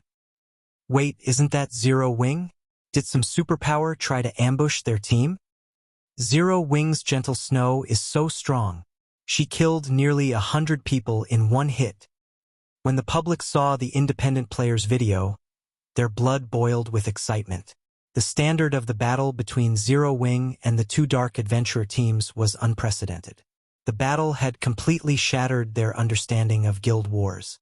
Other kingdoms' independent players, in particular, gained newfound recognition of Zero Wing. They had never thought that Star Moon Kingdom's ruling guild would be so powerful. News of this battle also reached the various major powers' intelligence members. These intelligence members relayed the information to their respective upper echelons immediately. Chapter 1818, comparable to a first-rate guild. Hellscythe_lucky old cat. Dark Knight Empire, Light Shadow Citadel. A lofty tower sat in the middle of the city, and hovering above this tower was a gigantic, dark purple crystal. The crystal created a magic barrier that enveloped the city, and the crystal could be seen clearly by the large number of players walking throughout the streets. There were also a large number of NPCs and dark creatures such as demons, abyssal demonkin, vampires. The multiracial population in Light Shadow City far surpassed that of Kingdom's Dark City's many neutral race NPCs hawked their wares along the city streets. A sight that was even rare in other empires. Dark City's Light Shadow City was no less prosperous than Dark Knight City, the Dark Knight Empire's capital. Moreover, Light Shadow City had a wider variety of races. Meanwhile, a luxurious, 5-story tall mansion stood in the city's lively central district. A large number of players came and went from the mansion, and all of them were either extravagantly dressed merchant players or level 54+ experts. When the players in line outside of the mansion saw these merchant and expert players, they couldn't help but feel a little envious. These players' levels and equipment are amazing. They're even better than the experts in first-rate guilds. That's only natural. Although Dark Soul is an alliance, not a guild, it periodically raids team dungeons. The alliance also frequently plunders the various large guilds' elite teams and main forces. Of course, its members have excellent weapons and equipment. Moreover, despite such banditry, the various large guilds are utterly powerless to do anything about it. For example, one first-rate guild went all out to deal with Dark Soul, but in the end, the alliance had annihilated its army, and the guild was eventually forced to disband. That's right. It was due to that success that Dark Soul is holding a mass recruitment. When I heard about it, I dropped what I was doing and came here. It would be great if I could join the alliance. If we get to join Dark Soul, we'll be able to move through the Dark Knight Empire and the several neighboring kingdoms unhindered. Even the various dark guilds will have to treat us with respect. In addition, if we join one of the top 5 adventurer teams after joining Dark Soul, such as Shadowclaw, the Copper Eagle Kingdom's #1 Dark Adventurer team, or Dark Hunters, which has recently become famous in the Dark Knight Empire, will be set for life. I hope I can get into one of the top 5 adventurer teams too. It's a pity that the requirements are extremely high. At the very least, you'll need to reach the Trial Tower's 6th floor or reach the 5th floor's late stage and have a specialty. The several thousand dark players outside of the mansion quietly discussed their desire to join Dark Soul in the Dark Knight Empire and its several neighboring kingdoms. Dark Soul enjoyed a status rivaling that of super first-rate guilds and super guilds. Moreover, unlike most dark guilds and dark adventurer teams, Dark Soul wasn't afraid of a confrontation with the various large guilds. It even dared to challenge 2 super first-rate guilds simultaneously to dark players, who were always forced into hiding. This was a freedom they hungered for now that Dark Soul was recruiting members. Independent dark players like themselves couldn't miss this opportunity. Meanwhile, inside an office on the mansion's topmost floor, a young man stood by the office's window. As the young man observed the independent players outside of the mansion, a grin spread across his face. This man was none other than Tigerbreaker, Dark Soul's Alliance Master. Since we announced the recruitment, over 2,000 players have passed our test already. In addition, over 30 well-known adventurer teams have applied to join us. With these new recruits, once we receive the resources the Starline Corporation promised, we'll be able to nurture 2 or 3 well-equipped expert legions quickly. A level 55 male elementalist wielding a withered wooden staff reported, "Good. Pathless, you've done well this time. As long as the other adventurer teams deal with Zero Wing, we won't have any problems acquiring the promised resources. Tigerbreaker said, smiling. Alliance Master, you can rest assured. I've heard that Black Shark and the others have discovered the whereabouts of Zero Wing's upper echelons. The Dark Hunters and Shadow Claw have already left to set up the ambush. I believe Zero Wing will suffer severely. Once we receive the confirmation, the Starline Corporation will definitely be satisfied with our performance and pay us a portion of the agreed resources up front. The level 55 elementalist named Pathless said, smiling. Once the Starline Corporation delivered the promised resources, Dark Soul would become the Dark Knight Empire's Dark Overlord. Once it achieved that goal, Dark Soul could then secure its sovereignty over all of God's domain's dark forces. While Tigerbreaker and Pathless conversed, Pathless received a message. After reading it, however, his complexion paled. Has something happened? Tigerbreaker asked curiously when he noticed Pathless' gloomy expression. I just received a message stating that the adventurer teams that went to Starmoon Kingdom to deal with Zero Wing are preparing to return. Pathless said return? They've dealt with Zero Wing already? Tigerbreaker could not help his surprise. No, that's not right. Zero Wing is a large guild, comparable to a first-rate guild. It is impossible to deal with it so quickly. What happened? Zero Wing has dealt a heavy blow to the Dark Hunters and Shadow Claw. Both adventurer teams have lost over half of their people. According to Veiled Spirit, the information Starline provided was horrendously inaccurate. The Zero Wing they encountered was an entirely different guild than what the reports had mentioned. Due to this unexpected development, the various adventurer teams' commanders have decided to return to Light Shadow City and discuss the matter further. Pathless said quietly, how is that possible? That's Dark Hunters and Shadow Claw we're talking about. They simply left to deal with Zero Wing's main force. How could they possibly lose? They even lost over half of their teams. Tigerbreaker stared at Pathless in shock. Also, what does Veiled Spirit mean that Zero Wing is a different guild? Alliance Master, these are the battle videos some of the players had recorded. Why don't you take a look? The situation confused Pathless as well. Following which, he forwarded the videos he had received from his subordinate to Tigerbreaker battle videos.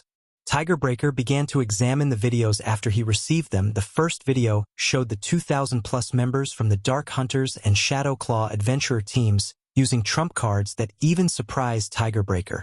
Another video showed a female berserker killing Black Shark in a matter of seconds. Said female berserker had also killed nearly 100 players with one attack. The final video showed Feng summoning a black dragon and killing a magic soldier in just a few seconds.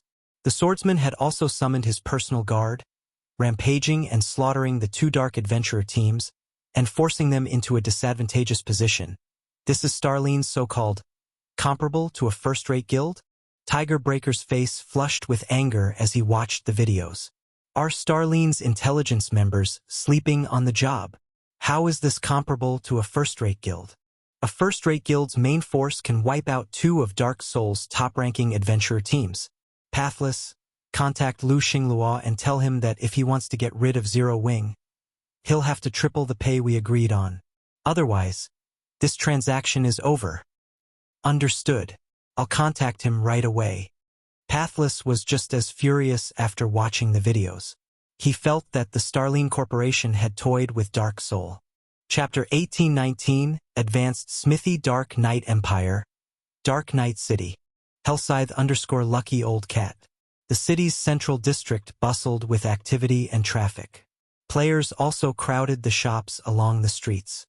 Players from other cities and kingdoms constantly visited these shops to purchase items. The Dark Knight Empire's businesses were far more popular than those in the neighboring kingdoms. In those kingdoms' capitals, level 50 secret silver equipment was rare on the market, but in Dark Knight City, such equipment was common. Some shops even sold level 50 fine gold equipment only. The prices for those items were absurdly high, way above market value due to Dark Knight City's prosperity. Many players from neighboring kingdoms brought their treasures here to sell. This made the city a hub for precious treasure. The various large guilds operating in the neighboring kingdoms had even stationed some players in Dark Knight City long-term to search for purchase opportunities. Kingdom's capital simply couldn't compare to the Dark Knight City's liveliness. Meanwhile, a towering guild hall loomed in the center of the city's central district. The guild residents occupied an area large enough to house a stadium that could accommodate tens of thousands of people. Not only would one need a high enough status to purchase such a large plot of land, but they'd also need a frightening number of coins. The land's base price was 50,000 gold, and it was one of the few spacious lands available in Dark Knight City's central district. This guild residence is so luxurious. The owner has even built a 5-story restaurant in it. This is ridiculous. I've heard it costs quite a lot to build a restaurant in a guild residence. Such a massive restaurant should cost at least 10,000 gold to build. 10,000 gold? Aren't you looking down on Starlink a little too much? The Starline Corporation established the guild. Including the building's various accessories, Starlink has spent a total of 20,000 gold to build this restaurant. The guild also built training rooms with magic array enhancements. I've heard that the mana density inside these training rooms is much higher than that of the outside world. You'll be far more efficient when training in those rooms. It's a pity that only Starlink's members can enjoy this benefit. Then, why don't we just join Starlink? A newcomer like you? Join Starlink? Starlink is one of the top 3 guilds of the Dark Knight Empire. It's no weaker than super first-rate guilds like Crimson Emperor or Unyielding Soul. Although Starlink is mass recruiting right now, it is still out of reach for a newbie like you. While the players near Starlink's residence discussed the guild, a team of 100 players atop leopards turned onto the street. The 100-man team wore exquisite uniforms and radiated majestic auras. Many experts watched the team of players enter Starlink's residence in awe. Dreaming of joining that team in the future, the 100-man team was Starlink's main force. And not long ago, the main force had defeated a level 50, 100-man team dungeon's 4th boss. Now, the team only needed to defeat the final boss to complete the 100-man team dungeon. This raid progression could already rival that of the Dark Knight Empire's 2 super first-rate guilds. Meanwhile, 3 people stood in the guild leader's office in Starlink's guild hall. These 3 watched the guild's main force, which had just returned from a dungeon raid. From a window guild leader, we have now caught up with Unyielding Soul's raid progress. Now, it is only a matter of time before we surpass Unyielding Soul and Crimson Emperor. A level 55, Tier 2 male shield warrior carrying a silver cross shield across his back said, laughing as he turned to Lu Xinglua, who wore a set of black robes due to Starlink acquiring a share of the secret pavilion's magic crystal vein. The guild acquired a large number of magic crystals every day. This allowed the guild to sustain the magic arrays powering the guild's training rooms. With this, the guild's experts could continuously train and improve rapidly. Once the guild had accumulated enough Tier 2 players, it was only a matter of time before they obtained the first clear of the level 50, 100-man team dungeon they were raiding. Now that their guild didn't have to worry about magic crystals, they were able to nurture guild experts much faster. In 1 or 2 months, Starlink might even surpass Crimson Emperor and Unyielding Soul's expert count, becoming the Dark Knight Empire's #1 guild. Not bad. The struggle for the Thorn Fortress is about to start. For a while, divert all of the magic crystals we obtain to nurturing as many Tier 2 players as possible. I want to see how Crimson Emperor and Unyielding Soul intend to compete with Starlink when we obtain the management rights to Thorn Fortress. Lu Xinglua said, smiling. Understood. Guild leader, rest assured. I'll make sure that we have more Tier 2 experts than Crimson Emperor and Unyielding Soul by the time the struggle begins. The shield warrior promised as Lu Xinglua was about to discuss their plans for the struggle over Thorn Fortress. He received a message notification, a message from Dark Soul. Lu Xinglua muttered when he noticed the sender's identity. By the time he finished reading the message, his expression had darkened. Have the people from Dark Soul gone mad? They're actually tripling their price to deal with a small guild like Zero Wing. Guild leader, we just received a message as well. It seems that Dark Soul's members have ambushed Zero Wing's main force.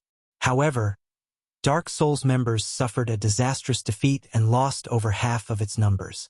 I suspect that this has something to do with their new demands. Dawn Webb, a level 55 Tier 2 female elementalist and the third person in the room, explained Yuri, saying that Dark Soul tried to ambush Zero Wing, but the guild turned the tables on them. For a moment, Lu Xinglua thought he had heard wrong. How is that possible? It's true. Some people have posted the battle videos on the Eclipse Gate's official forums. Almost everyone in the Eclipse Gate is talking about it. Dawn Webb said as she forwarded a few battle videos to Lu Xinglua. So, that is the case. Lu Xinglua could not help his frown as he watched the recordings. No wonder why a measly bug dares to oppose me. Guild leader, are we still going to take care of Zero Wing? Dawn Webb asked, of course. Lu Xinglua said determinedly. But before we do, we have to secure the Thorn Fortress. Send a reply to Dark Soul. Tell them that they can forget about tripling the price. I'm not going to triple their pay just because they got scratched. However, I am willing to tweak the conditions of our agreement.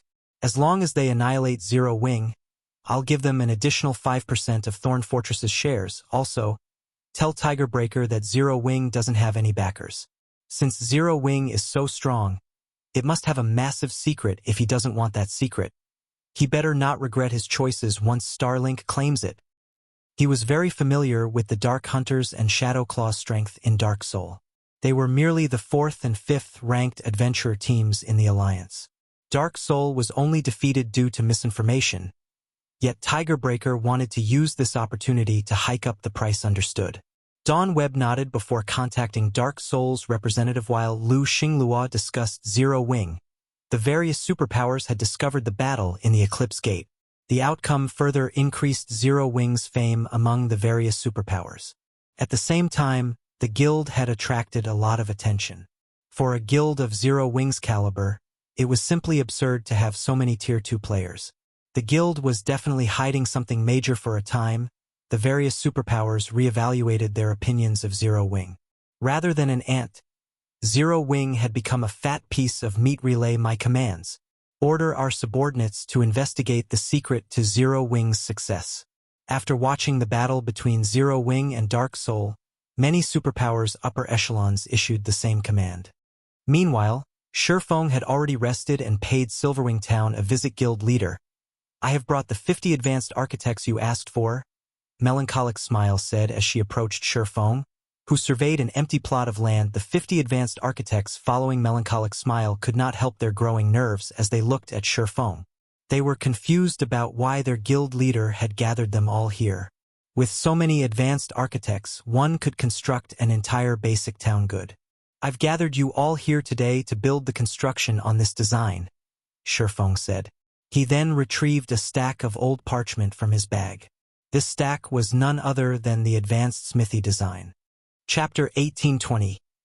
Upgrading Silverwing Town, an advanced Smithy? Melancholic Smile could not help her surprise when she saw the description of the design Shifeng took out at this point in time. She was quite knowledgeable about advanced constructions. Every advanced construction had functions that far surpassed their basic counterparts.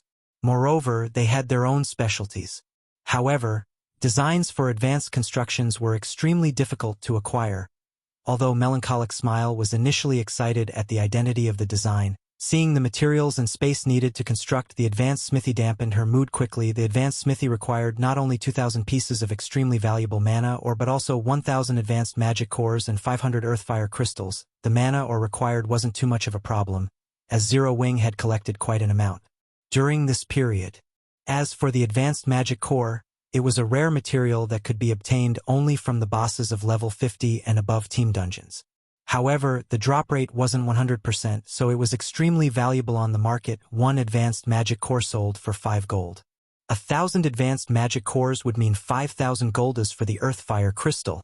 It was even more valuable, as it could be acquired only in the fields, particularly mountainous regions with fiery environments.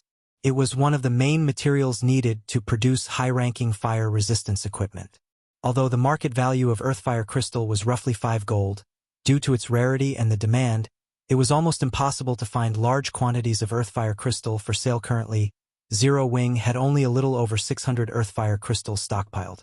Spending 500 crystals in one go would deplete the guild's inventory. Aside from the 3 aforementioned materials, the advanced smithy also needed 10,000 magic crystals to construct. The total cost of its construction came to roughly 30,000 gold. Currently, Zero Wing was developing rapidly and needed to spend money on various fronts. If not for Zero Wing City, the guild wouldn't have been able to keep up with its expenditures. Hence, spending 30,000 gold's worth of rare materials to construct an advanced smithy truly wasn't a wise course of action. However, before Melancholic Smile could try to dissuade Shifeng, He had already distributed the tasks to the advanced architects. He even had the necessary materials prepared already. All the 50 advanced architects needed to do was build the structure. Although Zero Wing's main force had suffered some casualties and lost 20-odd pieces of equipment in the battle with the two Dark Adventurer teams, the spoils of war they gained were far more valuable. The members of Dark Hunters and Shadowclaw were experts among experts. They were all geared in excellent equipment that was only slightly inferior to Zero Wing's, however, while the quality of the equipment Zero Wing looted was indeed slightly inferior to the equipment it lost. The quantity easily made up for the poorer quality in total. Zero Wing had gained over 400 pieces of level 50 secret silver equipment and 60+ pieces of level 50 fine gold equipment. After deducting the compensations and rewards given out, Zero Wing had still netted more than 10,000 gold from that single battle. However, even if one had 10,000 gold, they would be hard-pressed to acquire so many pieces of up-to-date top-tier equipment, although the profits from this battle were not enough to cover the construction cost of the advanced smithy. The advanced smithy served a great purpose. As an advanced construction, it could elevate the prosperity and popularity of a town by a significant margin. At this point, Silverwing Town already possessed sufficient basic constructions and security to get upgraded into an intermediate town. Now, it just had to accumulate sufficient popularity and prosperity. However, constructing the advanced smithy wasn't an easy task. Aside from advanced architects, it needed one player capable of drawing advanced magic arrays because the advanced smithy required the inscription of many magic arrays for the following period. Feng could be seen busily inscribing magic arrays onto the constructed walls and floors of the advanced smithy. Someone looking at Silverwing Town from some distance away would notice that a section of the town's outer area had suddenly been cordoned off and something big was under construction there. This situation immediately attracted the attention of many resting players nowadays. Silverwing Town had already become the most popular town in the Orc Empire. Many guild players seeking to grind in the Orc Empire or raid the teleportation war fortresses chose to rest in Silverwing Town.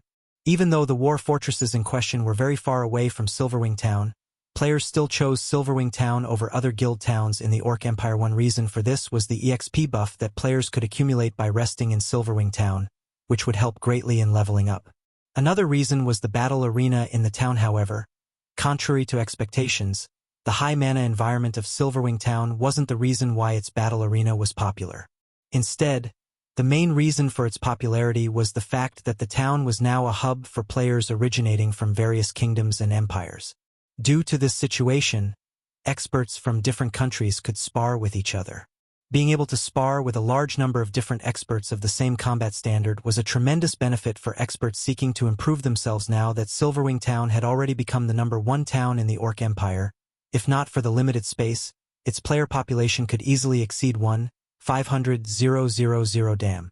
Silverwing Town is already crowded enough, yet Zero Wing is actually wasting such a large, empty space on another building. That's right. With the number of buildings in the town continuously increasing, the number of players the town can accommodate will keep declining. I'm not even sure if I can squeeze my way into the town tomorrow. The players resting in a nearby bar could not help but frown when they saw the stadium-sized structure under construction.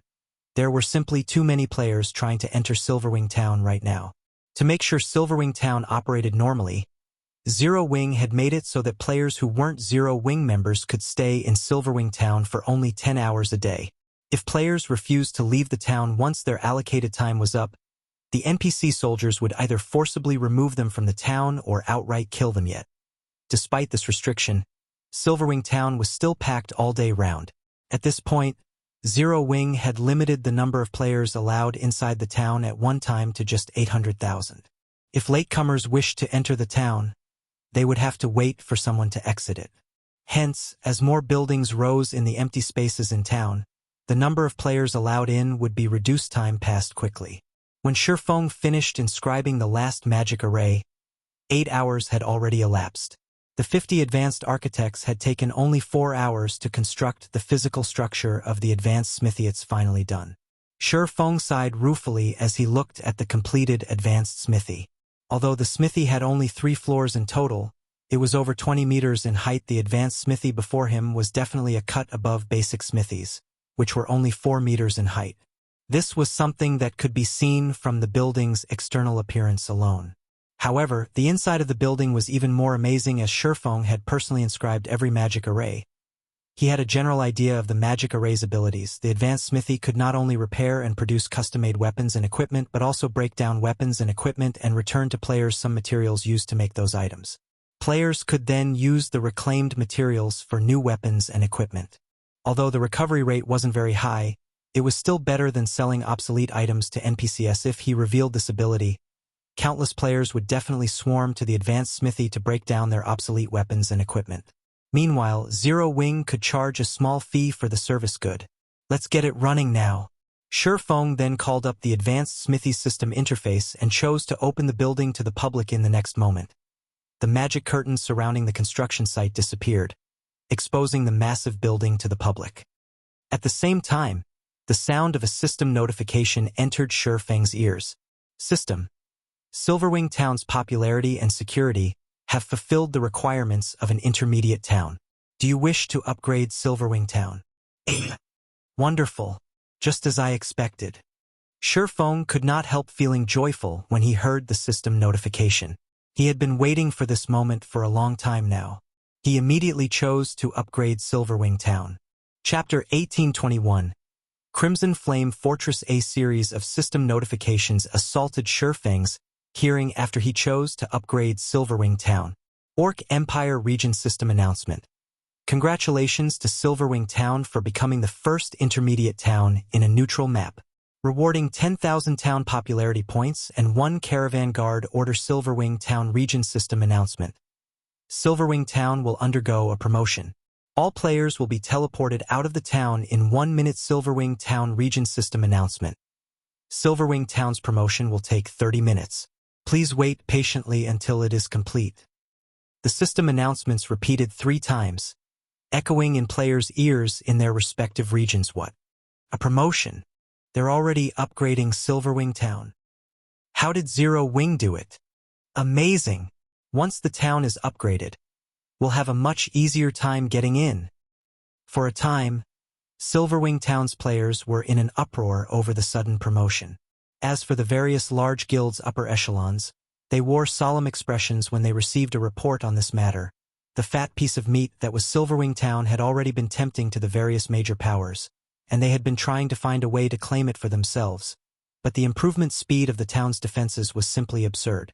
The NPC soldiers the town had recruited were also becoming increasingly powerful.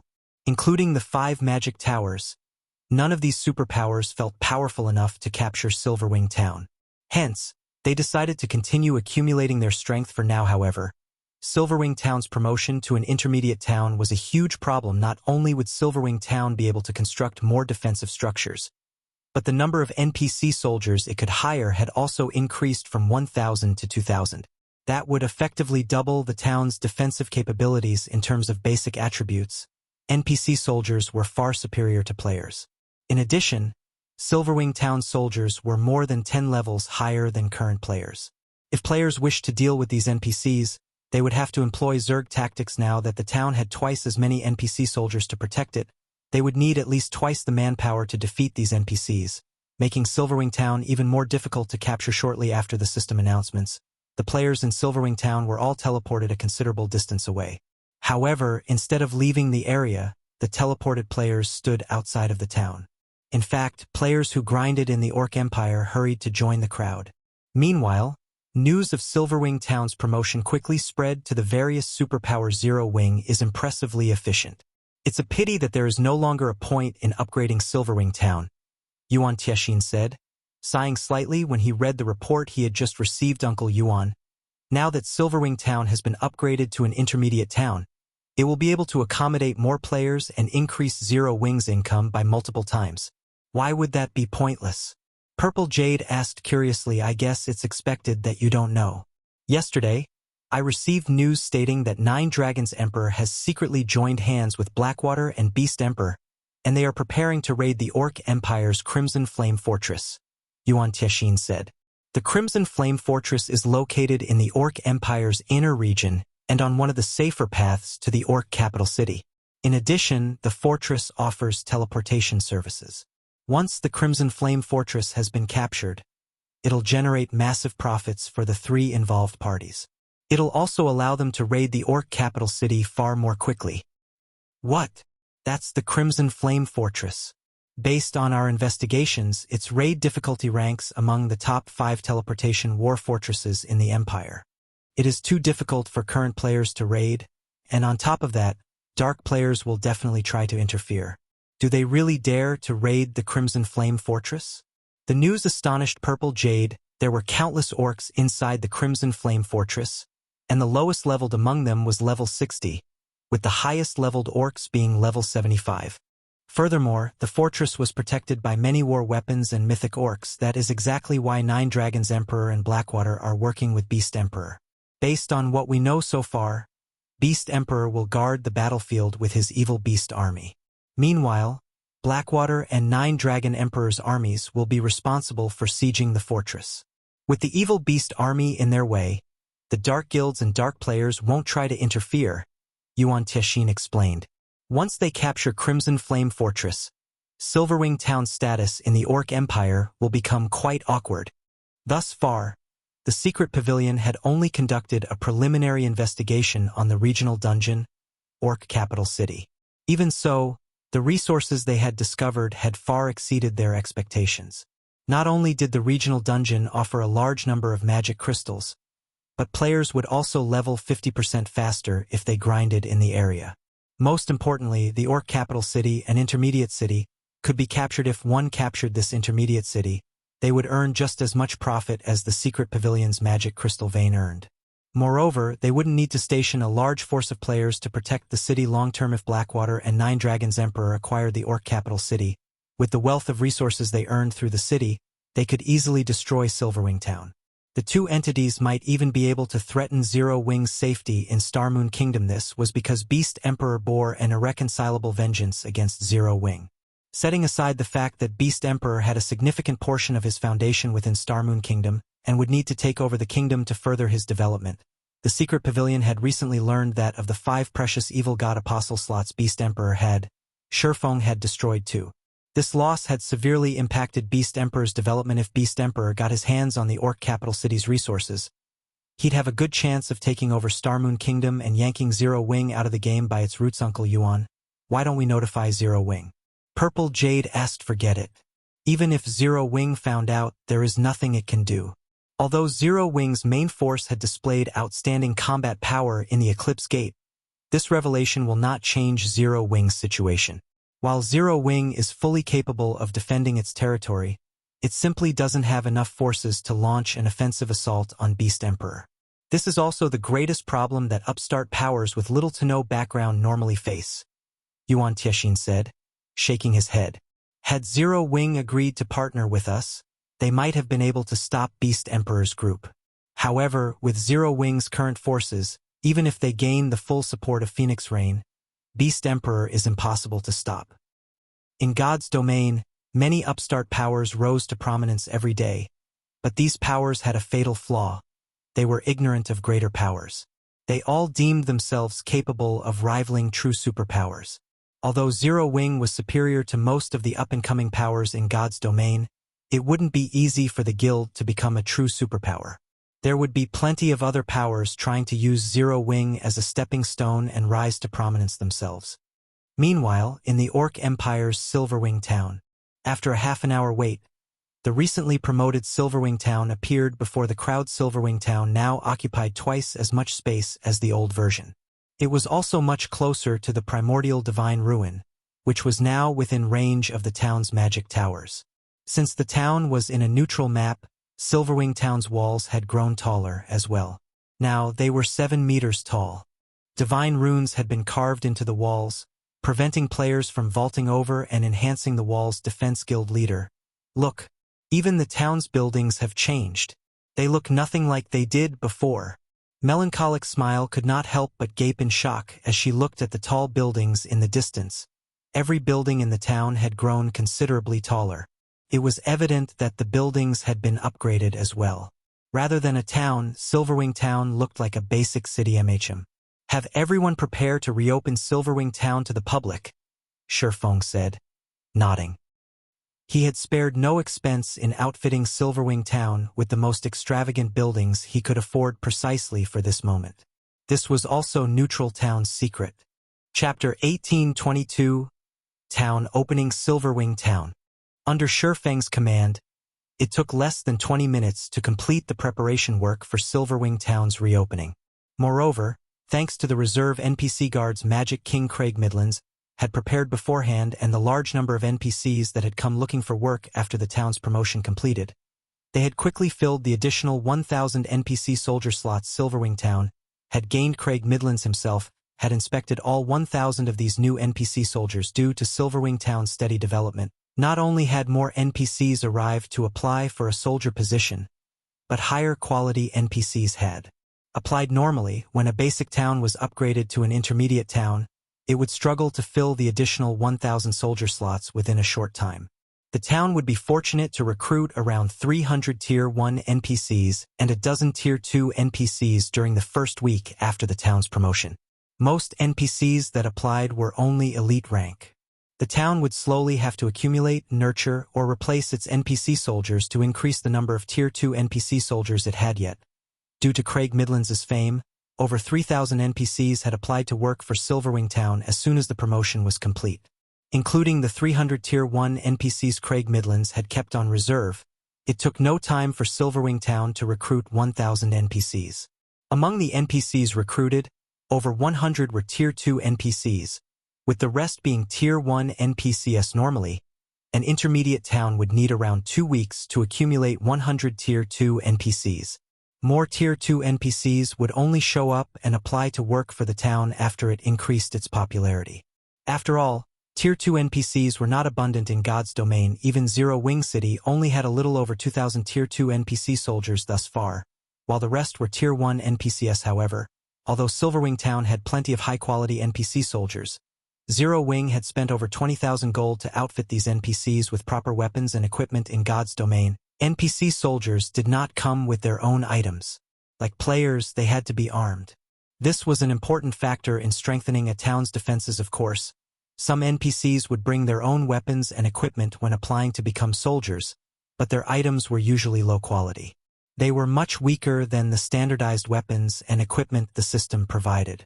Naturally, the combat power these NPCs would be able to display would depend on the quality of their weapons and equipment.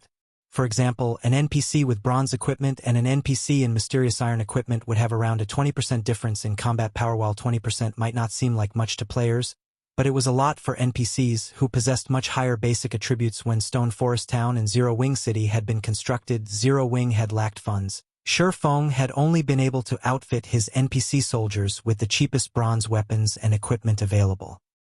He had only started to upgrade the NPC's gear after the guild had money to spare. A large fraction of the investments needed to develop a town had to be spent on the NPC soldiers' weapons and equipment. In addition, these weapons and equipment needed regular repairs, which would also cost a considerable amount of money. These reasons were why most of the various large guilds avoided owning too many towns. This even held true for the various superpowers. Although the superpowers occupied many towns, they would not arm every one of them to the teeth. Instead, they would focus on developing a few select towns. However, arming the NPC soldiers with better items was why many first-rate guilds' headquarters were able to withstand sieges from super first-rate and super guilds. The longer a town developed, the stronger the NPC soldiers guarding it would become. When fully equipped with top-tier equipment, NPC soldiers could even contend with players of a higher tier. Fortunately, with the exception of some extremely powerful top-tier equipment, the majority of the weapons and equipment NPC soldiers used could be purchased from the system with coins. There was no need for players to invest time and effort into farming weapons and equipment. Hence, Shifeng had spent over 20,000 gold to arm the newly recruited NPCs. A full set of level 50 to 100 bronze equipment would cost 2 gold coins. This was extremely cheap compared to players' equipment. However, as equipment quality increased, so did the price. Level 50 to 100 mysterious iron equipment cost 10 gold per set, while secret silver equipment cost 100 gold, fine gold equipment cost 600 gold, dark gold equipment cost 1,500 gold, and epic equipment cost 6,000 gold per set. With how many NPC soldiers a town had, it was no exaggeration to say that a town's development was a bottomless pit financially. For Silverwing Town, Shifeng had decided to arm the Tier 2 NPCs with secret silver equipment and Tier 1 NPCs with mysterious iron equipment. Although Zero Wing had earned a lot of funding through Zero Wing City and Stone Forest Town, Shifeng planned to invest the majority of that money in the Lost Town. The Lost Town was, after all, far more important and valuable than Silverwing Town Guild leader. We have assigned duties to all of our NPC soldiers. Should we open the town now? Aqua Rose asked. Smiling, she looked at the rows of equipped NPCs before her due to their continuous investment in Silverwing Town. These NPC soldiers had far better equipment than those in Stone Forest Town and Zero Wing City. Among the initial 1,000 NPC soldiers, over 100 Tier 2 NPCs wore fine gold equipment, while the remaining NPCs wore secret silver equipment. This was unimaginable for other guilds. Normally, other guilds would, at most, arm their NPC soldiers with mysterious iron equipment, spending the majority of their money on building the town's infrastructure. All right, let's open the gates. Shifeng said, nodding. Oh, right. Guild leader, should we limit the number of visitors?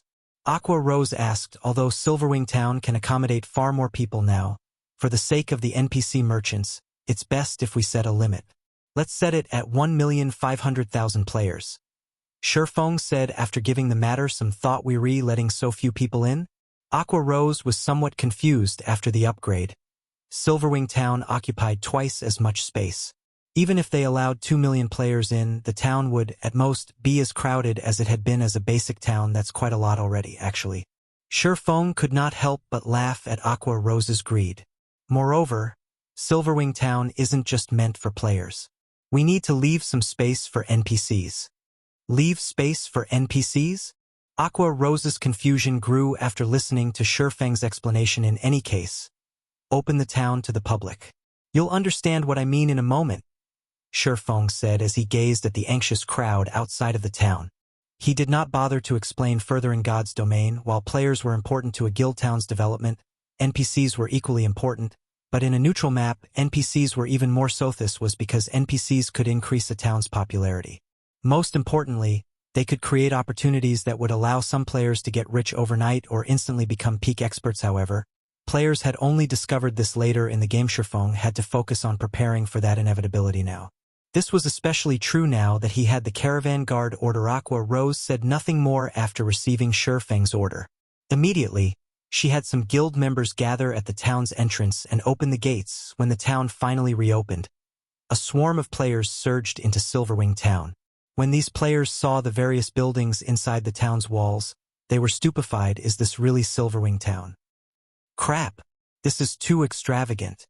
This place can rival a small NPC city. Everyone exclaimed in shock when they saw the town's tall buildings. Quick! Come over here and take a look. There's a 5-story tall smithy. Amazing! What kind of smithy is this? It's actually run by NPC master forgers.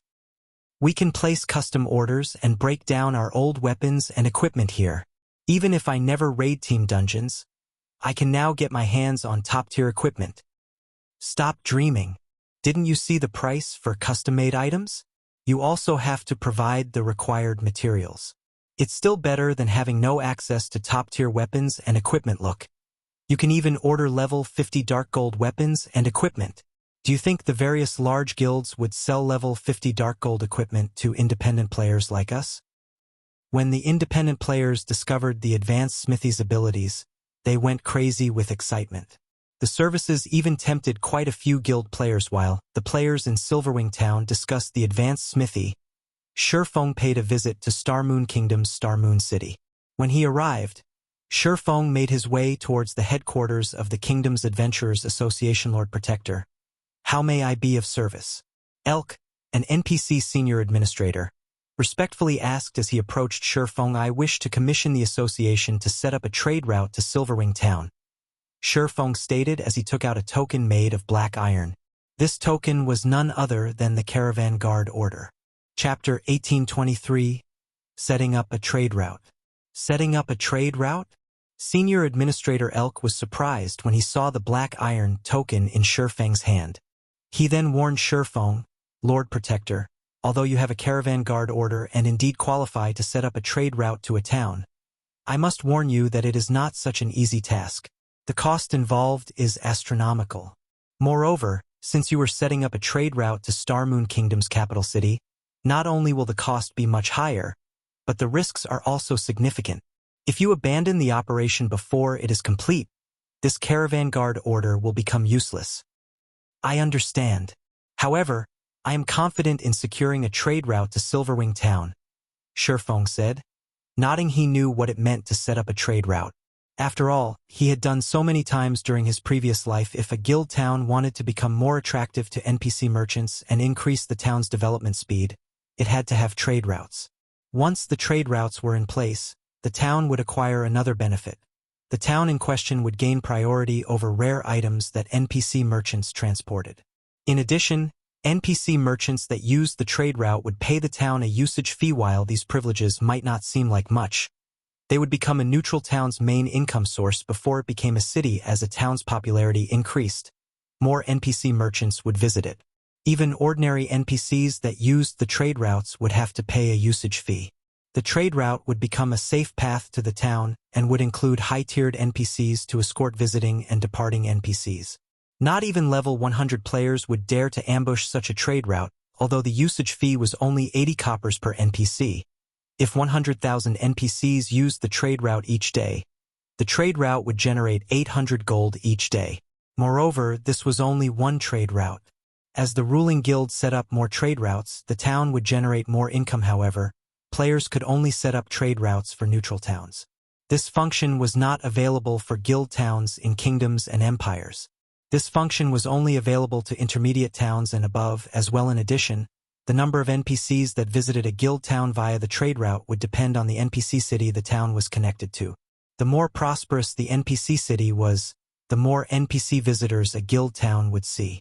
If players set up a trade route to a capital city, it was almost guaranteed that their guild town would see 100,000 to 200,000 visiting NPCs every day. If the trade route were connected to an ordinary NPC city, the town would only receive around 20,000 to 50,000 NPCs. However, the more prosperous an NPC city was, the more difficult it would be to set up a trade route. Aside from a revenue source, trade routes were a good method for players to acquire rare resources. Not all of an NPC merchant caravan's goods were available to players. A considerable portion would be reserved for other NPCs.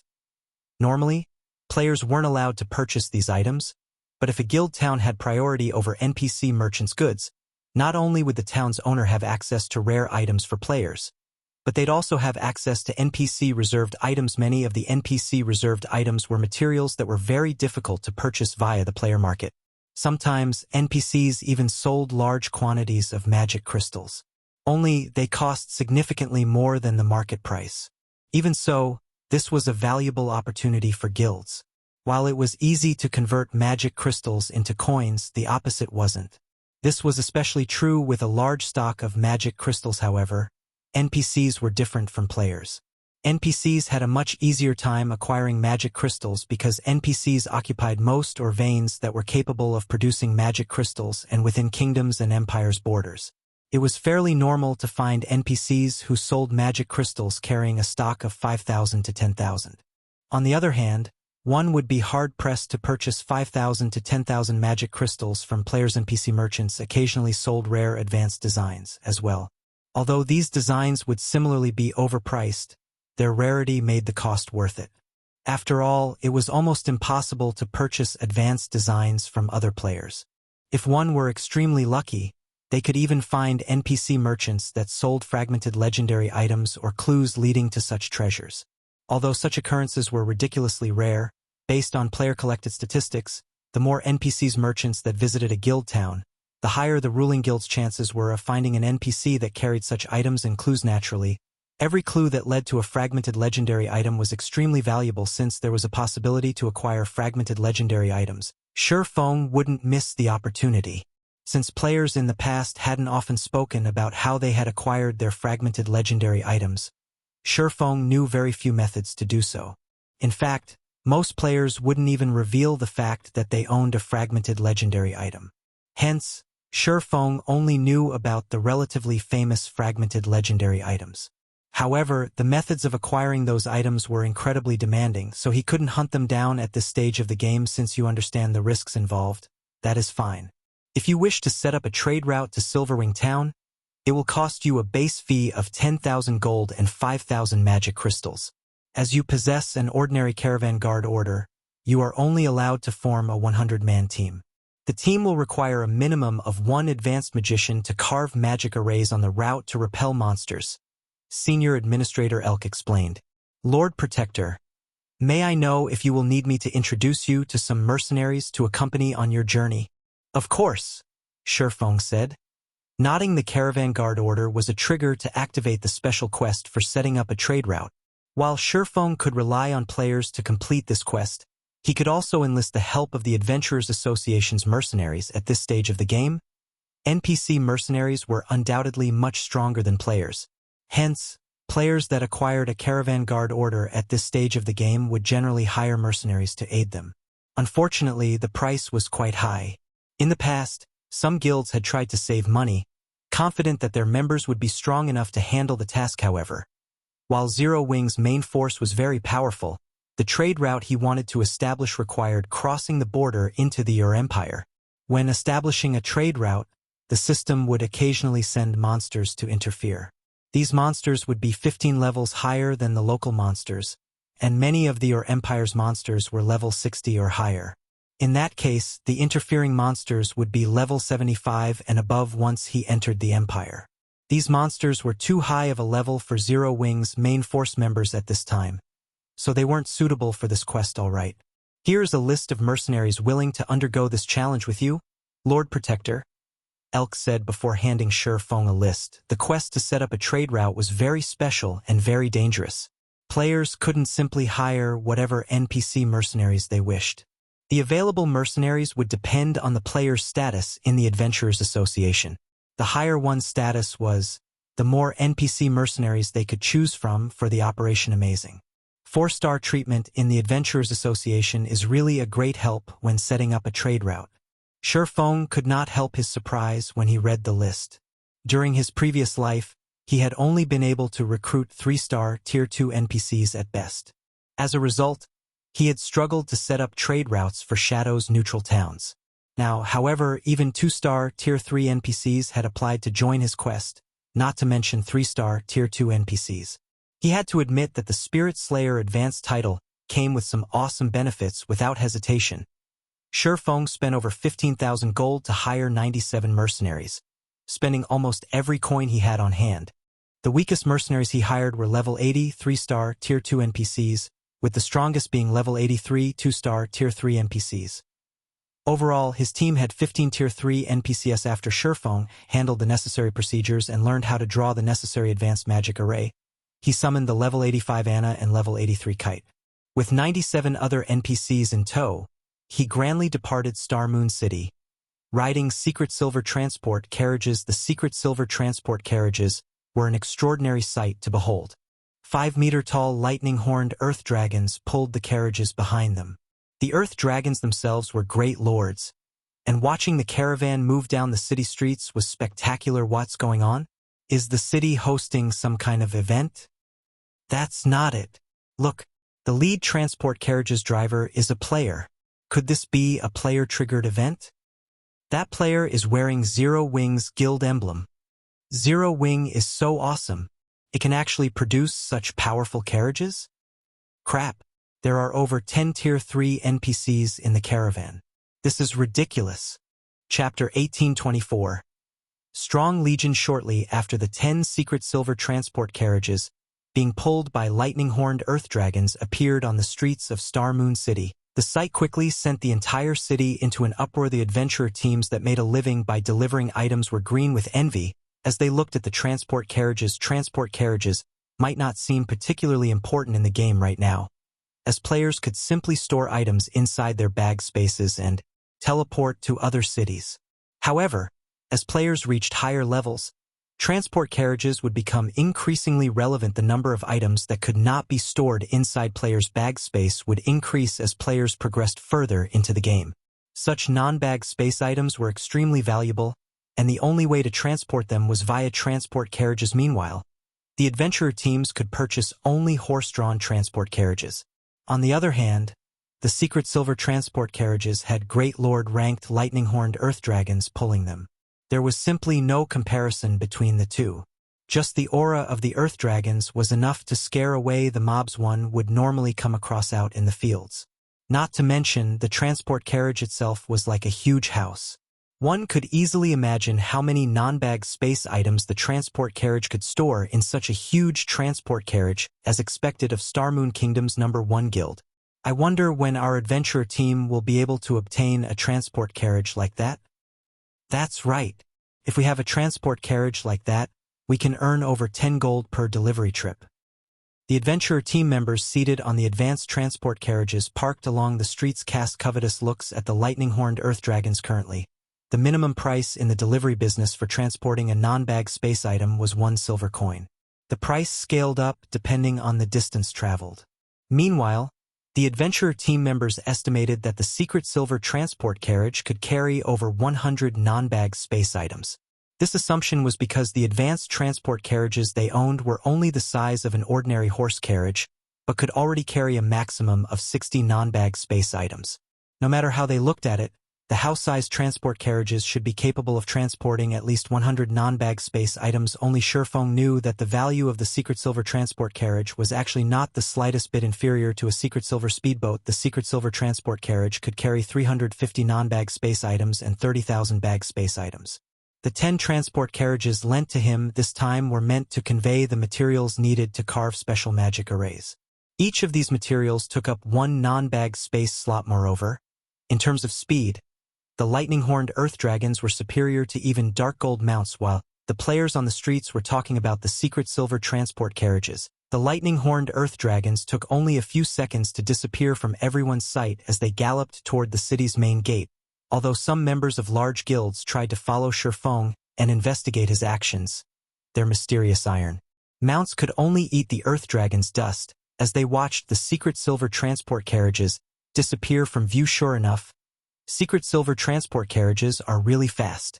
If Zero Wing can acquire 1, transporting diamond wood and 7 luminaries crystals on land would be a lot easier.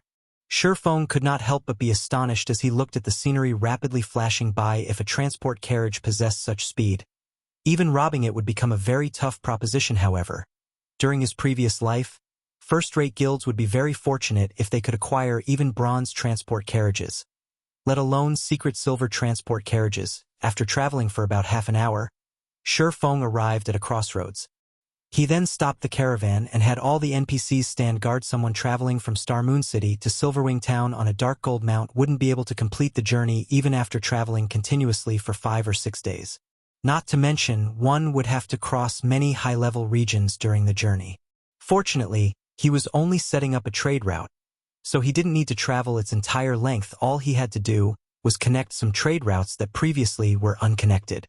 By doing so, he would be able to bypass a few high-level regions and carve out a trade route to Silverwing Town that would come across monsters no higher than level 80 if this task were left to a first-timer. Creating such a safe path without several days' worth of research would be impossible, due to a lack of familiarity with the existing trade routes of Star Moon Kingdom. Shurfeng, however, knew the trade routes present within the kingdom like the back of his hand. After all, back when he was serving as Shadow's guild leader, he had been the one responsible for setting up the majority of the trade routes owned by Shadow. Hence, he was well aware of which existing trade routes would get him from Star Moon City to the borders of the Orc Empire safely and swiftly. Shurfeng spent about 10 minutes to carve out a magic array in the middle of the crossroads. When he activated the magic array, a blue ripple spread out from the magic array and stopped only after covering a 30,000-yard radius.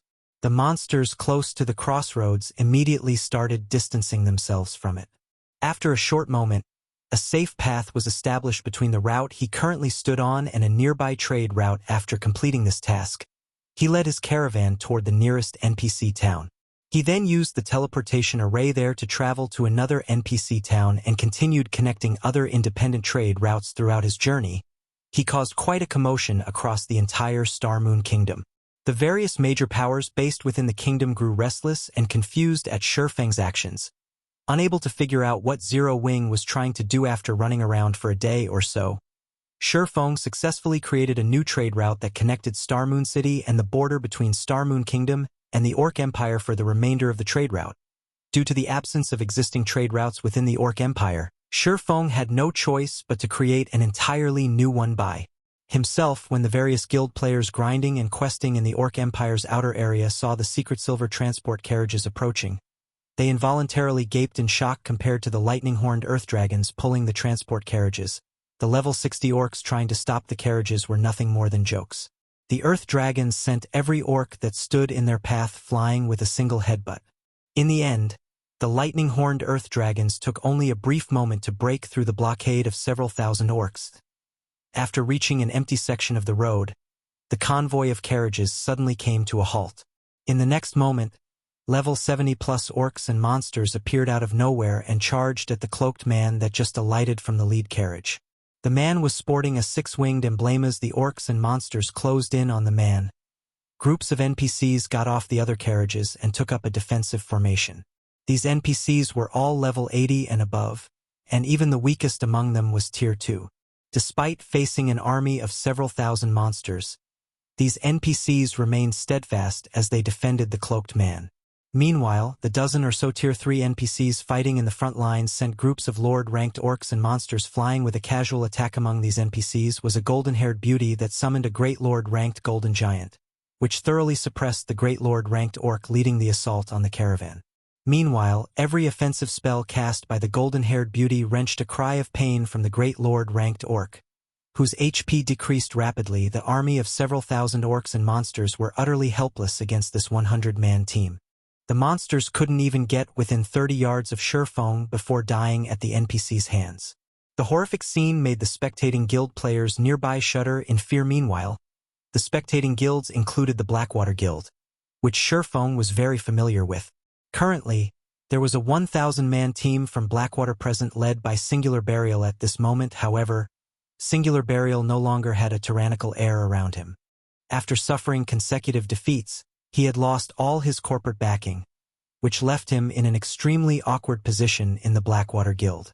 Now, he was only an inconspicuous elder in Blackwater. Moreover, he was only level 53 right now.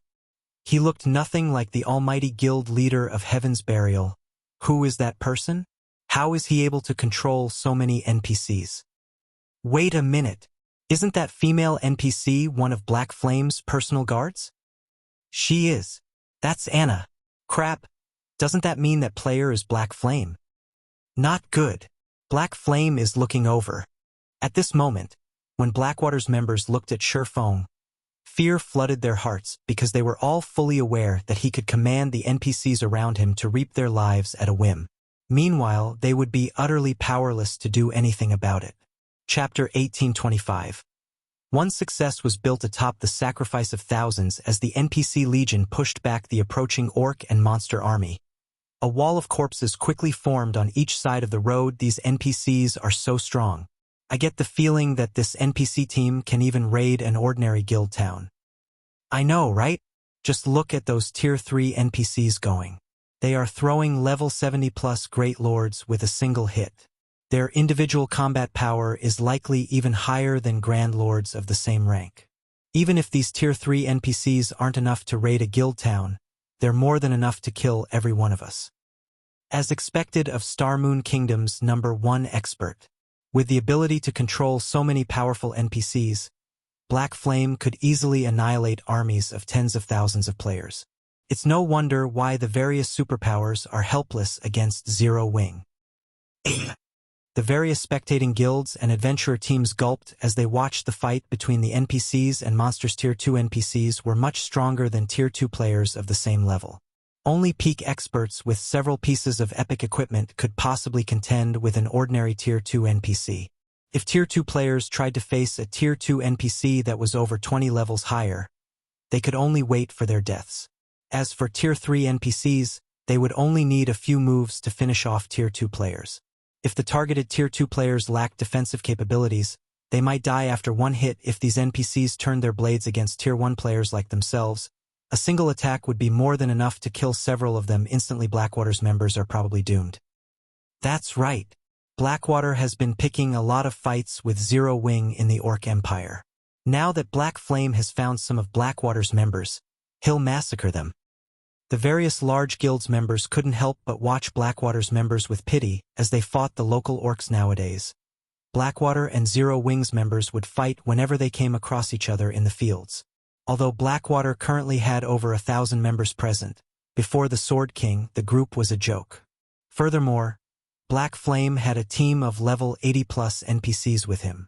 This further reduced the chances of Blackwater's members escaping this place alive. Why is Black Flame here? We're doomed. We're doomed. Fear colored the faces of Blackwater's members as they watched Sherfong. They had experienced the man's might firsthand, so they knew just how powerful he was. Black Flame was truly unstoppable. He could easily single out and kill a specific player while surrounded by an army of tens of thousands. Although their team currently had over 1,000 well-equipped elite and expert players, Black Flame could annihilate them all by himself. Their only option was to run. If others heard their thoughts, they'd be a laughingstock. If 1,000 elite players simultaneously attacked a single expert, one move should be enough to end the battle. Even a peak expert would try to avoid a 1,000-man enemy elite team. How could a lone player possibly defeat an army of elite players? However, they knew very, very well that the likelihood of such a situation was high.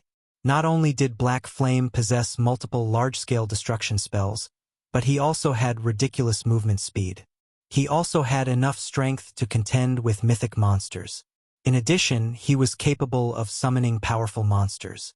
It wasn't an exaggeration to call Black Flame a one-man army, damn it. Why is he here? Singular Burial paled when he saw Sherfang's cloaked figure looking at Sherfang now. Singular Burial was no longer as confident as he had been in the past.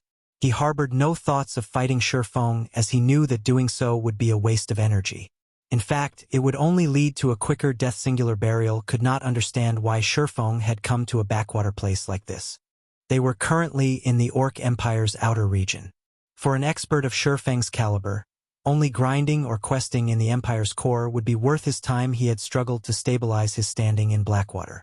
In the hopes of elevating his position in the guild, he had been doing his best to raise the Heaven's Burial members that had followed him to join Blackwater. Yet before his efforts could bear fruit, he had encountered Sherfang. "Commander, what should we do?" Daybreak Fog revealed a somber expression when she saw Sherfang. As well, after Heaven's Burial disbanded and Flameblood was crippled, over half of Heaven's Burial's main force members had chosen separate paths. Because of this, their positions in Blackwater had plummeted. Among their 1,000-man team, only 100 or so were experts. While this might be a high number compared to other 1,000-man elite teams, it was nowhere near enough to deal with Sherfang.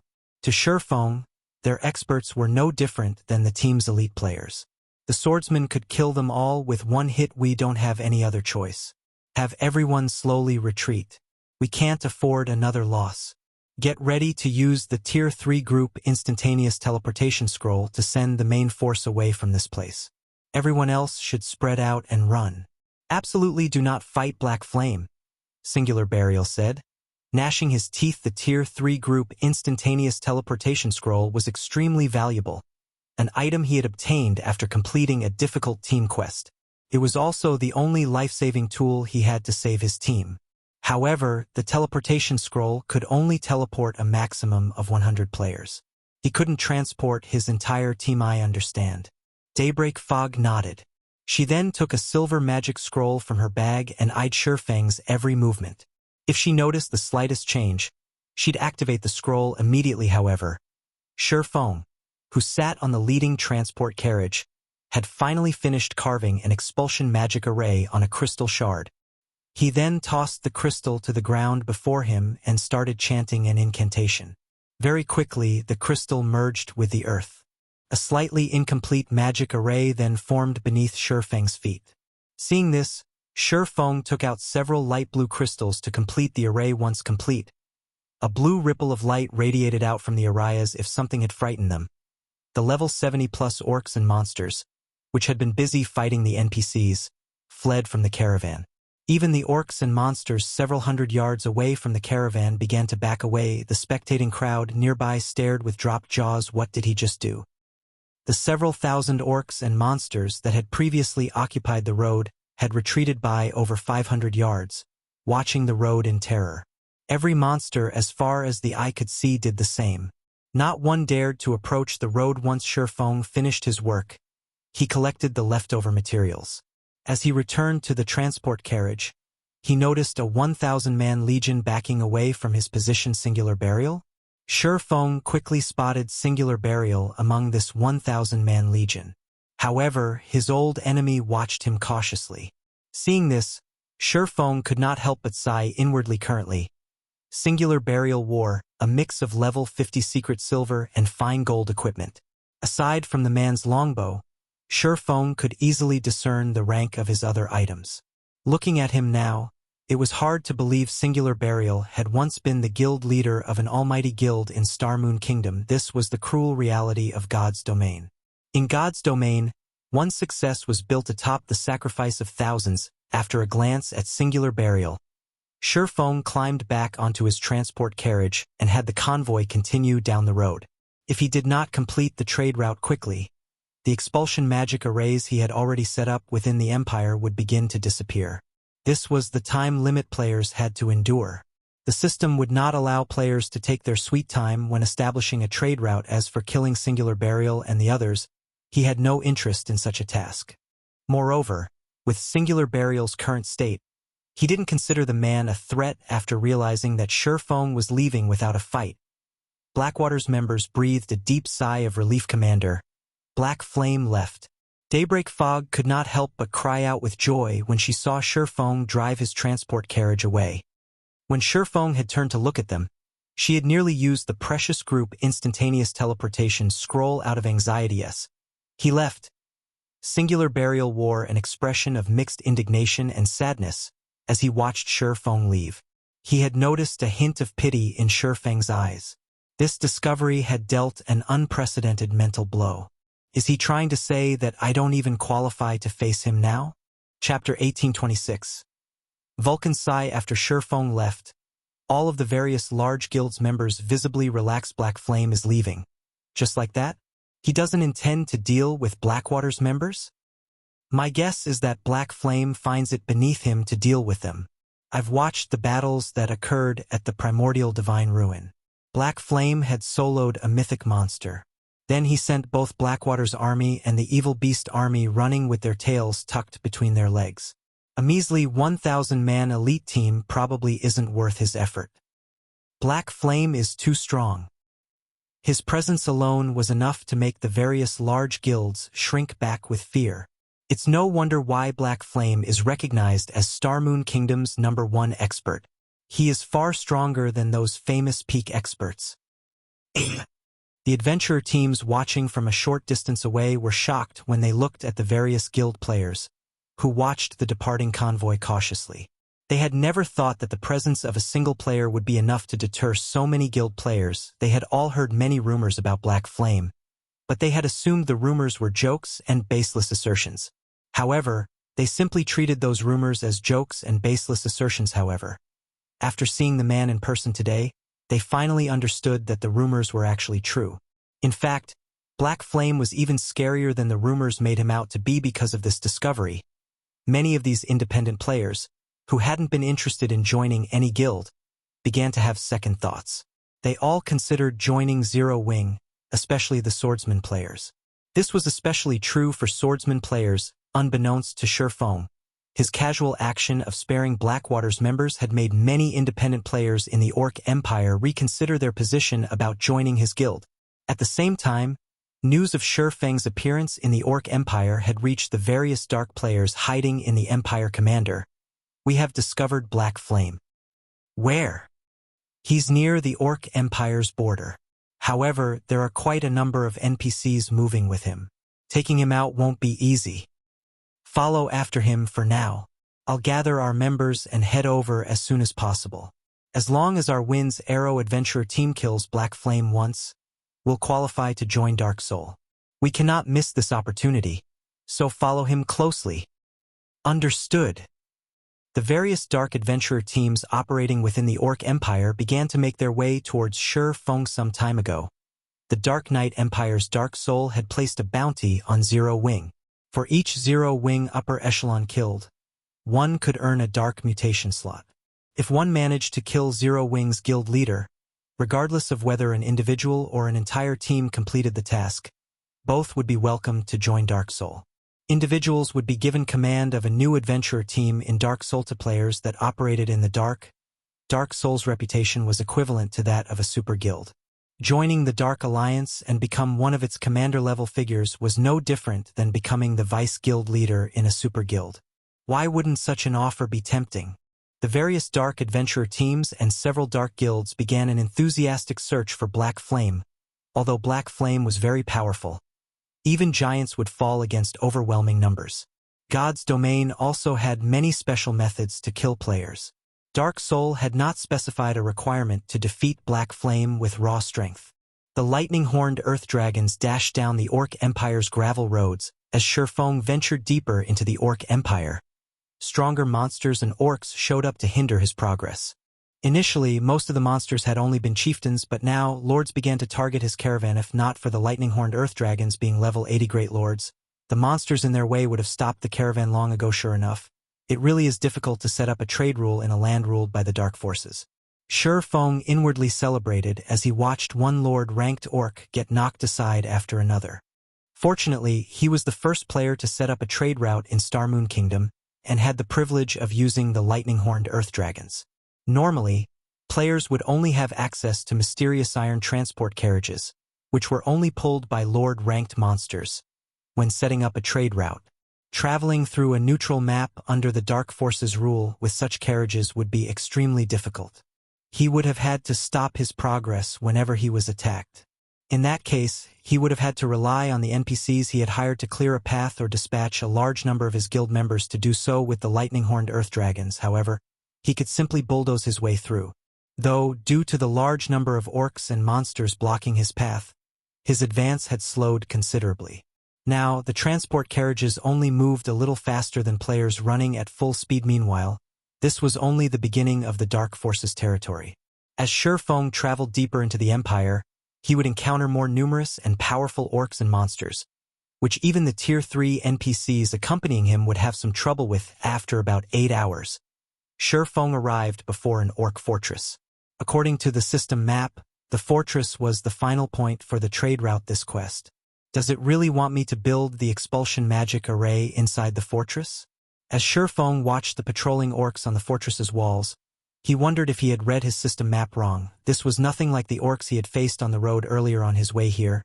He had faced wild orcs or orc patrols, but these orcs were members of the Orc Empire's well-trained army.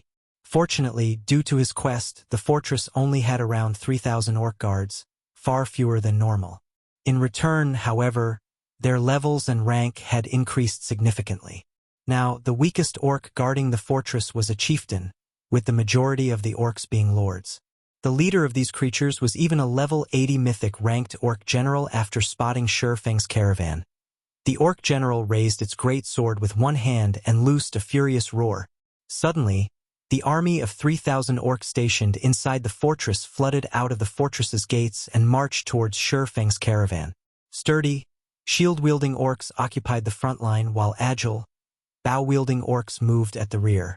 The orc army's approach even made the NPCs with Sherfong nervous. Sherfong could see well over 100 Great Lord-ranked orcs and over a dozen Grand Lords. This force was on an entirely different level than the caravan's contingent. As Sherfong wondered if something had gone awry, the sound of a system notification reached his ears. System. You have triggered the epic trade route quest, Orc King's Ambitions. You may choose to accept or abandon this quest. If you complete this quest, you will receive a commendation from Starmoon Kingdom and qualify to build an airport. Abandoning this quest will not affect your original trade route quest. If you choose to abandon this quest, the system will designate an alternative path for the trade route. You have 3 minutes to consider. An epic trade route quest? Sherfong was stunned when he read the system notification, but after seeing the quest rewards, he couldn't help his growing excitement. Could this be the reward for being the first player to set up a trade route? The qualifications to build an airport. Countless guilds in neutral maps dreamed of acquiring this qualification, but very few succeeded in doing so. In the past, not a single guild had revealed how they had managed it. Meanwhile, the sensational scene at the Orc Fortress stupefied the various Dark Adventurer teams and Dark Guilds following Sherfong. Crap. What's going on? Is Black Flame trying to raid the fortress? Does he intend to raid a fortress by himself? Is he crazy? Black Flame is insane. That's an orc fortress we're talking about. Although he can stand against a mythic monster for some time, capturing a fortress is a different story entirely. Even if he has some NPCs to support him, ambushing a fortress is impossible. As the dark players watched the distance between the orc army and Shurfang's caravan decrease, they were dumbfounded. They had watched many guilds try to raid one of the Orc Empire's fortresses before, but this was the first time they had seen a single player attempt it. "Commander, what should we do? Should we attack Black Flame? These orcs are too high-leveled. Moreover, there's a mythic orc among them. If we attack carelessly, we might get dragged into the fight. Let's wait. It won't be too late to take action once the orc army pushes Black Flame and his NPCs back." All of the Dark Adventurer teams and Dark Guilds following Shurfang came to the same decision meanwhile. As the orc army approached the caravan, Shurfang and his NPCs prepared for battle. "Let's give it a try," Shurfang decided after analyzing his current combat power and the challenge. The quest had only mentioned that he needed to set up an expulsion magic array in the fortress, not capture the fortress. There was a huge difference between the two tasks. Naturally, the former was far easier. Moreover, this was a valuable opportunity. It would be a huge waste to give it up. Grinding his teeth, Shurfang accepted the quest. He then pulled a magic scroll with crimson divine runes from his bag. This magic scroll was none other than the Tier 4 continuous use magic scroll, Vulcan Sigh, which he had acquired from the gold magic crystal treasure chest in the Eclipse throne. The magic scroll was even more valuable than ordinary epic equipment. Vulcan Sigh was also an extremely rare summoning scroll. He had hoped to save the scroll as a trump card for any future guild wars, but using it to complete this epic trade route quest was worth the expenditure, following which, Shurfang injected 1,000 magic crystals of mana into the magic scroll and activated it. In the next moment, a crimson, threefold magic array manifested beneath Shurfang's feet. The sky also began to transform, and the earth started to quake. Why did the sky suddenly go dark? Everyone noticed dark clouds block out the sun. A moment later, the space around Shurfang began to freeze. The spectating dark players felt a powerful aura assault their minds and bodies. Chapter 1827. Battle of Monsters. As the dusky space froze, over 24 magic arrays appeared in the cloudy sky, radiating a light that illuminated the orc fortress and its surroundings. As these magic arrays manifested, the dark players felt their aura's intensity increase, making their bodies feel much heavier than a moment ago. As the heavy feeling grew, they began to panic. What's going on? Why can't I move? What did Black Flame do? Everyone quickly discovered that they couldn't even move a finger, much less walk away. They felt as if time had stopped. Moreover, they weren't the only ones subjected to this phenomenon. Even the orc army had fallen deathly silent. Some orcs had even lost strength to stand and fell to a knee, terrified, following which, the sky shattered and formed a massive black hole. If one looked closely, they would notice a pair of flaming eyes, as large as small mountains, within the black hole. As these eyes appeared, the pressure on the players present increased yet again. Immediately, all of the orcs, including the mythic ranked orc general, slumped to the ground and shuddered in fear. What's going on? It's over. We're doomed. Damn it. This must be a trap Black Flame set up. We've been tricked. As the dark players looked up at the massive pair of eyes, they sensed their impending death and destruction. They weren't even ants before the owner of those eyes. As long as the creature willed it, its aura alone would slay these players. It wouldn't even need to attack. The players from the various Dark Adventurer teams and Dark Guilds suddenly regretted their decision to target Shurfang, just as everyone cowered before their doom.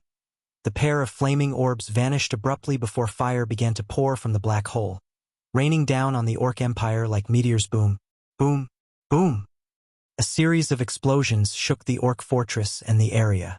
The ground trembled so violently that the dark players, who stood quite a distance away, nearly lost their footing. The shower of fire continued for 6 seconds, transforming the earth under the Orc army into a burning hellscape.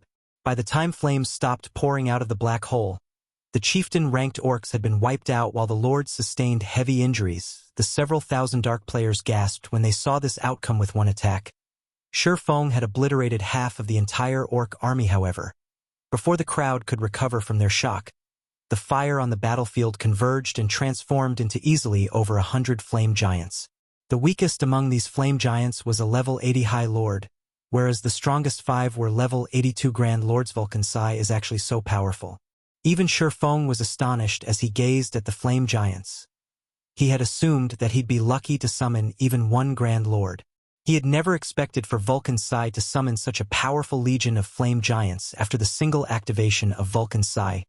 Feng noticed that the magic scroll had lost half of its durability. In other words, Vulcan Sigh was a continuous-use magic scroll that could only be used twice. Moreover, he would have to wait 2 natural days before he could use the scroll again. He could not use it consecutively, however. Feng was very satisfied with the result. Although most Tier 4 continuous-use magic scrolls could be used 4 to 6 times, their effects couldn't compare to Vulcan's Sigh. The Flame Legion's arrival instantly disrupted the Orc army's formation. The 20-meter-tall Grand Lord-ranked flame giants sent over a dozen orcs flying with a single slap. In terms of strength, even the Grand Lord-ranked orc warriors were no match for the Grand Lord-ranked flame giants for a time. The Legion of Flame Giants brought chaos to the orc army. The battle between the flame giants and orcs was earth-shattering.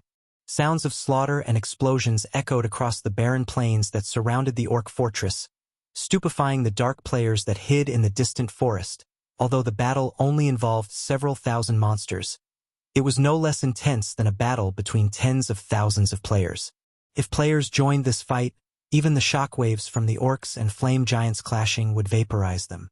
While the orc army tangled with the Flame Legion, Feng used the opportunity to lead his NPC mercenaries past the orc army and towards the orc fortress. He did not need to exterminate the orc army to capture the fortress. He only needed to set up the expulsion magic array inside of it. Moreover, Feng did not think that he could defeat the orc army. The army was led by a mythic orc, after all. Although the flame giants were powerful, a mythic-ranked creature could easily suppress them. Furthermore, the Flame Legion was badly outnumbered. It was only a matter of time before the orcs wiped the Legion out. When Feng was within 500 yards of the fortress, the level 80 orc general discovered his group. With a roar, the orc general raised its greatsword, firing a chilling beam attack at the Grand Lord-ranked flame giant before it. The attack sent the flame giant flying back as a layer of ice formed on the ground before the orc general. The mythic orc then led a group of subordinates as they ran down the icy path its attack had created to block the fortress's entrance with their bodies. Other orcs also began to abandon their fights with the flame giants, charging towards Feng's group. Sure enough, they won't let me through so easily. Feng smiled bitterly as he looked at the orc general before the fortress's entrance. He then turned toward Anna and ordered, "Do it!" Nodding, Anna began to chant as she approached the orc general. When less than 100 yards separated the two, Anna finished her spell and pointed her staff at the orc general. Suddenly, a level 85, Tier 4 Valkyrie descended from the sky. Using an advanced instantaneous movement, the Valkyrie instantly appeared before the orc general and swept the lightning spear in her hands at the mythic orc boom. Failing to react in time to the strike, the orc general and a dozen or so Great Lord-ranked orcs got sent flying over 100 yards to the side. The Valkyrie's frightening strength had even shattered the ground before her, creating a small ravine. Good. Feng then led his group into the fortress, commanding his NPC mercenaries to guard the entrance while he headed for the system-designated location to set up the expulsion magic array. The fortress's entrance wasn't particularly large. 20 NPCs would be more than enough to form a barricade.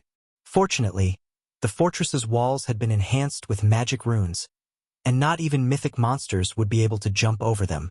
Now, the orcs could only enter the fortress if they destroyed its walls or the NPCs guarding the entrance. The fortress walls were quite sturdy, and it would even take a mythic monster some time to destroy them. By the time the orc general created an opening, Feng would have long since completed his task. The only way the orc general could get into the fortress before Feng finished was through the main entrance. Hence, stationing guards would be enough. Very quickly, Feng found the targeted location. Wasting no time, he immediately took out a large, blue crystal from his epic ranked spatial bag and began to engrave the expulsion magic array. As the seconds ticked by, more orcs tried to force their way into the fortress. The Tier 2 NPCs defending the entrance began to die, one after another. Only the Tier 3 NPCs barely held their ground against the Grand Lord-ranked orc warriors. The Valkyrie fought a fierce battle against the orc general outside of the building, doing her best to injure the mythic orc. Meanwhile, the Orc General was utterly powerless to stop the beating, although the Orc General was a level 80 mythic ranked creature. The Valkyrie was a level 85 mythic ranked angel. There was a massive difference between the two beings' life ratings. The Valkyrie completely overpowered the Orc General, and it took everything it had just to block the Valkyrie's attacks. Occasionally, the Orc General slipped up, and the Valkyrie's attacks sent it flying. The watching Dark players were flabbergasted. The various commanders and upper echelons from the Dark Adventurer teams and Dark guilds wiped the sweat from their foreheads. They inwardly celebrated the fact that they hadn't rushed to attack Surefong. The consequences would have been unimaginably dire by the time the Valkyrie disappeared. The Orc General was heavily injured, greatly reducing its combat power. Now, it was only slightly more powerful than the Grand Lord-ranked Orc warrior's eye. Need to hurry.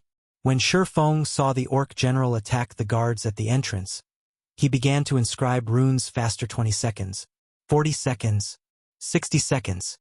Once the Orc General rejoined the fight, more NPC mercenaries began to fall. In just 60 seconds, over 10 Tier 2 NPCs had died. One of the Tier 3 NPCs had even sustained heavy injuries. When there were fewer than 30 NPC mercenaries remaining, the Orc General used a powerful skill and charged past the blockade. Upon entering the fortress and spotting Surefong, the Orc General roared and swung its Greatsword at the offending swordsman. Suddenly, a cold energy beam shot toward Surefong, and everything it passed froze while inscribing the magic array. Surefong couldn't move without canceling the inscription process. He'd have to start all over again. Hence, Surefong had no choice but to activate absolute defense. After the energy beam disappeared, everything except for Surefong's immediate surroundings had frozen solid. When the Orc General saw that Surefong had survived, it was further enraged. It charged up to Surefong, brandishing its greatsword despite the fact that the power of the Orc General's attacks shattered the ground around him. Surefong remained unharmed. However, his heart pounded with nervous energy, rather than feeling relieved just when Absolute Domain's duration was about to end. The blue crystal in Surefong's hand suddenly lit up. He had finally finished inscribing the magic array. Surefong shoved the crystal into the ground before the crystal melded with the ground. A magic array appeared beneath Surefong's feet. Seeing this, Surefong activated Heavenly Dragon's power, his attributes Skyrocketing scram. Surefong yelled as he swung Killing Ray at the Orc General. Lightning Slash. A blue lightning bolt struck the Orc General, and like a cannonball, the creature flew backward, only stopping when it crashed into a nearby wall. Losing this opportunity, Anna had her 10 rock guardians form a magic array around the Orc General, trapping the mythic orc.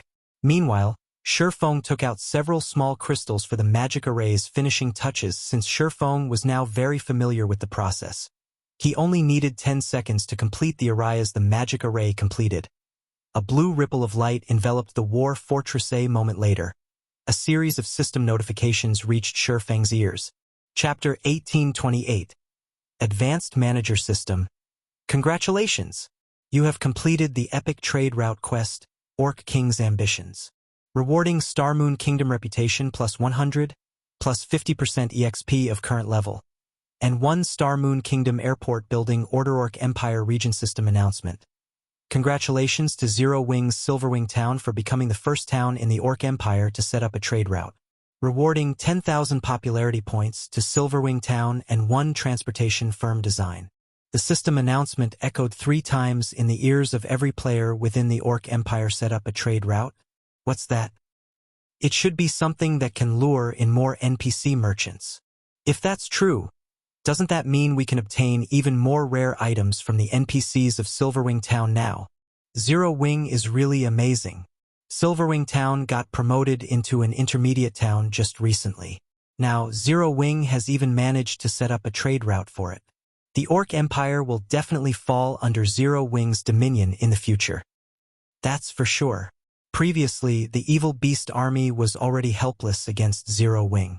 With how rapidly Silverwing Town is developing right now, I believe it will surpass Ancient Rock City before long. It would be great if that's the case. If Silverwing Town really does surpass Ancient Rock City, we won't have to worry about getting ambushed by dark players when grinding in the Orc Empire's outer area. The players grinding in the Orc Empire promptly started a discussion about Zero Wing. They all held an optimistic view of Zero Wing's future. At the same time, they also hoped that Silverwing Town could develop quickly for some reason. Ancient Rock City had actually become a mecca for the Dark Forces. A large number of Dark players was currently gathered there since Ancient Rock City was located in the Orc Empire's inner area. The Dark players' main sphere of activity encompassed the Orc Empire's inner area and the boundary between the inner and outer areas as a result. The independent players trying to grind and do quests in these areas frequently came under attack from Dark players. As for Silverwing Town, which was the town closest to Ancient Rock City, while it could be considered a mecca for normal players like themselves, as the town could accommodate only a very limited number of people, not that many players gathered around the town. Hence, the number of normal players operating within the vicinity of Silverwing Town was relatively low, far from enough to contend against the Dark players operating around Ancient Rock City. However, if Silverwing Town were developed further, the number of players gathering at the town would also increase. The influx of normal players would naturally pose a deterrent to the Dark players. At the very least, they would refrain from boldly launching attacks in large numbers, although the news of Silverwing Town setting up a trade route brought joy to the independent players operating within the Orc Empire. Somber expressions appeared on the faces of the various major powers' upper echelons when they received this piece of news. At this point in time, the number of players willing to operate within the Orc Empire had already peaked. In other words, the player population within the Orc Empire would no longer increase significantly like before. Meanwhile, the various major powers that had captured a town within the Orc Empire all needed to lure more players to their towns to develop their towns. However, if most of the players operating within the Empire were heading to Silverwing Town, how were these major powers supposed to develop their own guild towns? Wind. With this recent development, the Ancient Rock City you're managing is in for a tough time. Falling Fire, who held a crystalline crimson staff, said when he heard the latest system announcement. A grin appeared on his face as he turned to look at the level 55, Tier 2 Berserker standing beside him. To begin with, we only joined hands with the Dark players to use their strength to whittle down Zero Wing. This change will bring no loss to the evil god's temple, Wind Hunter said indifferently. Moreover, no matter how Zero Wing develops Silverwing Town, it is already too late. Don't you agree? Indeed. While Zero Wing's black flame is indeed very scary, unfortunately for him, a guild can't become strong just by relying on one person. At the end of the day, a war between guilds is decided by the financial strength and foundations both sides possess. Falling Fire said as he looked at the Crimson Flame Fortress, whose defensive magic array had already been shattered. We'll let Zero Wing maintain its arrogance for now. As long as we capture the Crimson Flame Fortress, Zero Wing's existence will be over. The Crimson Flame Fortress was one of the most important fortresses within the Orc Empire's inner area. It was also one of the relatively safe transport hubs in the Empire. Capturing the Crimson Flame Fortress would be equivalent to taking control of the majority of the players heading to the regional dungeon Orc capital city. The amount of coins and resources they could earn from the fortress would easily surpass that from Ancient Rock City at its peak. At the same time, their control of the Crimson Flame Fortress would essentially allow them to bar Zero Wing from entering the Orc capital city. This would render all of Zero Wing's efforts in the Orc Empire useless in the long run. Their alliance would grow increasingly stronger in the Orc Empire, whereas Zero Wing would weaken. After accumulating sufficient strength, they could then capture Silverwing Town and destroy Zero Wing, permanently relegating the guild to history. Elsewhere, due to Sherfong completing the expulsion magic array, the Orc army trying to kill him was subjected to a powerful pressure from the magic array. Even the Orc general's reactions turned sluggish under the pressure, allowing the Swordsman to evade the Orc general's attacks, albeit barely, just as Sherfong was trying to think of a way to escape. A series of war cries suddenly came from outside the fortress in the next moment. An army of NPCs suddenly appeared roughly 1,000 yards away from the fortress and charged toward it. Although there were only 1,000 NPCs in this army, they were all very high-leveled, at least level 100 inches God's Domain. Level 50 was a major turning point. Likewise, level 100 was also a very important turning point. A level 100 Tier 2 NPC would make short work of a level 95 Great Lord. Meanwhile, among the NPCs galloping over, the weakest one was a level 100 Tier 2 NPC. Claude, the NPC leading the charge, was even a level 120 Tier 3 Knight Captain. Although Claude was only Tier 3, He was not in the same league as ordinary Tier 3 NPCs, because Claude was fully equipped in epic equipment. The silver spear he wielded was even a fragmented legendary weapon. His combat power was no doubt at the peak of Tier 3. He could even go toe-to-toe with ordinary Tier 4 mythic monsters shortly after these NPCs appeared. They quickly engaged the orc army in battle. Riding atop a one-horned beast, Claude swung his spear at the orc warriors that were trying to force their way through the entrance. Claude's spear transformed into a silver streak of light, tearing a hole through space as it swept at the orc warriors. 2 level 80 Grand Lord-ranked orc warriors went flying. Meanwhile, the Lord-ranked orcs, which were caught in the crossfire, were killed on the spot in the blink of an eye. Claude cut open a path in the orc army and charged straight into the fortress reinforcements. Feng was both joyful and confused at Claude's appearance. He had never thought that the system would provide such a service after he completed his quest. In the eyes of a level 120 Tier 3 NPC, the level 80 mythic-ranked orc general was no different from a common monster with a lot of HP. Claude sent the orc general flying with every one of his attacks. As Claude and the orc general clashed, the orc general's HP continuously decreased. When the orc general's HP fell to 50%, the mythic orc let loose a frustrated and indignant roar. In the next moment, the battling orc army started retreating. As for the orc general, it too backed up to the top of a fortress wall, then jumped off and escaped after the orc army fled. Claude approached Feng. Lord Protector, thanks to your efforts, we were able to set up this important trade route. From now onward, Starmoon Kingdom's army will be managing this place to assure the trade route's security. Meanwhile, as you are the pioneer of this trade route, are you willing to pay 60,000 gold to repair this secret stone fortress and become its advanced manager? Chapter 1829. Secret Stone Fortress, Advanced Manager? Feng was ecstatic upon hearing Claude's words. In God's domain, becoming a fortress town's manager was akin to becoming a noble of an NPC town or city.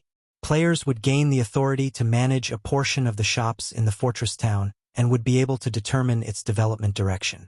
However, an NPC fortress town wouldn't have only one manager.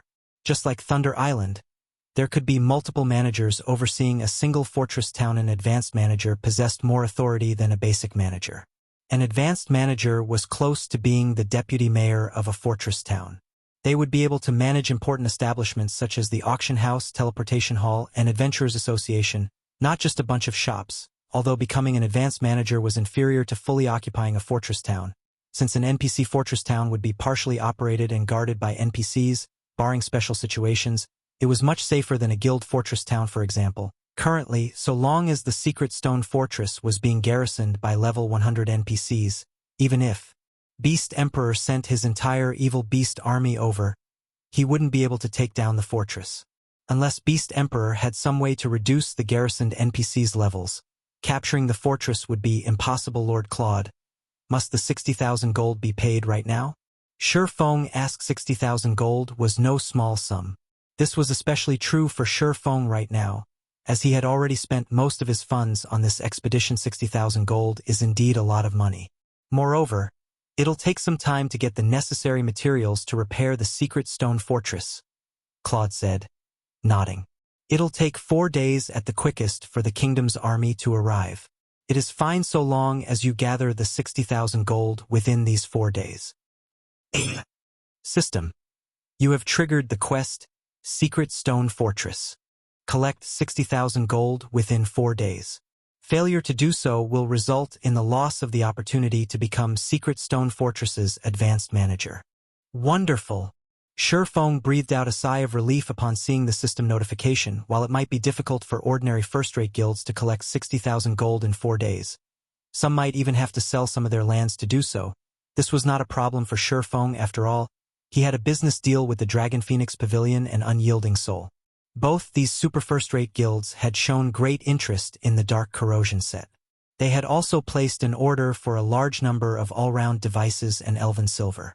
If he offered to let the two guilds pay for a portion of the all-round devices and Elven Silver using coins, instead of magic crystals, the two guilds would definitely be more than happy to do so. After Feng was done speaking with Claude, he immediately left for Silverwing Town. While collecting 60,000 gold in 4 days posed no problem, the money he needed amounted to far more than just 60,000 gold. After completing the Orc King's Ambitions quest, he had acquired the extremely precious star, Moon Kingdom Airport Building Order as well as a transportation firm design.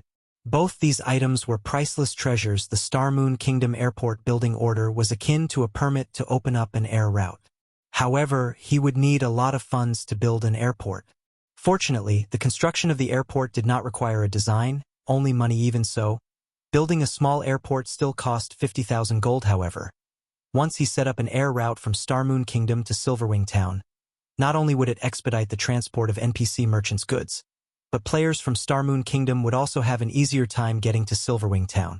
Although air travel wasn't as fast as teleportation, it was still many times faster than traveling on land on a mount. Moreover, the transportation fee one had to pay was also much cheaper than that for a teleportation array in the past. A large part of the reason why many superpowers were able to develop their neutral towns into an advanced city was their possession of an airport. Although many first-rate guilds possessed great financial strength, the neutral towns they developed only managed to reach the basic city standard. They simply couldn't become an advanced city no matter what. Only the first-rate guilds that succeeded in building an airport were able to develop their neutral towns to the advanced city standard. This was because an airport was capable of bringing a town or city immense popularity and prosperity. Not only could an airport help NPC merchants enter a town or city much more easily, but it also provided the ability to transport cargo safely and swiftly. A delivery trip that normally took 1 or 2 days by land could be completed in just a few hours by airship. Moreover, in God's domain, some NPC trading firms restricted their development to towns and cities with airports. In addition, there was the recruitment of NPC soldiers.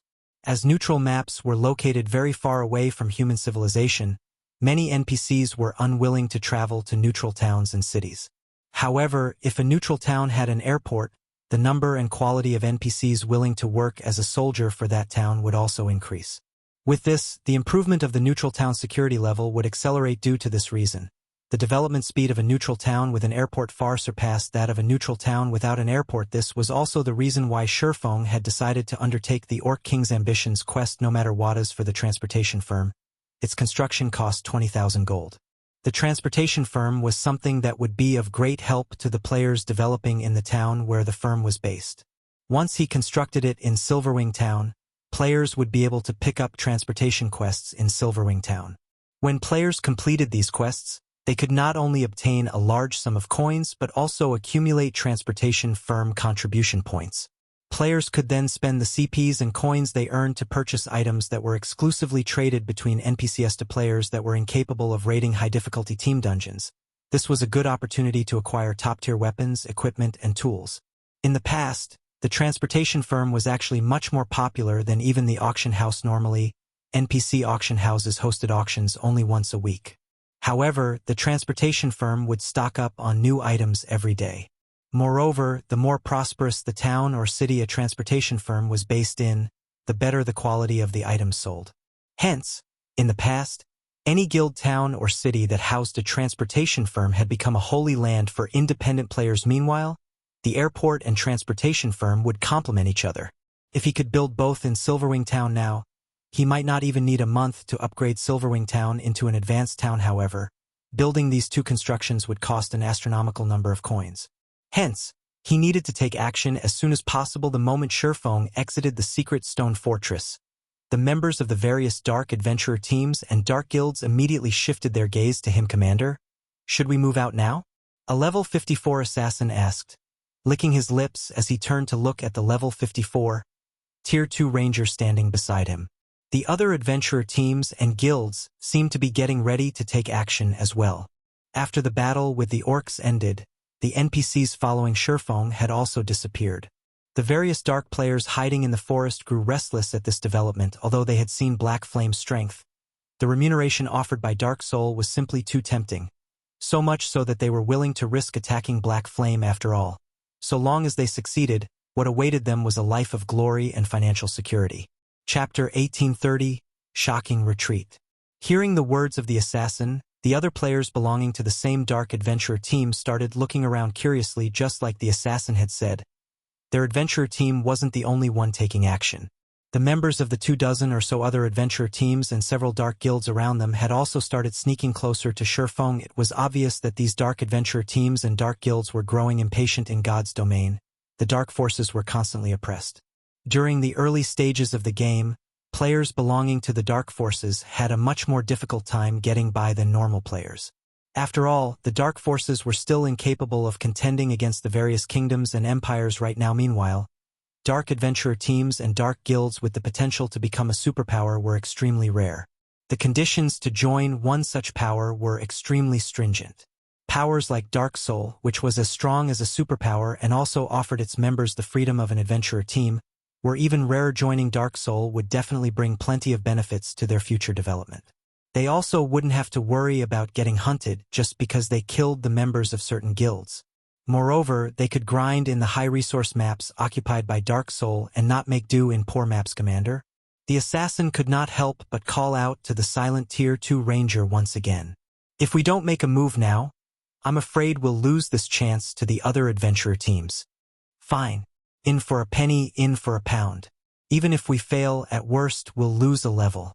If we succeed, we'll become members of Dark Soul in the future and instantly join the upper ranks of the Dark Forces. The gruff man carrying an exquisite crystalline longbow said, nodding. A hint of killing intent flashed across his eyes as he looked at sure Feng. Dark players had a much more difficult time getting by than normal players.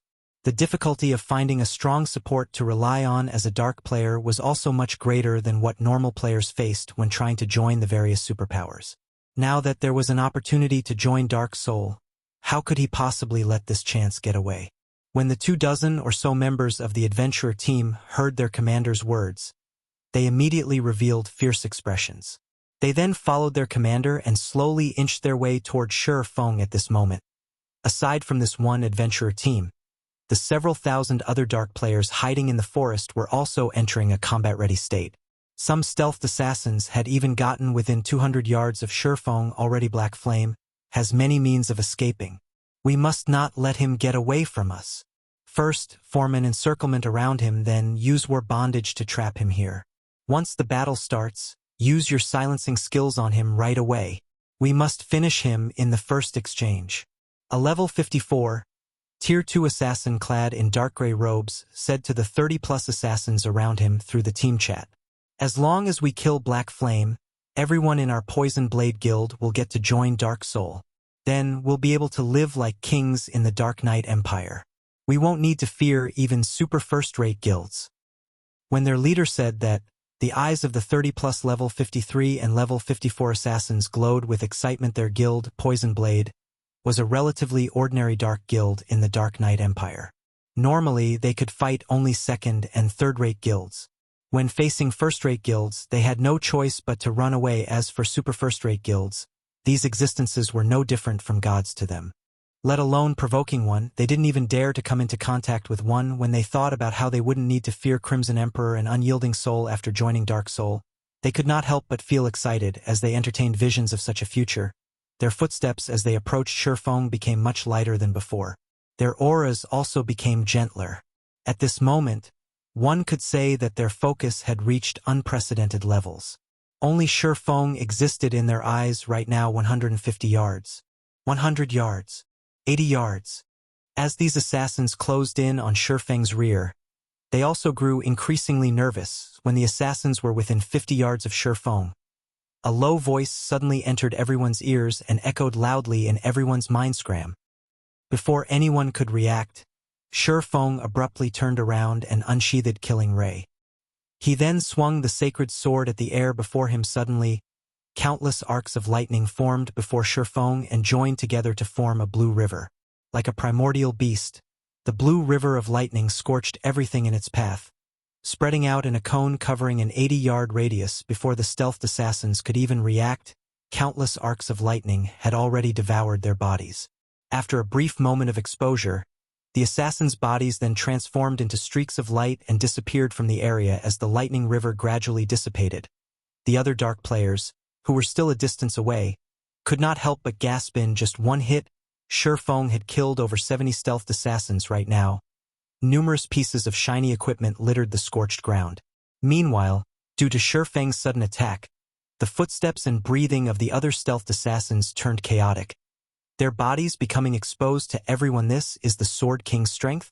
A Tier 2 assassin wearing dark gray leather armor gulped in fear as he looked at the scorched ground that was just a few centimeters beside him compared to the players hiding in the distance. He had managed to get a much clearer view of Shifeng's attack just now. From the moment Shifeng started activating a skill until the time the skill had fully activated, he, a Tier 2 assassin, had actually failed to react by the time he realized Shifeng had attacked. The blue river was already shooting out from Shifeng's sword. Moreover, despite him being able to clearly see the approach of the blue river, his body had been unable to react at all. The situation was just too frightening. His mind could not process how Shifeng had executed such an attack. An ordinary expert player might not understand the implications of such a situation, but he did. The requirement for activating a life-saving skill was for players to think the skill's name. Only after doing so would the life-saving skill activate. However, if one could attack a player before the said player could have such a thought in their mind, then even having the most powerful life-saving skill in the game would be meaningless. In other words, Shifeng could kill an assassin, the class that was famed for having the most life-saving skills, in one attack whenever he wanted. This discovery instantly crushed any thoughts the assassin in dark gray leather armor had of fighting Shifeng in reality, though Shifeng's inconceivable attack wasn't entirely impossible to block, especially for experts who understood the principles of the realms of truth. This was because the move Shifeng had just executed applied the realms of truth's basics, moving the body before moving the mind. Unless one trained arduously to go up against attacks executed using such quick reaction speeds, reacting to such an attack was simply impossible. After executing Lightning Edge, Shifeng took a look at everyone present. Upon seeing no new challengers moving up to him, he sheathed Killing Ray before turning around and leaving. Due to Shifeng's attack, the remaining 100+ assassins no longer dared to approach him. They simply stood still as they watched him leave the battlefield. Guild leader, Black Flame is leaving. Are we still not moving? A level 54, Tier 2 shield warrior could not help but ask as he looked at the level 54, Tier 2 ranger beside him. You want to go? Be my guest, the Tier 2 ranger said. Rolling his eyes at the shield warrior, the Tier 2 shield warrior shrank his neck back instinctively and shook his head. The fact that he was able to get promoted to Tier 2 at this stage of the game proved that his combat standard was much better than ordinary experts. However, Black Flame's attack inspired dread even in him. He definitely wasn't confident of blocking the attack Black Flame executed just now. Meanwhile, even after Shifeng's figure disappeared from the battlefield, the thousands of dark players remained standing quietly at their original positions with pale expressions. Some independent players that were passing by the area were stupefied when they saw this scene. Too strong. With just one attack, Shifeng had deterred several thousand dark players from making a move. By the time the dark players retreated from the area, news about the battle had already been spread like mad on the official forums by the independent players. Chapter 1831, or Empire's number 1 swordsman or Empire, Silverwing Town. After Shifeng shook off the dark players' pursuit, he immediately returned to Zero Wing's residence in Silverwing Town to make arrangements for the transport and purchase of products from NPC merchants. Although he had already set up the trade route, the collection of usage fees from the NPCs who used the trade route would have to be carried out by both players and NPC soldiers. In addition, players would need to be present in person to purchase the goods that were meant to be sold to NPCs. Hence, he would need to assign considerable manpower to handle these tasks. Moreover, in order to make sure the items purchased were useful, he would have to send knowledgeable personnel to deal with the NPC merchants. However, as soon as Shifeng returned to the guild residence, he was greeted by a boisterous scene. Currently, guild members were chatting happily and excitedly with each other inside the guild hall. Guild leader, you're back. Everyone is talking about you right now, Aqua Rose said, excitement sprouting in her heart when she saw Shifeng. Because of your performance over at the Secret Stone Fortress, many people have already started titling you as your Empire's number 1 swordsman. Of course, there are some who object to this. They feel that you are unworthy of this title and will accept it only when they have actually fought you. Even so, due to this situation, many more players from the neighboring kingdoms are trying to join Zero Wing now. In addition, several well-known experts from the neighboring kingdoms want to challenge you. However, Fire Dance has accepted these challenges in your place and is currently fighting these experts in the battle arena right now. Well-known experts from other kingdoms are challenging me? Shifeng could not help but smile upon hearing this. This is a good opportunity. He had never thought that his battle over at the Secret Stone Fortress would spark such a development before today. He had received many challenges from experts before. However, back then, these had been limited to the experts of Star Moon Kingdom. Now, however, even the experts of other kingdoms were challenging him. This proved that his fame had already reached a considerable degree in those kingdoms. Otherwise, the well-known experts of those kingdoms wouldn't have come to challenge him. Meanwhile, the fact that these experts had come to challenge him was a good thing for Silverwing Town Aqua. From today onwards, set up a challenge arena in the battle arena specifically for people wishing to challenge me. However, they cannot just issue a challenge without restrictions. Before I accept their challenge, they'll have to win 10 consecutive matches against people of our choosing. For now, select our fighters from our main force members. The challengers have to pay 5 gold for each match. If the challengers win, they'll get 20 gold in return. Shurfeng Sadie understand? Aqua Rose replied, her eyes glowing with Shurfeng's plan. They could not only increase the popularity of Silverwing Town's battle arena but also earn a lot of money and train the main force members, killing 3 birds with 1 stone. Following which, Shurfeng turned to Melancholic Smile, who stood beside Aqua Rose, and asked, Melancholic, how is the production of the all-round devices and elven silver coming along? Before he embarked on his quest to set up a trade route, he had left matters regarding the all-round devices and elven silver to Melancholic Smile to handle. The all-round device was an item he personally created. Hence, he could make as many copies of its design as he wanted. The only reason he had not bothered trying to mass-produce the all-round device until now was the much lower success rate other people would have when producing the all-round device compared to him, the creator. In addition, the production costs for the all-round device were also extremely high. However, now that everyone's forging techniques had improved, it wasn't entirely impossible to mass-produce the all-rounded device currently. Only I have a feasible success rate when producing the all-round device. Hence, I am the only one producing it right now. I have already made 53 all-round devices. I am still far from fulfilling the 200 pieces you requested. However, Coco has become a master forger in Titan City. If we include her help, I believe it'll take only 1 more day for us to get the required 200 pieces. As for the elven silver, we already have over 200 bottles produced.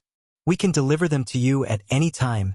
Melancholic Smile reported joyfully. Coco has already been promoted into a master forger? Shurfeng was overjoyed at this piece of news. A master lifestyle player would be welcomed by any major power, not to mention a master of the forger subclass, which was one of the 3 most popular subclasses. Now that Cream Coco had already become a master forger, the Candlelight trading firm's forging standards would also improve. Although Candlelight had 2 master forgers, as he was a guild leader, he was always busy with one thing or another. He simply could not afford to stay cooped up producing items. Likewise, Melancholic Smile had to manage the Candlelight trading firm. The time she could spend producing items was also very limited. However, Cream Coco was different. She did not have to manage any personnel or deal with guild affairs. She could focus fully on forging. Guild leader, this isn't everything. While you were away doing your quest, the people from the Ice Crystal World sent over another large batch of materials. Save for some of the specialty materials, I split the other materials into batches and had them brought to other kingdoms and empires to be sold. I also reserved a portion for our own use. After deducting our purchasing costs and the cost of the products brought over to the Ice Crystal World, we netted over 53,000 gold from this batch of materials. Melancholic Smile said, that much? Shurfeng was a little surprised when he heard Melancholic Smile's report. While it had been several days since he returned from the Ice Crystal World, he had emptied the market of all the rare materials he could find in the 2 NPC cities before leaving. He had never imagined that the players there would refill the market with materials so quickly. He had to admit that the wealth earned by selling the rare materials obtained from otherworlds was truly amazing. Of course, a large part of the success this time was due to the Azura Adventurer Team and Adventurer Alliance. Without these 2 organizations, collecting so many rare materials from the Ice Crystal World wouldn't have been possible. Meanwhile, they had already generated such massive wealth despite occupying only 2 NPC cities. If they could occupy the entire Ice Crystal World, the wealth they could generate would be many times more than even what the Secret Pavilion's magic crystal vein could provide. It was no wonder the various superpowers fought heavily over otherworlds during his previous life. Back then, The intense competition for otherworlds didn't allow second- and third-rate guilds to poke a hand into the competition. Even first-rate guilds could only fight for the scraps left behind by the various superpowers, alright? I got it. After pondering for some time, Feng turned to Aqua Rose and said, Aqua, contact Phoenix Rain and Unyielding Heart and tell them that we'll have their items ready by tomorrow. If they are lacking in magic crystals, they can pay a portion of the bill using coins. I'll notify them right away. Aqua Rose nodded after Feng was done dealing with these matters. He promptly headed to Silverwing Town's advanced smithy currently. The advanced smithy was overcrowded with players. The majority of these players were here to disassemble their obsolete weapons and equipment, after which, they would use the materials they obtained to order custom-made weapons and equipment whenever these players used the services offered by the advanced smithy. 10% of the total bill would go into Zero Wing's coffers. For the item breakdown service, Zero Wing would receive around 10 to 15 copper for bronze equipment, 20 to 30 copper for mysterious iron equipment, 40 to 50 copper for secret silver equipment, 70 to 80 copper for fine gold equipment, and 1 silver to 1 silver 50 copper for dark gold equipment. While this might not seem like much, there were tons of people coming to get their old equipment disassembled, including the money received from repairs and custom orders. Zero Wing earned over 400 gold from the advanced smithy every day. However, this was only the beginning. As players reached higher levels and the fame of the advanced smithy spread, more and more players would come to order custom-made equipment. At that time, the advanced smithy could earn 1,000 to 2,000 gold per day. After Feng took a look at the advanced smithy's situation and had his weapons and equipment repaired, he used a return scroll and teleported back to White River City. He then made his way to Star Moon City's Adventurers Association. Star Moon Kingdom, Star Moon City. Inside one of the Adventurers Association's VIP rooms, Lord Protector, how may I be of service to you today? The NPC Senior Administrator asked as he looked at Feng. I wish to construct a transportation firm in Silverwing Town. Here is the design for it. I hope that you can start construction as soon as possible. Feng replied before placing the transportation firm design on the table before him. Previously, as his funds had been insufficient, he had planned on setting the transportation firm aside for the moment. However, now that he was rich again, he naturally had to get it constructed as soon as possible. That won't be a problem. The construction fee will be 20,000 gold, the senior administrator said, nodding after confirming that there was nothing wrong with the design. Feng presented Feng, then took out 20,000 gold and handed the sum over to the senior administrator. After Feng completed the transaction, a system notification suddenly entered his ears. Chapter 1832, 3 Great Trading Firms. System. Congratulations! You are the first player to have constructed a transportation firm. Rewarding 1 silver Twin Lions trading firm token. The system announcement repeated 3 times, the system's emotionless voice echoing in Feng's ears. Upon hearing these words, Feng fell into a daze that lasted for a long time. A silver Twin Lions token? Feng stared in shock at the silver token in his hand. Carved on this circular silver token was the image of 2 lions. There were also golden divine runes etched along its rim. It radiated an extremely ancient aura, obviously having existed for a very long time. Lord Protector, congratulations on obtaining this Twin Lions trading firm token. You are now a silver VIP of the Twin Lions trading firm, one of God's domain's 3 most ancient trading firms. It is very difficult to become one of the trading firm's VIPs. This token will be of great help to you when you are doing business or transporting goods. Lord Protector, please make sure to keep the token secure. You will not be given a new one if you lose it. The NPC Senior Administrator explained. However, at this point, Feng wasn't even listening to the NPC's explanation anymore. After all, he had a clearer understanding of the value of the Twin Lions trading firm's token than even the NPC Administrator. Having long familiarity with the ability and influence of the trading firm, the Twin Lions trading firm was one of the oldest trading firms extant in God's domain. Its origins were unknown. However, rumor had it that the Twin Lions trading firm had a hand in the establishment of the famous War God's Temple. Although the Twin Lions trading firm currently did not possess as extensive an influence as the War God's Temple, whose influence spanned the entire continent of God's domain, it was still more influential than an ordinary empire. Only the four great empires of God's domain could possibly rival the trading firm in influence. Meanwhile, to guilds, the Twin Lions trading firm was much more important than even the four great empires. In fact, the trading firm's importance to guilds surpassed the war god's temple. This distinction was because the Twin Lions trading firm's trade routes covered over half of the entire continent.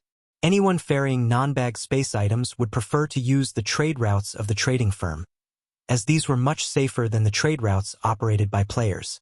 Aside from the greater danger, player-operated trade routes were far less efficient. By using the Twin Lions trading firm's trade routes, one could save more than half the travel time they would normally need when using a player-operated trade route. However, getting to utilize the Twin Lions trading firm's trade routes was not an easy task. One had to be a member of the Twin Lions trading firm. In other words, they needed to obtain one of the trading firm's tokens. Only then could they transport goods through the trading firm's trade routes. Hence, the various large guilds and merchant players in the past all sought to join the Twin Lions trading firm. Of course, the benefits and treatment one received depended on one's status in the Twin Lions trading firm. VIPs not only got more discounts but also had access to trade routes that were normally not open to lower-ranking members. This was especially true for trade routes in neutral maps.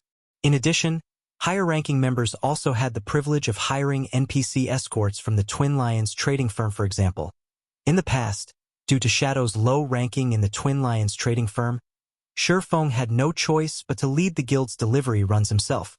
As a result, they frequently came under attack from NPC bandits. Had Shadow's ranking been enough in the Twin Lions trading firm to hire NPC escorts to serve as a deterrence, the guild's caravans wouldn't have come under attack so frequently in the Twin Lions trading firm.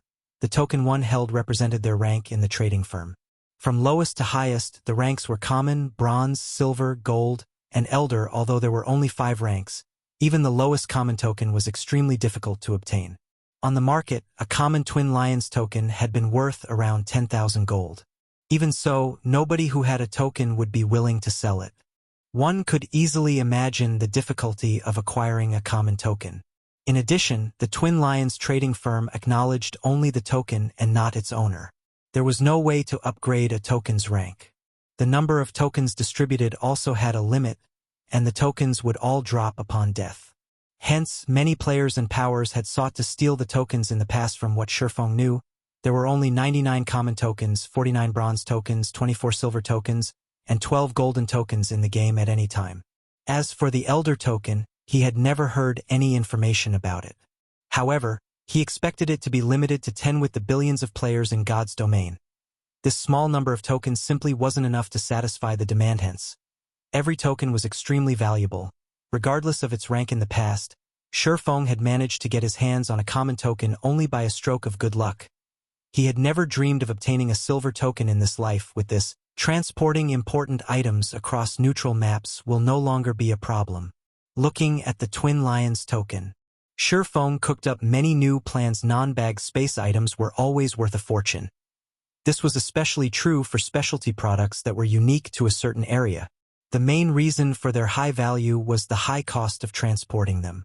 However, many items important to players generally required the use of these materials. Moreover, as players reached higher levels, the development of guild towns and cities would also start to require more and more non-bag space items. In addition, some special weapons and tools would necessitate the use of non-bag space items.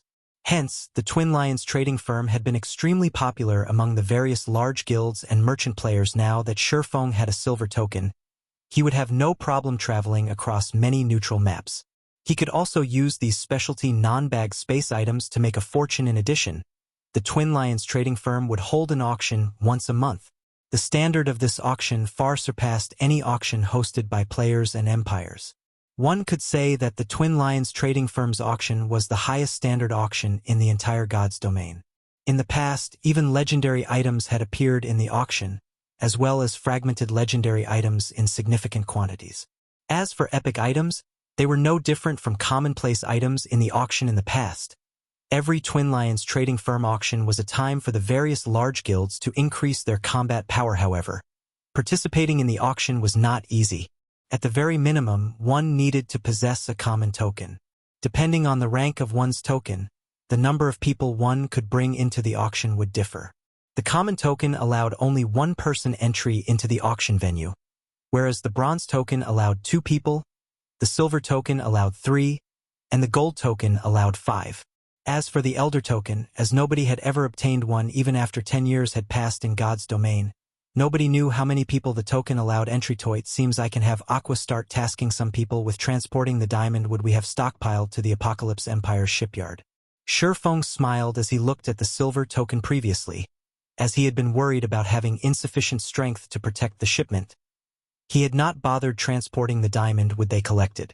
Now that he had a silver token, he could borrow the Twin Lions trading firm's power. By spending a little money, he could easily send the stockpile of diamond wood over to the Apocalypse Empire.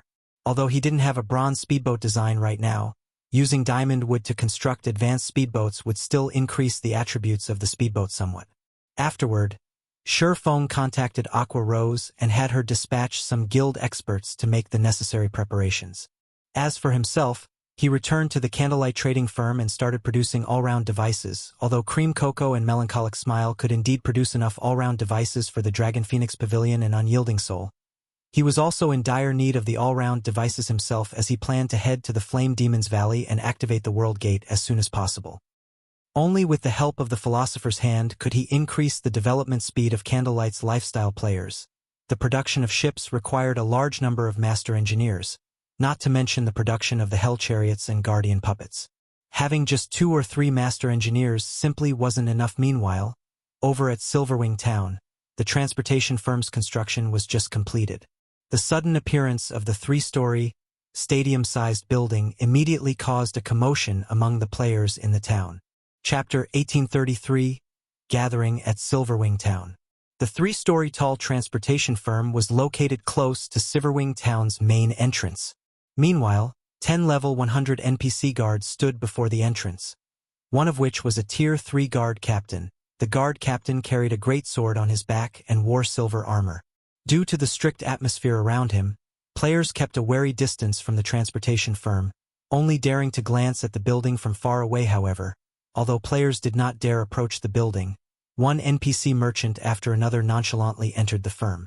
Large caravans also moved their goods into the building on a regular basis. After several minutes, the stadium-sized building was crowded with carriages and NPCs. Many players mustered their courage and entered the building after such a lively scene. Amazing. There are so many NPC merchants here.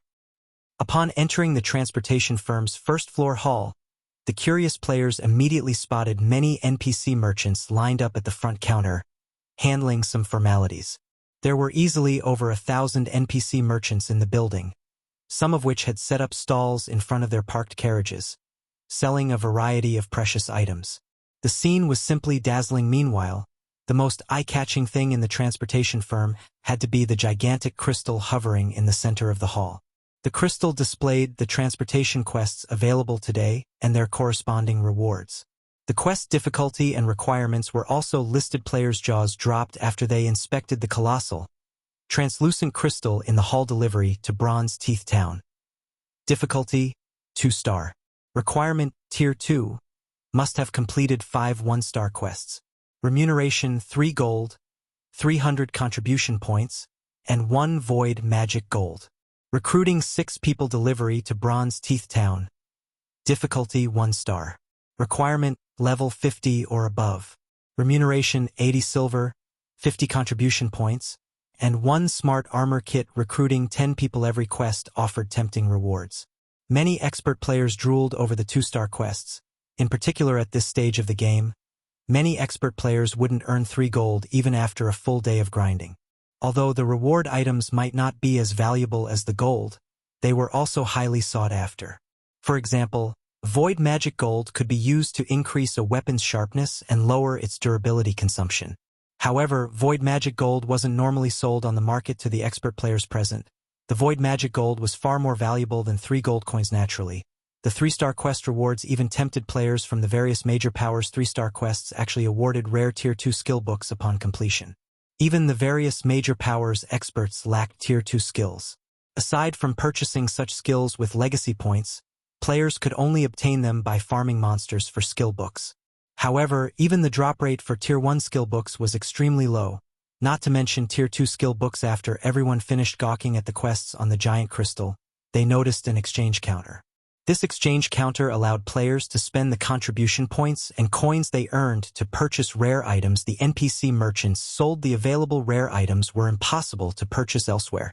In fact, the NPC merchants even had epic items for sale.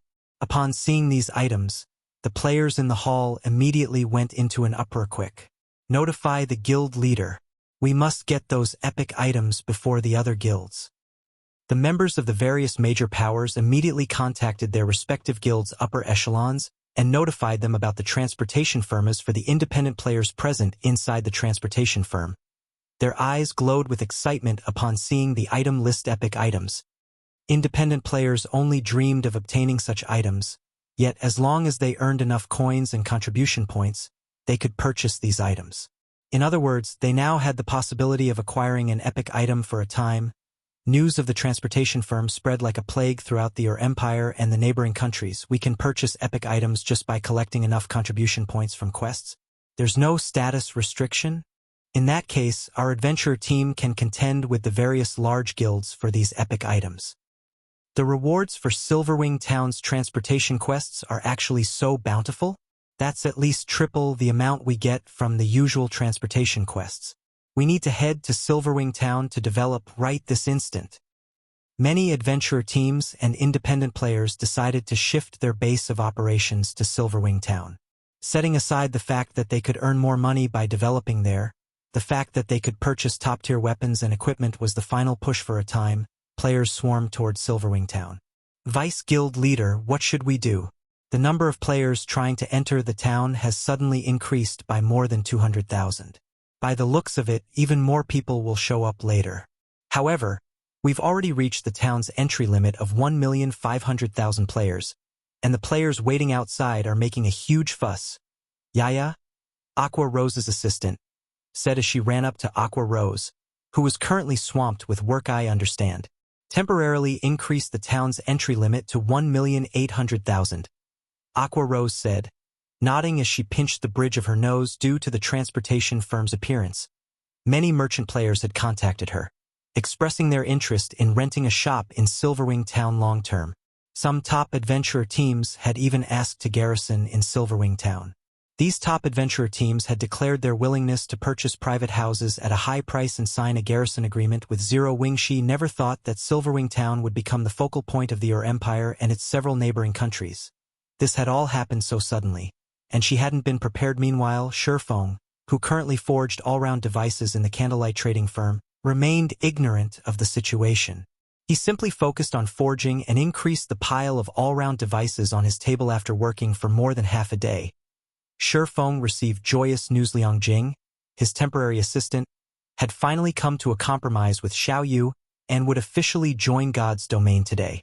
Moreover, she had already joined Zero Wing and used a guild transfer scroll to teleport to White River City's guild residence to help her acclimate to God's domain.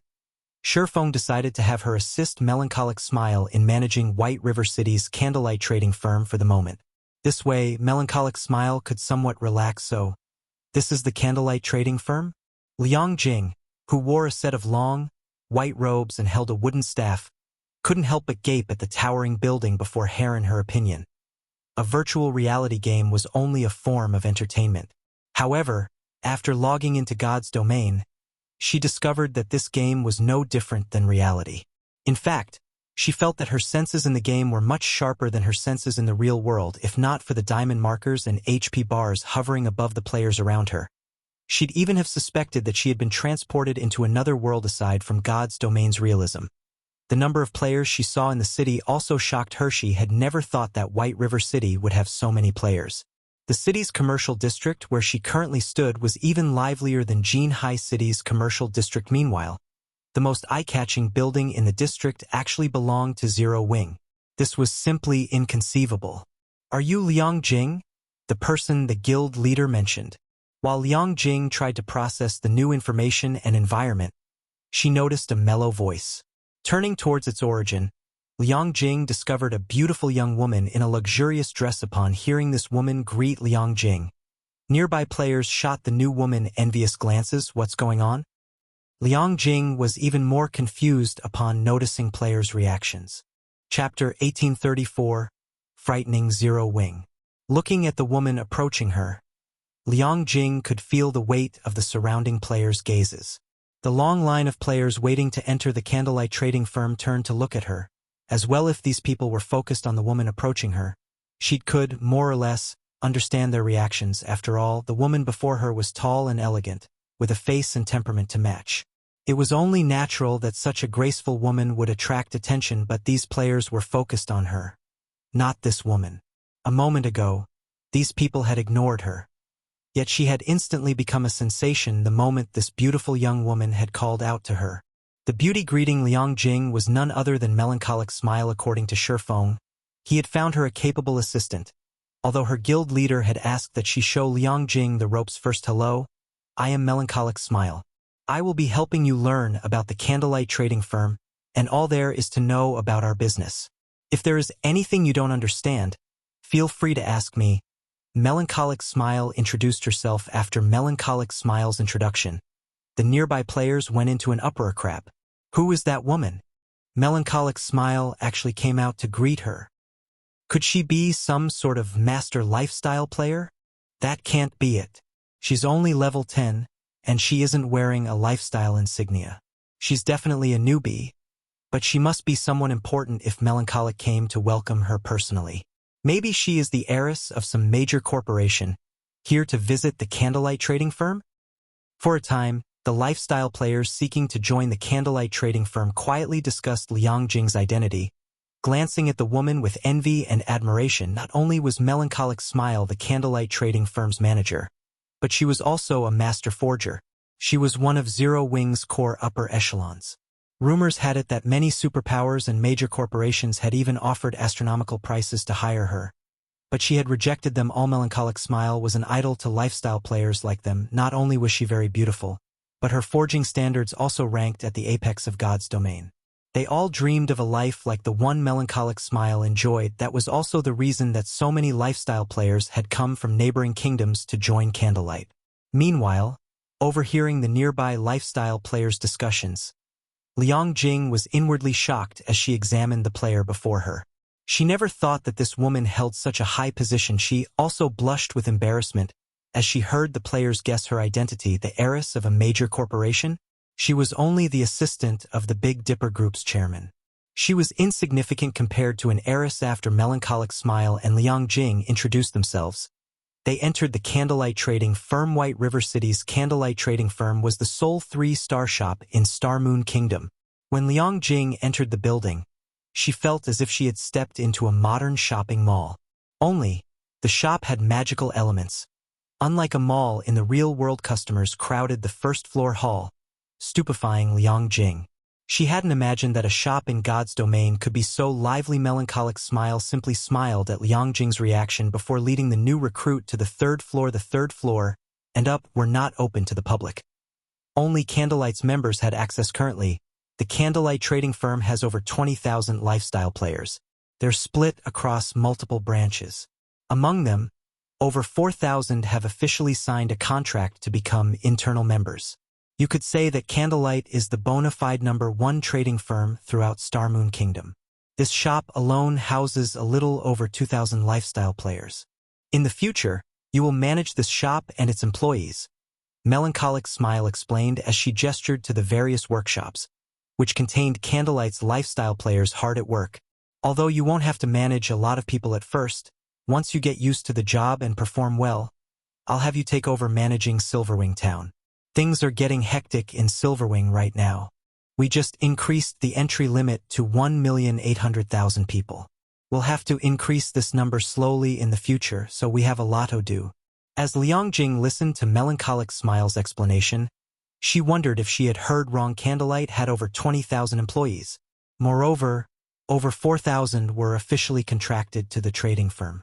In other words, there were over 4,000 players working as full-time employees for Candlelight. This was several times more than the Big Dipper Group's employees later. She'd even have to manage a town with 1,800,000 players. This was simply madness.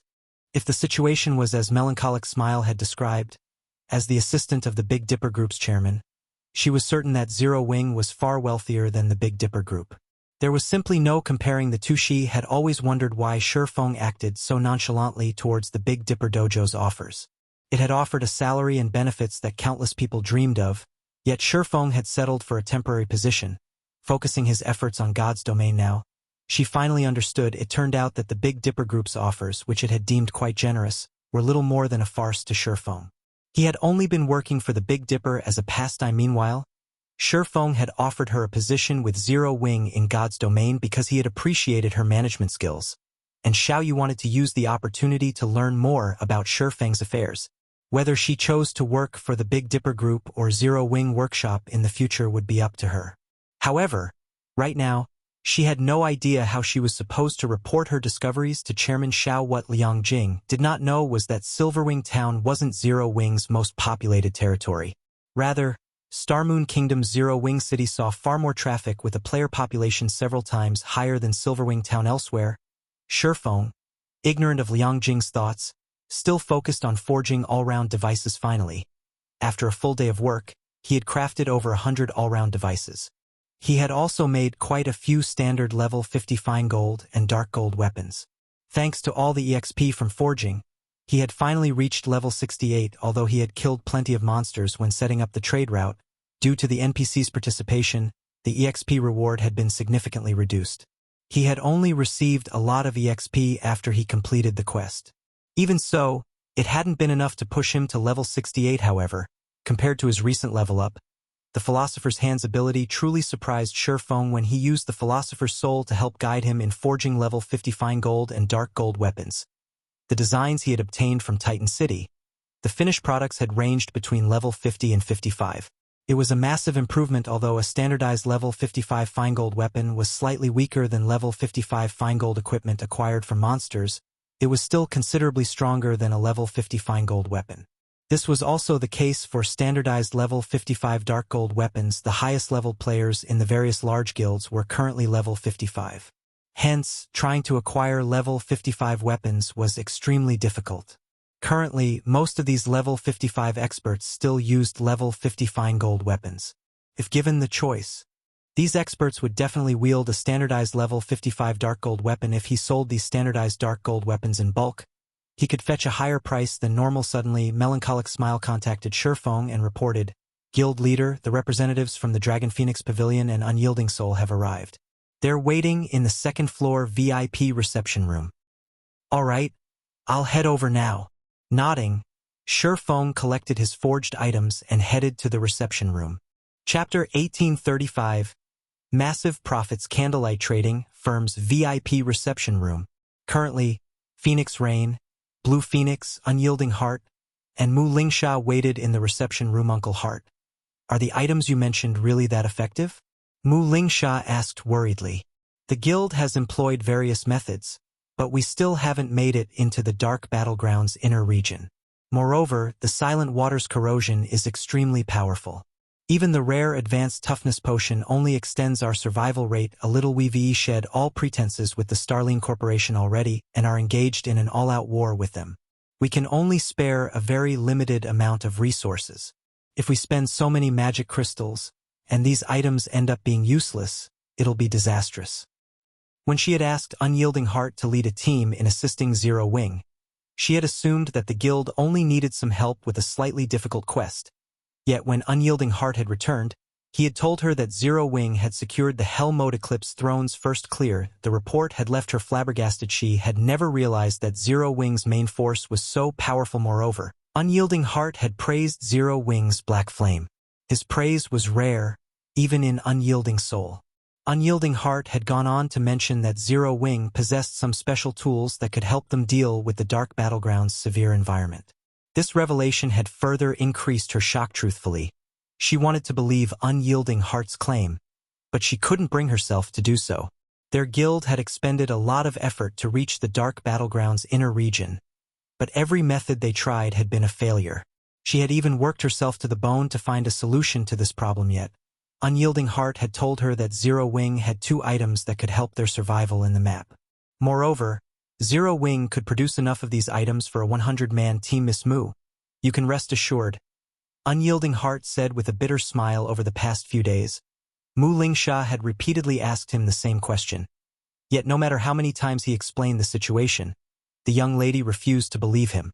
However, it wasn't as if he couldn't understand her feelings. At this point, Unyielding Soul and Starlink, the Starline Corporation's guild, were engaged in a bitter war. As a result, Unyielding Soul spent a frightening amount of resources each day. Meanwhile, purchasing 100 all-round devices and 100 bottles of elven silver would cost them 40,000 magic crystals. And since Zero Wing had produced the items within 3 days, as per their agreement, Unyielding Soul had to pay an additional 5,000 magic crystals. For the guild, 45,000 magic crystals were by no means a small amount if, after paying so many magic crystals, the items were useless. They'd cry with regret. Mu Lingsha found it difficult to respond to Unyielding Heart's comment. She could only hope these items would be as helpful as he claimed. Big Sis Rain, Unyielding Soul's representatives, seemed worried about something. Do you think they plan on backing out of the purchase? Blue Phoenix asked as she eyed Mu Lingsha's worried expression. Giggling, she continued, if they do, we'll get to purchase their share as well. Then, we'll have a much easier time exploring the Sea of Death's inner islands. Why would they possibly back out? Phoenix Rain asked, chuckling. Unyielding Soul has fought several large-scale battles against Starlink in the Dark Knight Empire and desperately needs weapons, equipment, and war weapons. Both guilds are furiously fighting for the high-resource maps that yield weapons and equipment. If Unyielding Soul wishes to obtain these items, it'll have to farm high-resource maps with hostile environments. The guild will have a higher chance of securing the items in those maps Unyielding Soul needs, all-rounded devices and elven silver more than anything right now. Can't afford to back out. This deal. Blue Phoenix saw the reasoning in her pavilion master's words. The more hostile a map's environment was, the more treasures it would have to offer. Take the Sea of Death, for example. After exploring the Sea Zone's dangerous islands, the various superpowers had acquired a significant harvest now. All of the various superpowers were organizing large, powerful teams to explore the Sea of Death. However, to explore the map's islands effectively, the superpowers would need items that could reduce the hostile environment's impact on their players. While acquiring a small number of such items was not a problem, acquiring them in bulk was almost impossible if they could get their hands on the all-round devices and elven silver. Even if they didn't use the items for themselves, they could earn impressive profits by reselling them. While both guilds' representatives quietly talked among themselves, the reception room's door swung open, following which a cloaked, middle-aged man entered the room, and the occupants fell silent when they saw him. He is Black Flame? Mu Lingsha was shocked when she looked at the new arrival. What a powerful aura. Shifeng radiated an extremely strong, violent aura. In Mu Lingsha's eyes, Shifeng felt like a primordial beast, rather than a player. What Mu Lingsha did not know was that the aura didn't belong to Shifeng. Instead, it radiated from the abyssal blade at his waist. The abyssal blade's aura could no longer be contained after Shifeng had upgraded it to level 50. Because of this, Shifeng had chosen to appear as Black Flame for this meeting. Sorry for the long wait. I had some business to deal with. Shifeng apologized. It's fine. We just arrived as well, Unyielding Heart said, chuckling. Moreover, if it means we can obtain the all-round devices and elven silver, even a several-hour wait would be worth it. Phoenix Rain, who sat close to Unyielding Heart, could not help but smile when she heard the man's words. She hadn't expected Unyielding Heart to be so direct about his desire for the items. All right. Since everyone is here for these two, let's get straight to business, Shifeng said.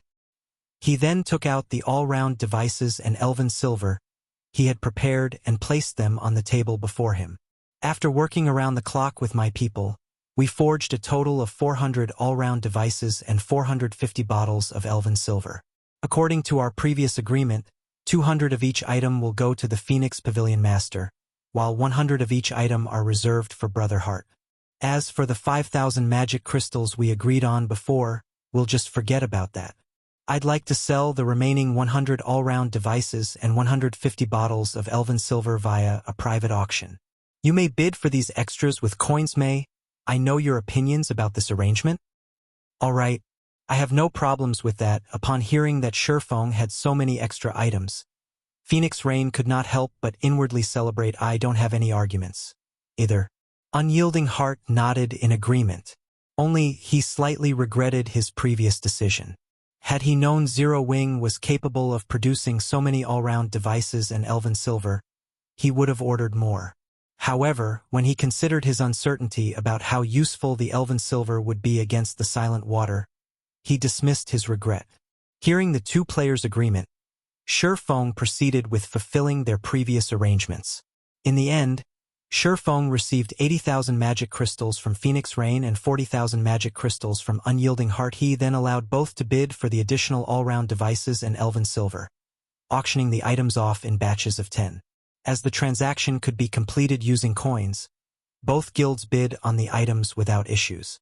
In the end, Phoenix Rain had purchased 80 all-round devices and 120 bottles of elven silver, while Unyielding Heart bought the rest. When comparing foundations, Unyielding Soul was definitely superior to the Dragon Phoenix Pavilion. However, Unyielding Soul didn't have as much financial freedom due to its war with Starlink. Meanwhile, Phoenix Rain had earned quite a bit from the authority she wielded on Thunder Island and the harvests from the Sea of Death. Hence, in terms of financial strength, the Dragon Phoenix Pavilion was currently stronger than Unyielding Soul after selling the extra items. Shifeng had made over 20,000 gold. Both super first-rate guilds were also quite satisfied with the outcome as the representatives of both guilds were about to leave. Since we've sold the all-round devices and elven silver, let us start the auction for today's main course, Shifeng said, intentionally dragging out his statement. Main course? You have something even better than the all-round devices and elven silver? Phoenix Rain and Unyielding Heart gave Shifeng confused looks. How could he possibly have something more valuable than the two items? Correct. Shifeng then began to pull the standardized level 55 dark gold weapons from his bag, putting them on display before his guests. Chapter 1836, Arming Teams. The one-handed saber Shifeng placed on the table looked quite modest, like a very ordinary weapon. Yet it radiated the glow unique to dark gold weapons. A dark gold weapon that can be used up to level 55? When Phoenix Rain and Unyielding Heart looked at the dark gold weapon, they could not help their confusion in terms of attributes. It was only slightly better than a level 50 dark gold weapon. While it might be very tempting to ordinary expert players to gild upper echelon like themselves, it was nothing special. Although a level 55 dark gold weapon was indeed very valuable in terms of usefulness, there was simply no comparison between it and the all-round device or elven silver. Not to mention, the level 55 dark gold weapon Shifeng just took out did not possess any special traits. It neither added any resistances nor granted extraordinarily high attributes. Hence, they found it truly confusing that Shifeng was treating this weapon as the finale item, just as Phoenix Rain and Unyielding Heart were wondering what Shifeng's intention was by taking out such a plain dark gold weapon. Shifeng took out another weapon from his bag and placed it on the table. This time, it wasn't a saber but a greatsword, instead selling two items. Blue Phoenix, who was watching from the side, was also baffled by this situation, let alone two level 55 dark gold weapons. Even two epic weapons wouldn't be enough to tempt representatives of super first-rate guilds like Phoenix Rain and Unyielding Heart. However, just as Blue Phoenix was having such thoughts, Shifeng proceeded to take out another weapon from his bag. Moreover, he showed no signs of stopping, even after revealing the third weapon. 3, 5, 8. By the time 10 level 55 dark gold weapons were laid out on the table, Phoenix Rain's and Unyielding Heart's expressions had changed. While level 55 dark gold weapons were not that easy to obtain, with the current strength Zero Wing's main force possessed, they understood that Zero Wing definitely could acquire some. If it were only 2 or 3 dark gold weapons, they wouldn't have felt particularly surprised by the situation. However, having 10 level 55 dark gold weapons was an entirely different story. As you can imagine, I am able to obtain quite a number of these level 55 dark gold weapons. These 10 articles are merely samples for you to see. What do you think of these weapons? Shifeng asked, smiling as he looked at the two people wearing serious expressions before him. Currently, he had produced only 10 level 55 dark gold weapons. It wasn't that he did not wish to produce more, but that he lacked the materials to do so. While the materials needed to produce these weapons were not very rare and were available in the market, they were not usually sold in large quantities. Collecting a sufficient amount would take considerable time. This was also the reason why the various large guilds that could produce dark gold weapons made only a very limited quantity in the current God's domain. Having 10 level 55 dark gold weapons was already a staggering feat. You still have more of these? Phoenix Rain asked, pleasantly surprised. May I know how many more of these weapons Brother Black Flame has? Unyielding Heart asked hurriedly. A single level 55 dark gold weapon was indeed nothing significant to them because one weapon could improve the combat power of only one player. The improvement would be minimal, however. After reaching a certain quantity, these level 55 dark gold weapons would have much more of an impact. With enough of these weapons, one could elevate the combat power of a team to a whole new level. Meanwhile, this increase in combat power would be very useful when a team was raiding field bosses. Not many, Shifeng said. Raising 3 fingers, he added, I only have enough to equip a 300-man team. May I know if the two of you are interested in this transaction? Guild leader Black Flame, you're not joking, right? Enough to equip a 300-man team? Doesn't that mean you have over 100 level 55 dark gold weapons? Mu Lingsha, who sat at a side, asked, her face twitching involuntarily. The weapons placed on the table were all meant for physical classes. None were for magical classes. Even so, trying to equip every physical class in a 300-man team would still require over 100 weapons currently. She wasn't even certain whether the various superpowers possessed level 55 dark gold weapons. At the very least, Unyielding Soul definitely did not.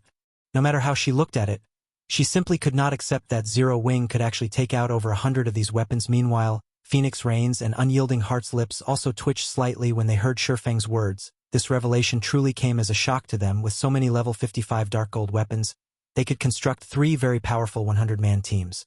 So long as each team had sufficient Tier 2 players, even raiding level 50 100-man team dungeons wouldn't be a problem. If they had 3 teams capable of consistently raiding level 50 100-man team dungeons, their guild's income of weapons and equipment would increase drastically. They could even acquire level 50 dungeon set equipment within 1 cooldown cycle. May I know how Brother Black Flame plans on selling these weapons? Unyielding Heart asked, a passionate flame burning in his eyes. Right? Guild leader Black Flame, how do you plan on selling these weapons? Phoenix Rain asked in a serious tone as well. She could not help but admit that this finale item was truly a finale among finales. After all, while the all-round devices and Elven Silver only provided them with a chance of obtaining top-tier weapons and equipment, placed right before them was a guarantee of doing so simple. Shifeng then took out 2 sets of documents listing some rare materials and handed these to the 2 people before him. Using the listed materials as the standard and 300 sets of them as one batch, so long as you collect 1 batch of materials, you may purchase 40 weapons. We'll use these 300 sets of materials as the starting bid. You can then increase the price using magic crystals or coins, with each increment being worth no less than 100 gold. After reading the list of materials Shifeng provided, Phoenix Rain and Unyielding Heart gasped involuntarily. Although the materials listed were not particularly rare, 1 full set was already worth quite a lot. Yet now they needed 300 sets just to qualify to participate in the auction. Shifeng's asking price truly wasn't low. We don't have any problems here, Phoenix Rain said. Nodding, a first-rate guild would indeed face great difficulty collecting 300 sets of the listed materials. It wasn't a matter of money but of the rarity of the materials. With the Dragon Phoenix Pavilion's huge sphere of influence, however, collecting 300 sets within a short period was still doable deal. Unyielding Heart was also determined to go through with this transaction. So long as he could obtain 40 of these level 55 dark gold weapons, he would have the confidence to lead his guild's main force to obtain the first clear of a level 50, 100-man team dungeon. Moreover, in terms of ability to collect resources, his side was much stronger than Phoenix Rain's. After all, the Dragon Phoenix Pavilion was an alliance of 2 guilds. Phoenix Rain could mobilize only half of the guild's resources at most. Since both of you are fine with this, let us start the auction now, then. Upon seeing that both sides found his proposal acceptable, Shifeng grew even more joyful. Truthfully, even he felt that the amount of materials he was asking for was a little excessive, and he expected that the 2 guilds might balk at the condition. After all, even the current Zero Wing wasn't capable of collecting 300 sets of the materials at short notice. However, when he thought about how both the Dragon Phoenix Pavilion and Unyielding Soul were super first-rate guilds, he concluded that acquiring 300 sets of the materials shouldn't be impossible for them, although it would hurt their pockets slightly by setting such a high price in the first place.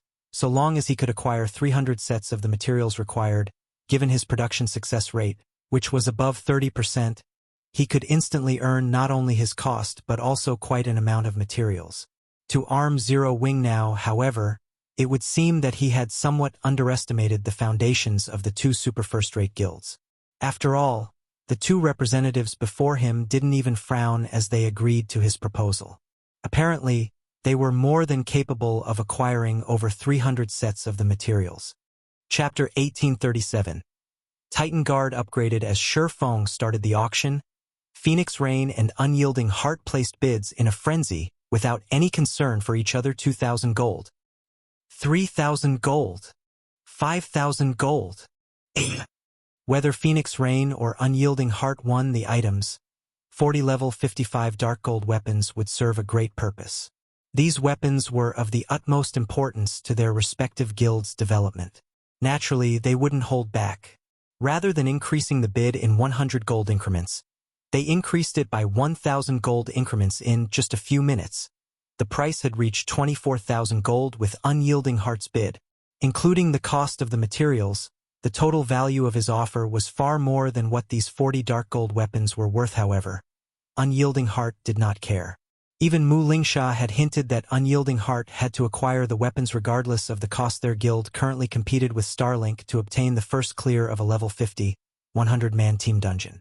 Both guilds had already reached the final boss in their respective dungeons, and these weapons would ensure Unyielding Soul's victory. Even if they had to spend a little more coins than expected, they could easily earn back the cost. 30,000 gold. Phoenix Rain instantly raised the price by a significant margin. She had already acquired the all-round devices and Elven Silver, but if she had these dark gold weapons as well, capturing the Sea of Death's inner islands would become far easier. After competing for several more minutes, Phoenix Rain won the first batch of weapons for 40,000 gold and 300 sets of materials. Unyielding Heart then claimed the second batch for 43,000 gold and 300 sets of materials. Although he wanted to win the last batch as well, due to lack of funds and these weapons' ordinary nature, he didn't go all out in the bidding. As a result, Phoenix Rain won the third batch of weapons for 41,000 gold and 300 sets of materials. Super first-rate guilds really are rich. After Shi Feng signed a contract with both sides, joy filled his heart. Although he didn't show it, he had to admit that becoming a master forger really was beneficial. Just by selling 3 batches of standardized dark gold weapons, he had earned 124,000 gold and 900 sets of materials. This price far exceeded his initial expectations. Now, he had the money to construct the airport and repair the secret stone forest, in addition to enough materials to arm Zero Wings members. Had he sold these weapons in single units or to small guilds, he would never have gotten such a good price. However, the Dragon Phoenix Pavilion and Unyielding Soul couldn't collect the required materials as easily as Shi Feng had suspected, either. This was especially true for Phoenix Rain, who would need roughly 1 day to collect all 300 sets. Unyielding Heart similarly needed a little time to collect all the materials. Shi Feng could not help but breathe a sigh of relief. He could only start crafting the weapons after he obtained the materials, and if the two guilds paid him in one go, he wouldn't have their purchased items ready. Hence, as a compromise, Shi Feng had asked both guilds pay a portion of the required materials as a down payment. Only after they brought the remaining materials and funds would he hand over the weapons. With this compromise, not only would he have materials to produce the weapons, but the two guilds would also have extra time to collect the remaining materials. Neither Phoenix Rain nor Unyielding Heart had any issues with this arrangement. They hadn't brought enough money for the purchases to begin with, so it was expected that Shi Feng ask for a down payment. Doing so would also ensure that Zero Wing couldn't sell the 120 dark gold weapons to anyone else. Neither Phoenix Rain nor Unyielding Heart had suspected that Zero Wing had crafted these weapons. They had assumed that the guild had acquired the items from farming monsters. Since their guilds didn't have the full payments ready, a down payment was understandable. Phoenix Rain and Unyielding Heart had their subordinates deliver the agreed-upon down payment, which was 30% of the full amount. In return, both guilds would be granted a full day to collect the remaining funds and materials. When the 270 sets of materials were delivered, Shi Feng recruited Melancholic Smile and Cream Cocoa to help him craft the weapons.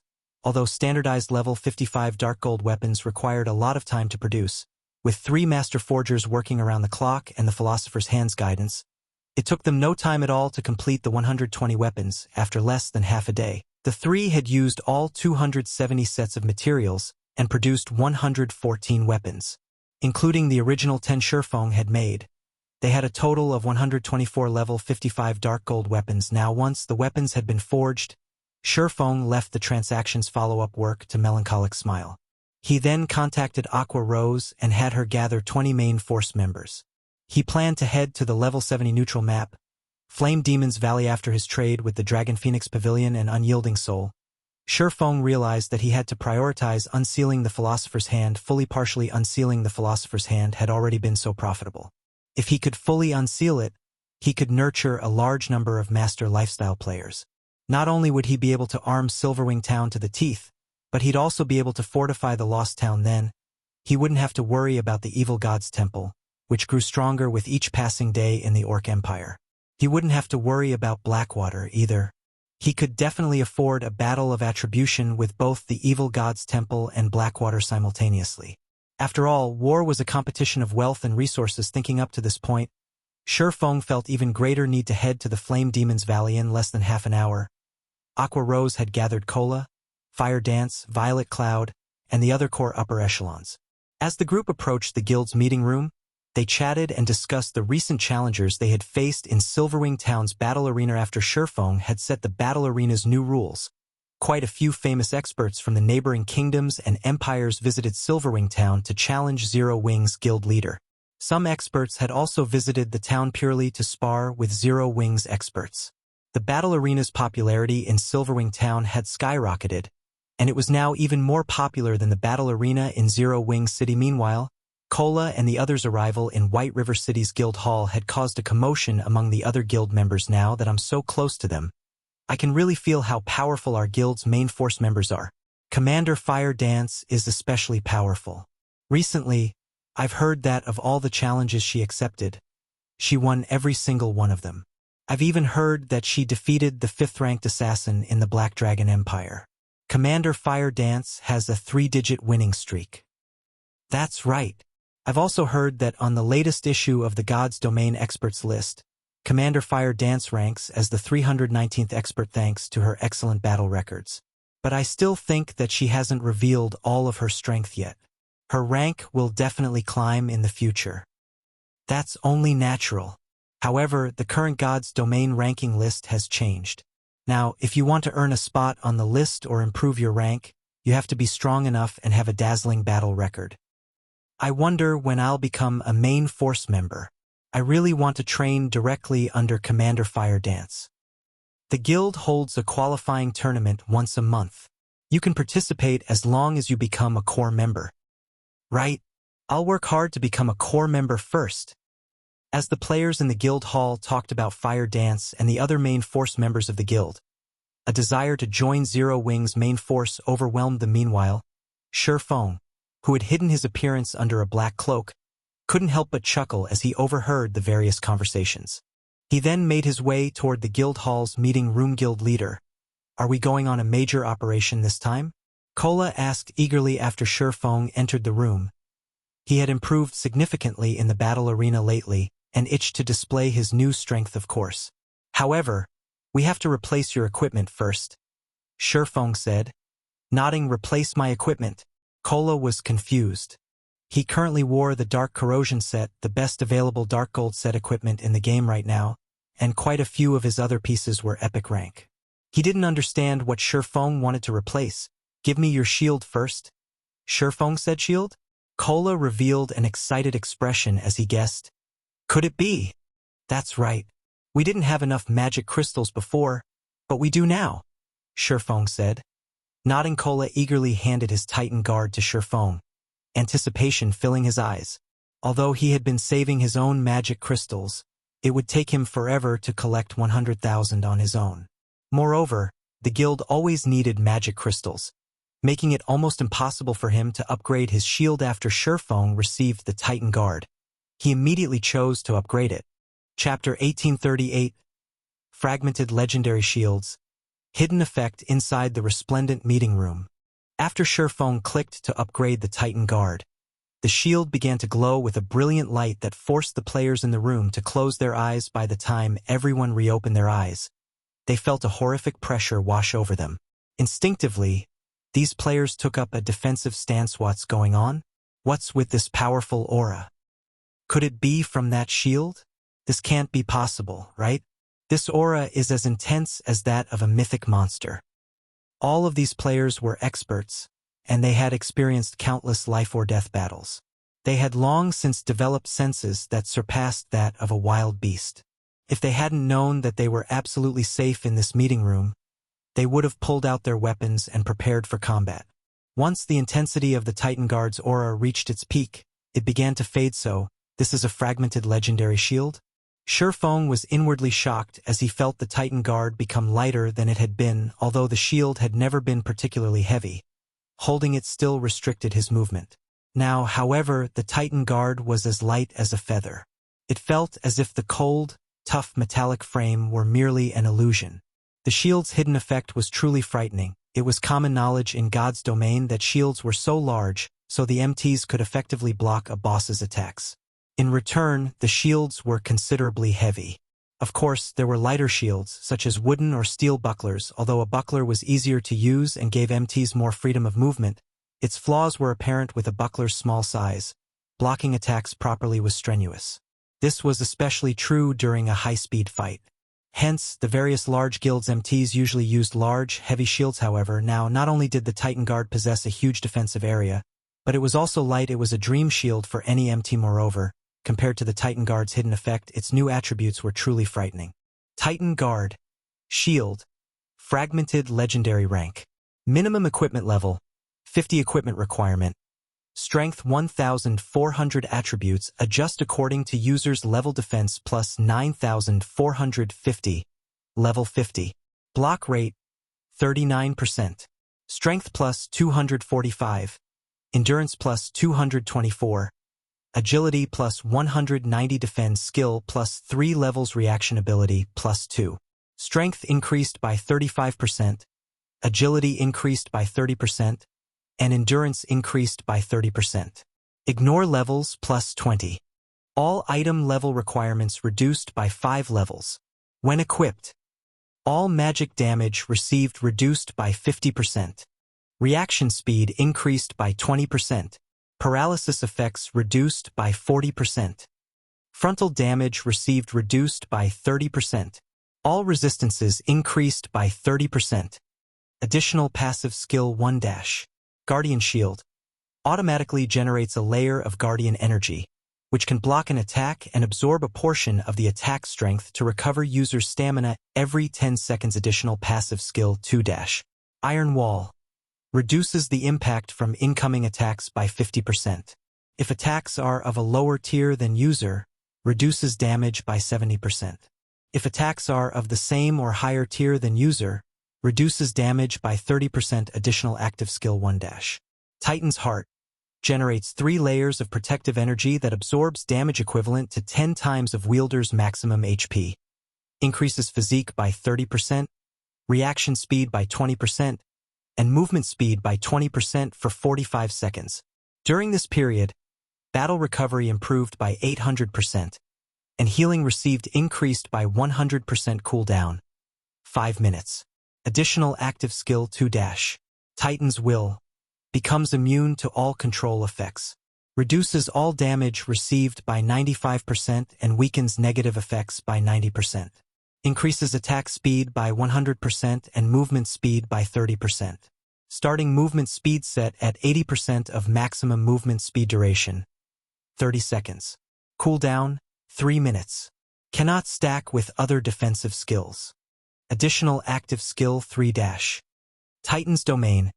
Every non-friendly target within a 100-yard radius will increase wielder's basic attributes by 2%, reduces damage received by 1%, and heals wielder by 0.1% HP every second. Duration 1 minute. Cooldown 2 hours. Maximum number of targets 100. With these attributes, an ordinary MT could immediately become a peak MT by equipping the Titan Guard. Guild Leader. How are the attributes? Kola asked excitedly. Take a look for yourself, Shurfong said, chuckling. He then passed the Titan Guard back to Kola. When Kola received the Titan Guard, he noticed the change to the shield's weight. When he saw the shield's attributes, even his breathing became harsh. Guild Leader, can we go find a mythic boss? Kola asked, Staring at Feng with desire in his eyes, he was like a swordsman that had just acquired a treasured sword and was eager to test out his new weapon. Cola had worn the best equipment in God's domain. Even while wielding the epic rank Titan Guard, he could tank a mythic monster of the same level. Now that Titan Guard had been upgraded, he felt that he could face a mythic monster head-on. Of course, he knew that was a misconception. After all, a mythic monster was still a mythic monster. Although he couldn't face a mythic monster in a direct confrontation, he was confident of tanking a mythic monster by himself. Whether or not he could kill the monster would depend on his team's DPS. Relax.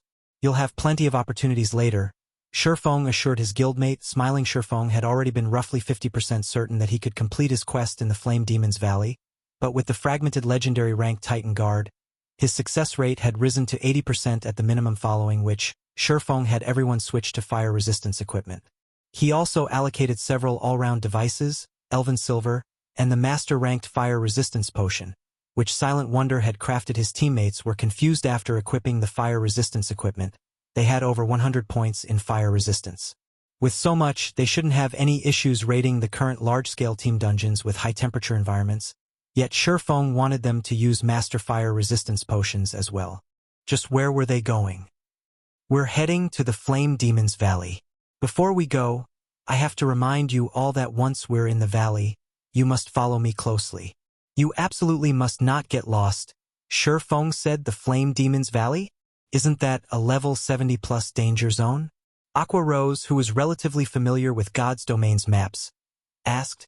Shocked, the other players gasped when they heard Aqua Rose's question. While they weren't familiar with the Flame Demon's Valley, they knew what a danger zone was. The Black Dragon Empire had quite a few danger zones, as did Starmoon Kingdom. However, they had never heard of a guild successfully exploring either country's level 30 to 40 danger zones.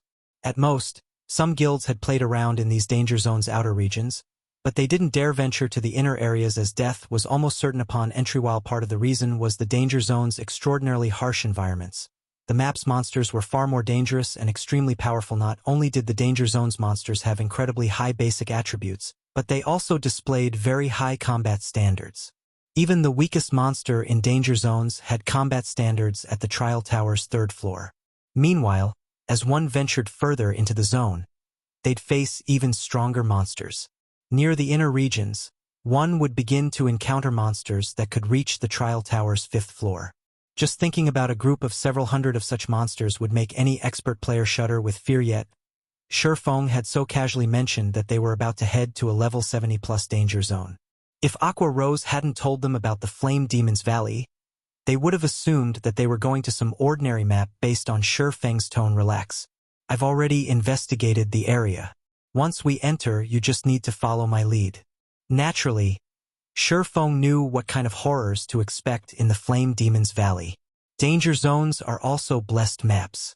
They are the best places to refine your skills. Don't you want to grow stronger? Hearing Feng's explanation, everyone's eyes glowed with excitement and anticipation. While they had fought in Silverwing Town's battle arena, they had realized how vast God's domain truly was. Although many of the challengers hadn't been famous, their combat standards had been extraordinary. They had only managed to defeat these experts thanks to their superior equipment. Now that they had learned of a place where they could train and improve their abilities, of course, they wanted to visit it. Feng then led his team to Starmoon City before teleporting to the Flame Dragon Empire and again to one of its border towns. In the end, Feng used the 7 Luminaries Ring's spatial gate to transport everyone across the remaining distance. After several hours, the team finally arrived before a valley that radiated waves of heat. Despite just standing at the valley's entrance, the area was hot enough to sting their skin. They did not even dare to imagine how high the temperature would be once they entered the Valley Guild leader. There seemed to be some people ahead. Minor Wind, who had used eagle eyes to observe their surroundings, suddenly reported as he pointed at the smoke-choked path ahead of them. People? Feng was astonished. Just getting to the Flame Demon's Valley was a difficult task for current players. Not to mention fighting in such a harsh environment. Amazing. They're fighting a level 72 boss, and they're overwhelming it. Minor Wind exclaimed as he watched these players fight. Guild leader. Some of our guild members are among them. Our guild? How? Feng was even more surprised to hear that his people were present, following which, Minor Wind sent Shurfeng a recording. Why are they here? As Shurfeng watched the video, he discovered that there really were 0 wing members among the group. One of them was the Elementalist Thoughtful Rain, and the other was the Cleric Blue Bamboo.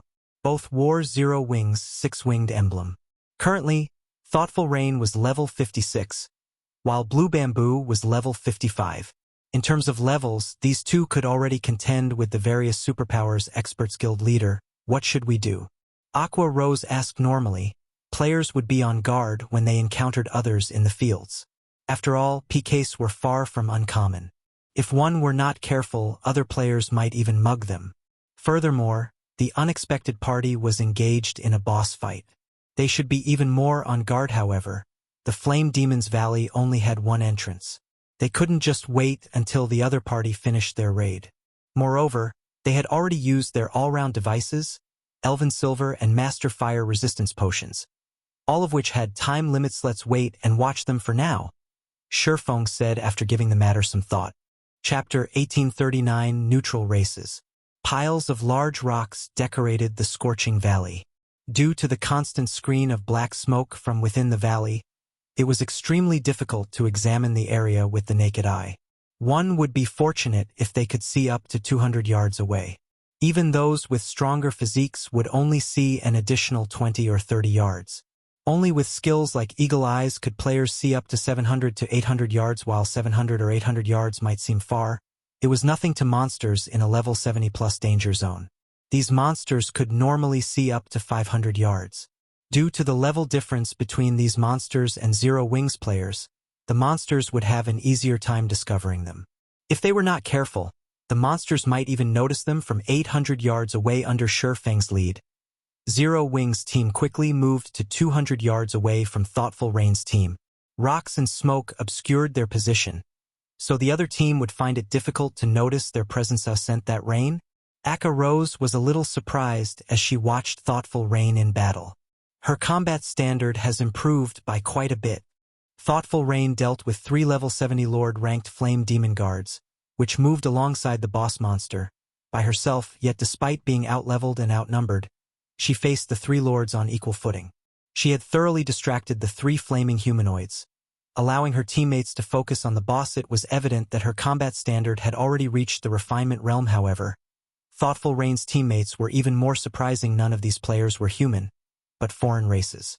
They were either half-beastmen with tiger ears and tails or half-elves with snowy white skin and pointed ears. What is going on? They're not actually human? Fire Dance exclaimed in shock. Every player on 0 Wings team was shocked. As far as they knew, it was only possible to play a human when starting the game. There weren't any other races to choose from. Although they had encountered demon players and monster players, they were transformations. Technically, they still identified as human. However, the players on Thoughtful Rain's team were different. Their initial statistics showed that they weren't humans who could transform. Instead, their races identified as half-beastmen or half-elves. While Shurfeng found the situation surprising as well, he did not find it particularly strange. Moreover, he finally understood why these other players were here in God's domain. Players were only allowed to play as human at the start of the game. There were no other racial options to choose from. However, after reaching level 30 and beyond, players could head to neutral races' habitats to complete conversion quests, becoming half-beastmen or half-elves. Although players would gain some racial abilities after becoming half-beastmen or half-elves, they'd abandon their identities as human and lose the protection of God's domain's ruling race. These players would find it far more difficult to move about on the continent, and in the game not all kingdoms and empires permitted entry to neutral races. Only a very small number of countries did so. Even so, there were still many expert players that willingly converted neutral races. Racial abilities were very tempting, and although these abilities wouldn't improve one's basic attributes directly, they would improve one's physical abilities. For example, half-beastmen generally gained more mobility, reaction speed, and perception. Half-beastmen were natural-born warriors. As for half-elves, they were magic's favored children. They would find magic-related tasks far easier than the other races.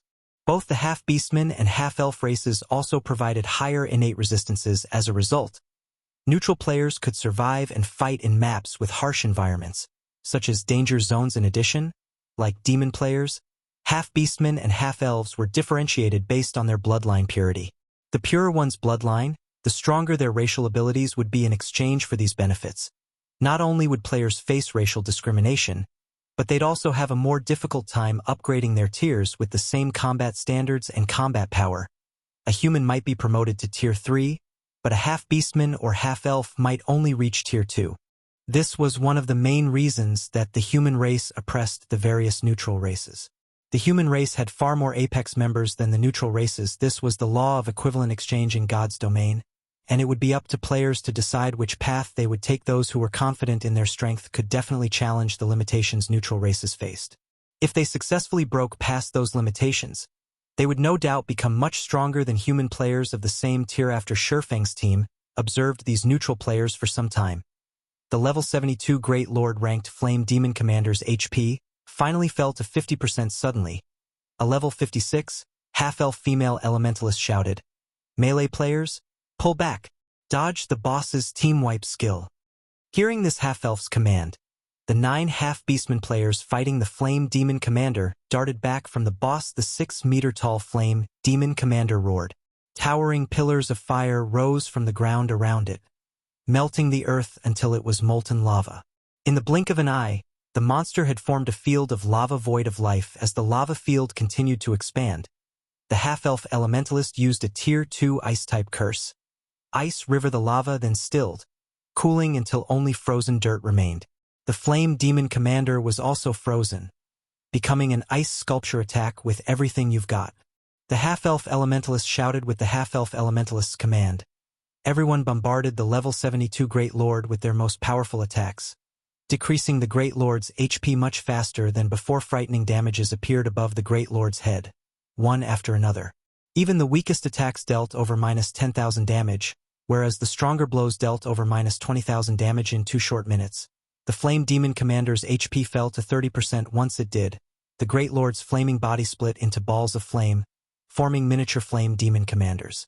There were 50 miniature versions of the Great Lord, and each one had half of the Flame Demon Commander's basic attributes.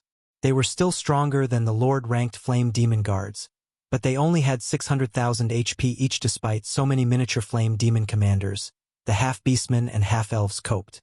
Each player fought 2 or 3 copies and steadily shaved away the copy's HP. Once every miniature Flame Demon Commander had died, the flames gathered and merged once more. In the blink of an eye, the real Flame Demon Commander stood before the team.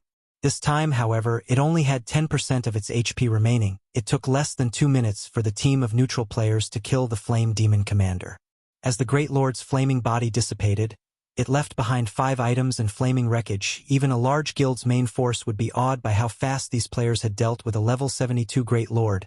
After watching these neutral players slay the boss, a voice called out to Shurfang as he prepared to lead his team over to greet the other players. "You guys have been watching us fight for quite some time now.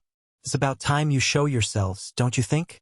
The female half-elf elementalist asked coldly as she turned towards the rock. Shurfang and the others hid behind. "If you refuse, we'll come to you." Hearing the female half-elf statement, the other half-beastmen and half-elves turned towards Zero Wings members with frosty expressions.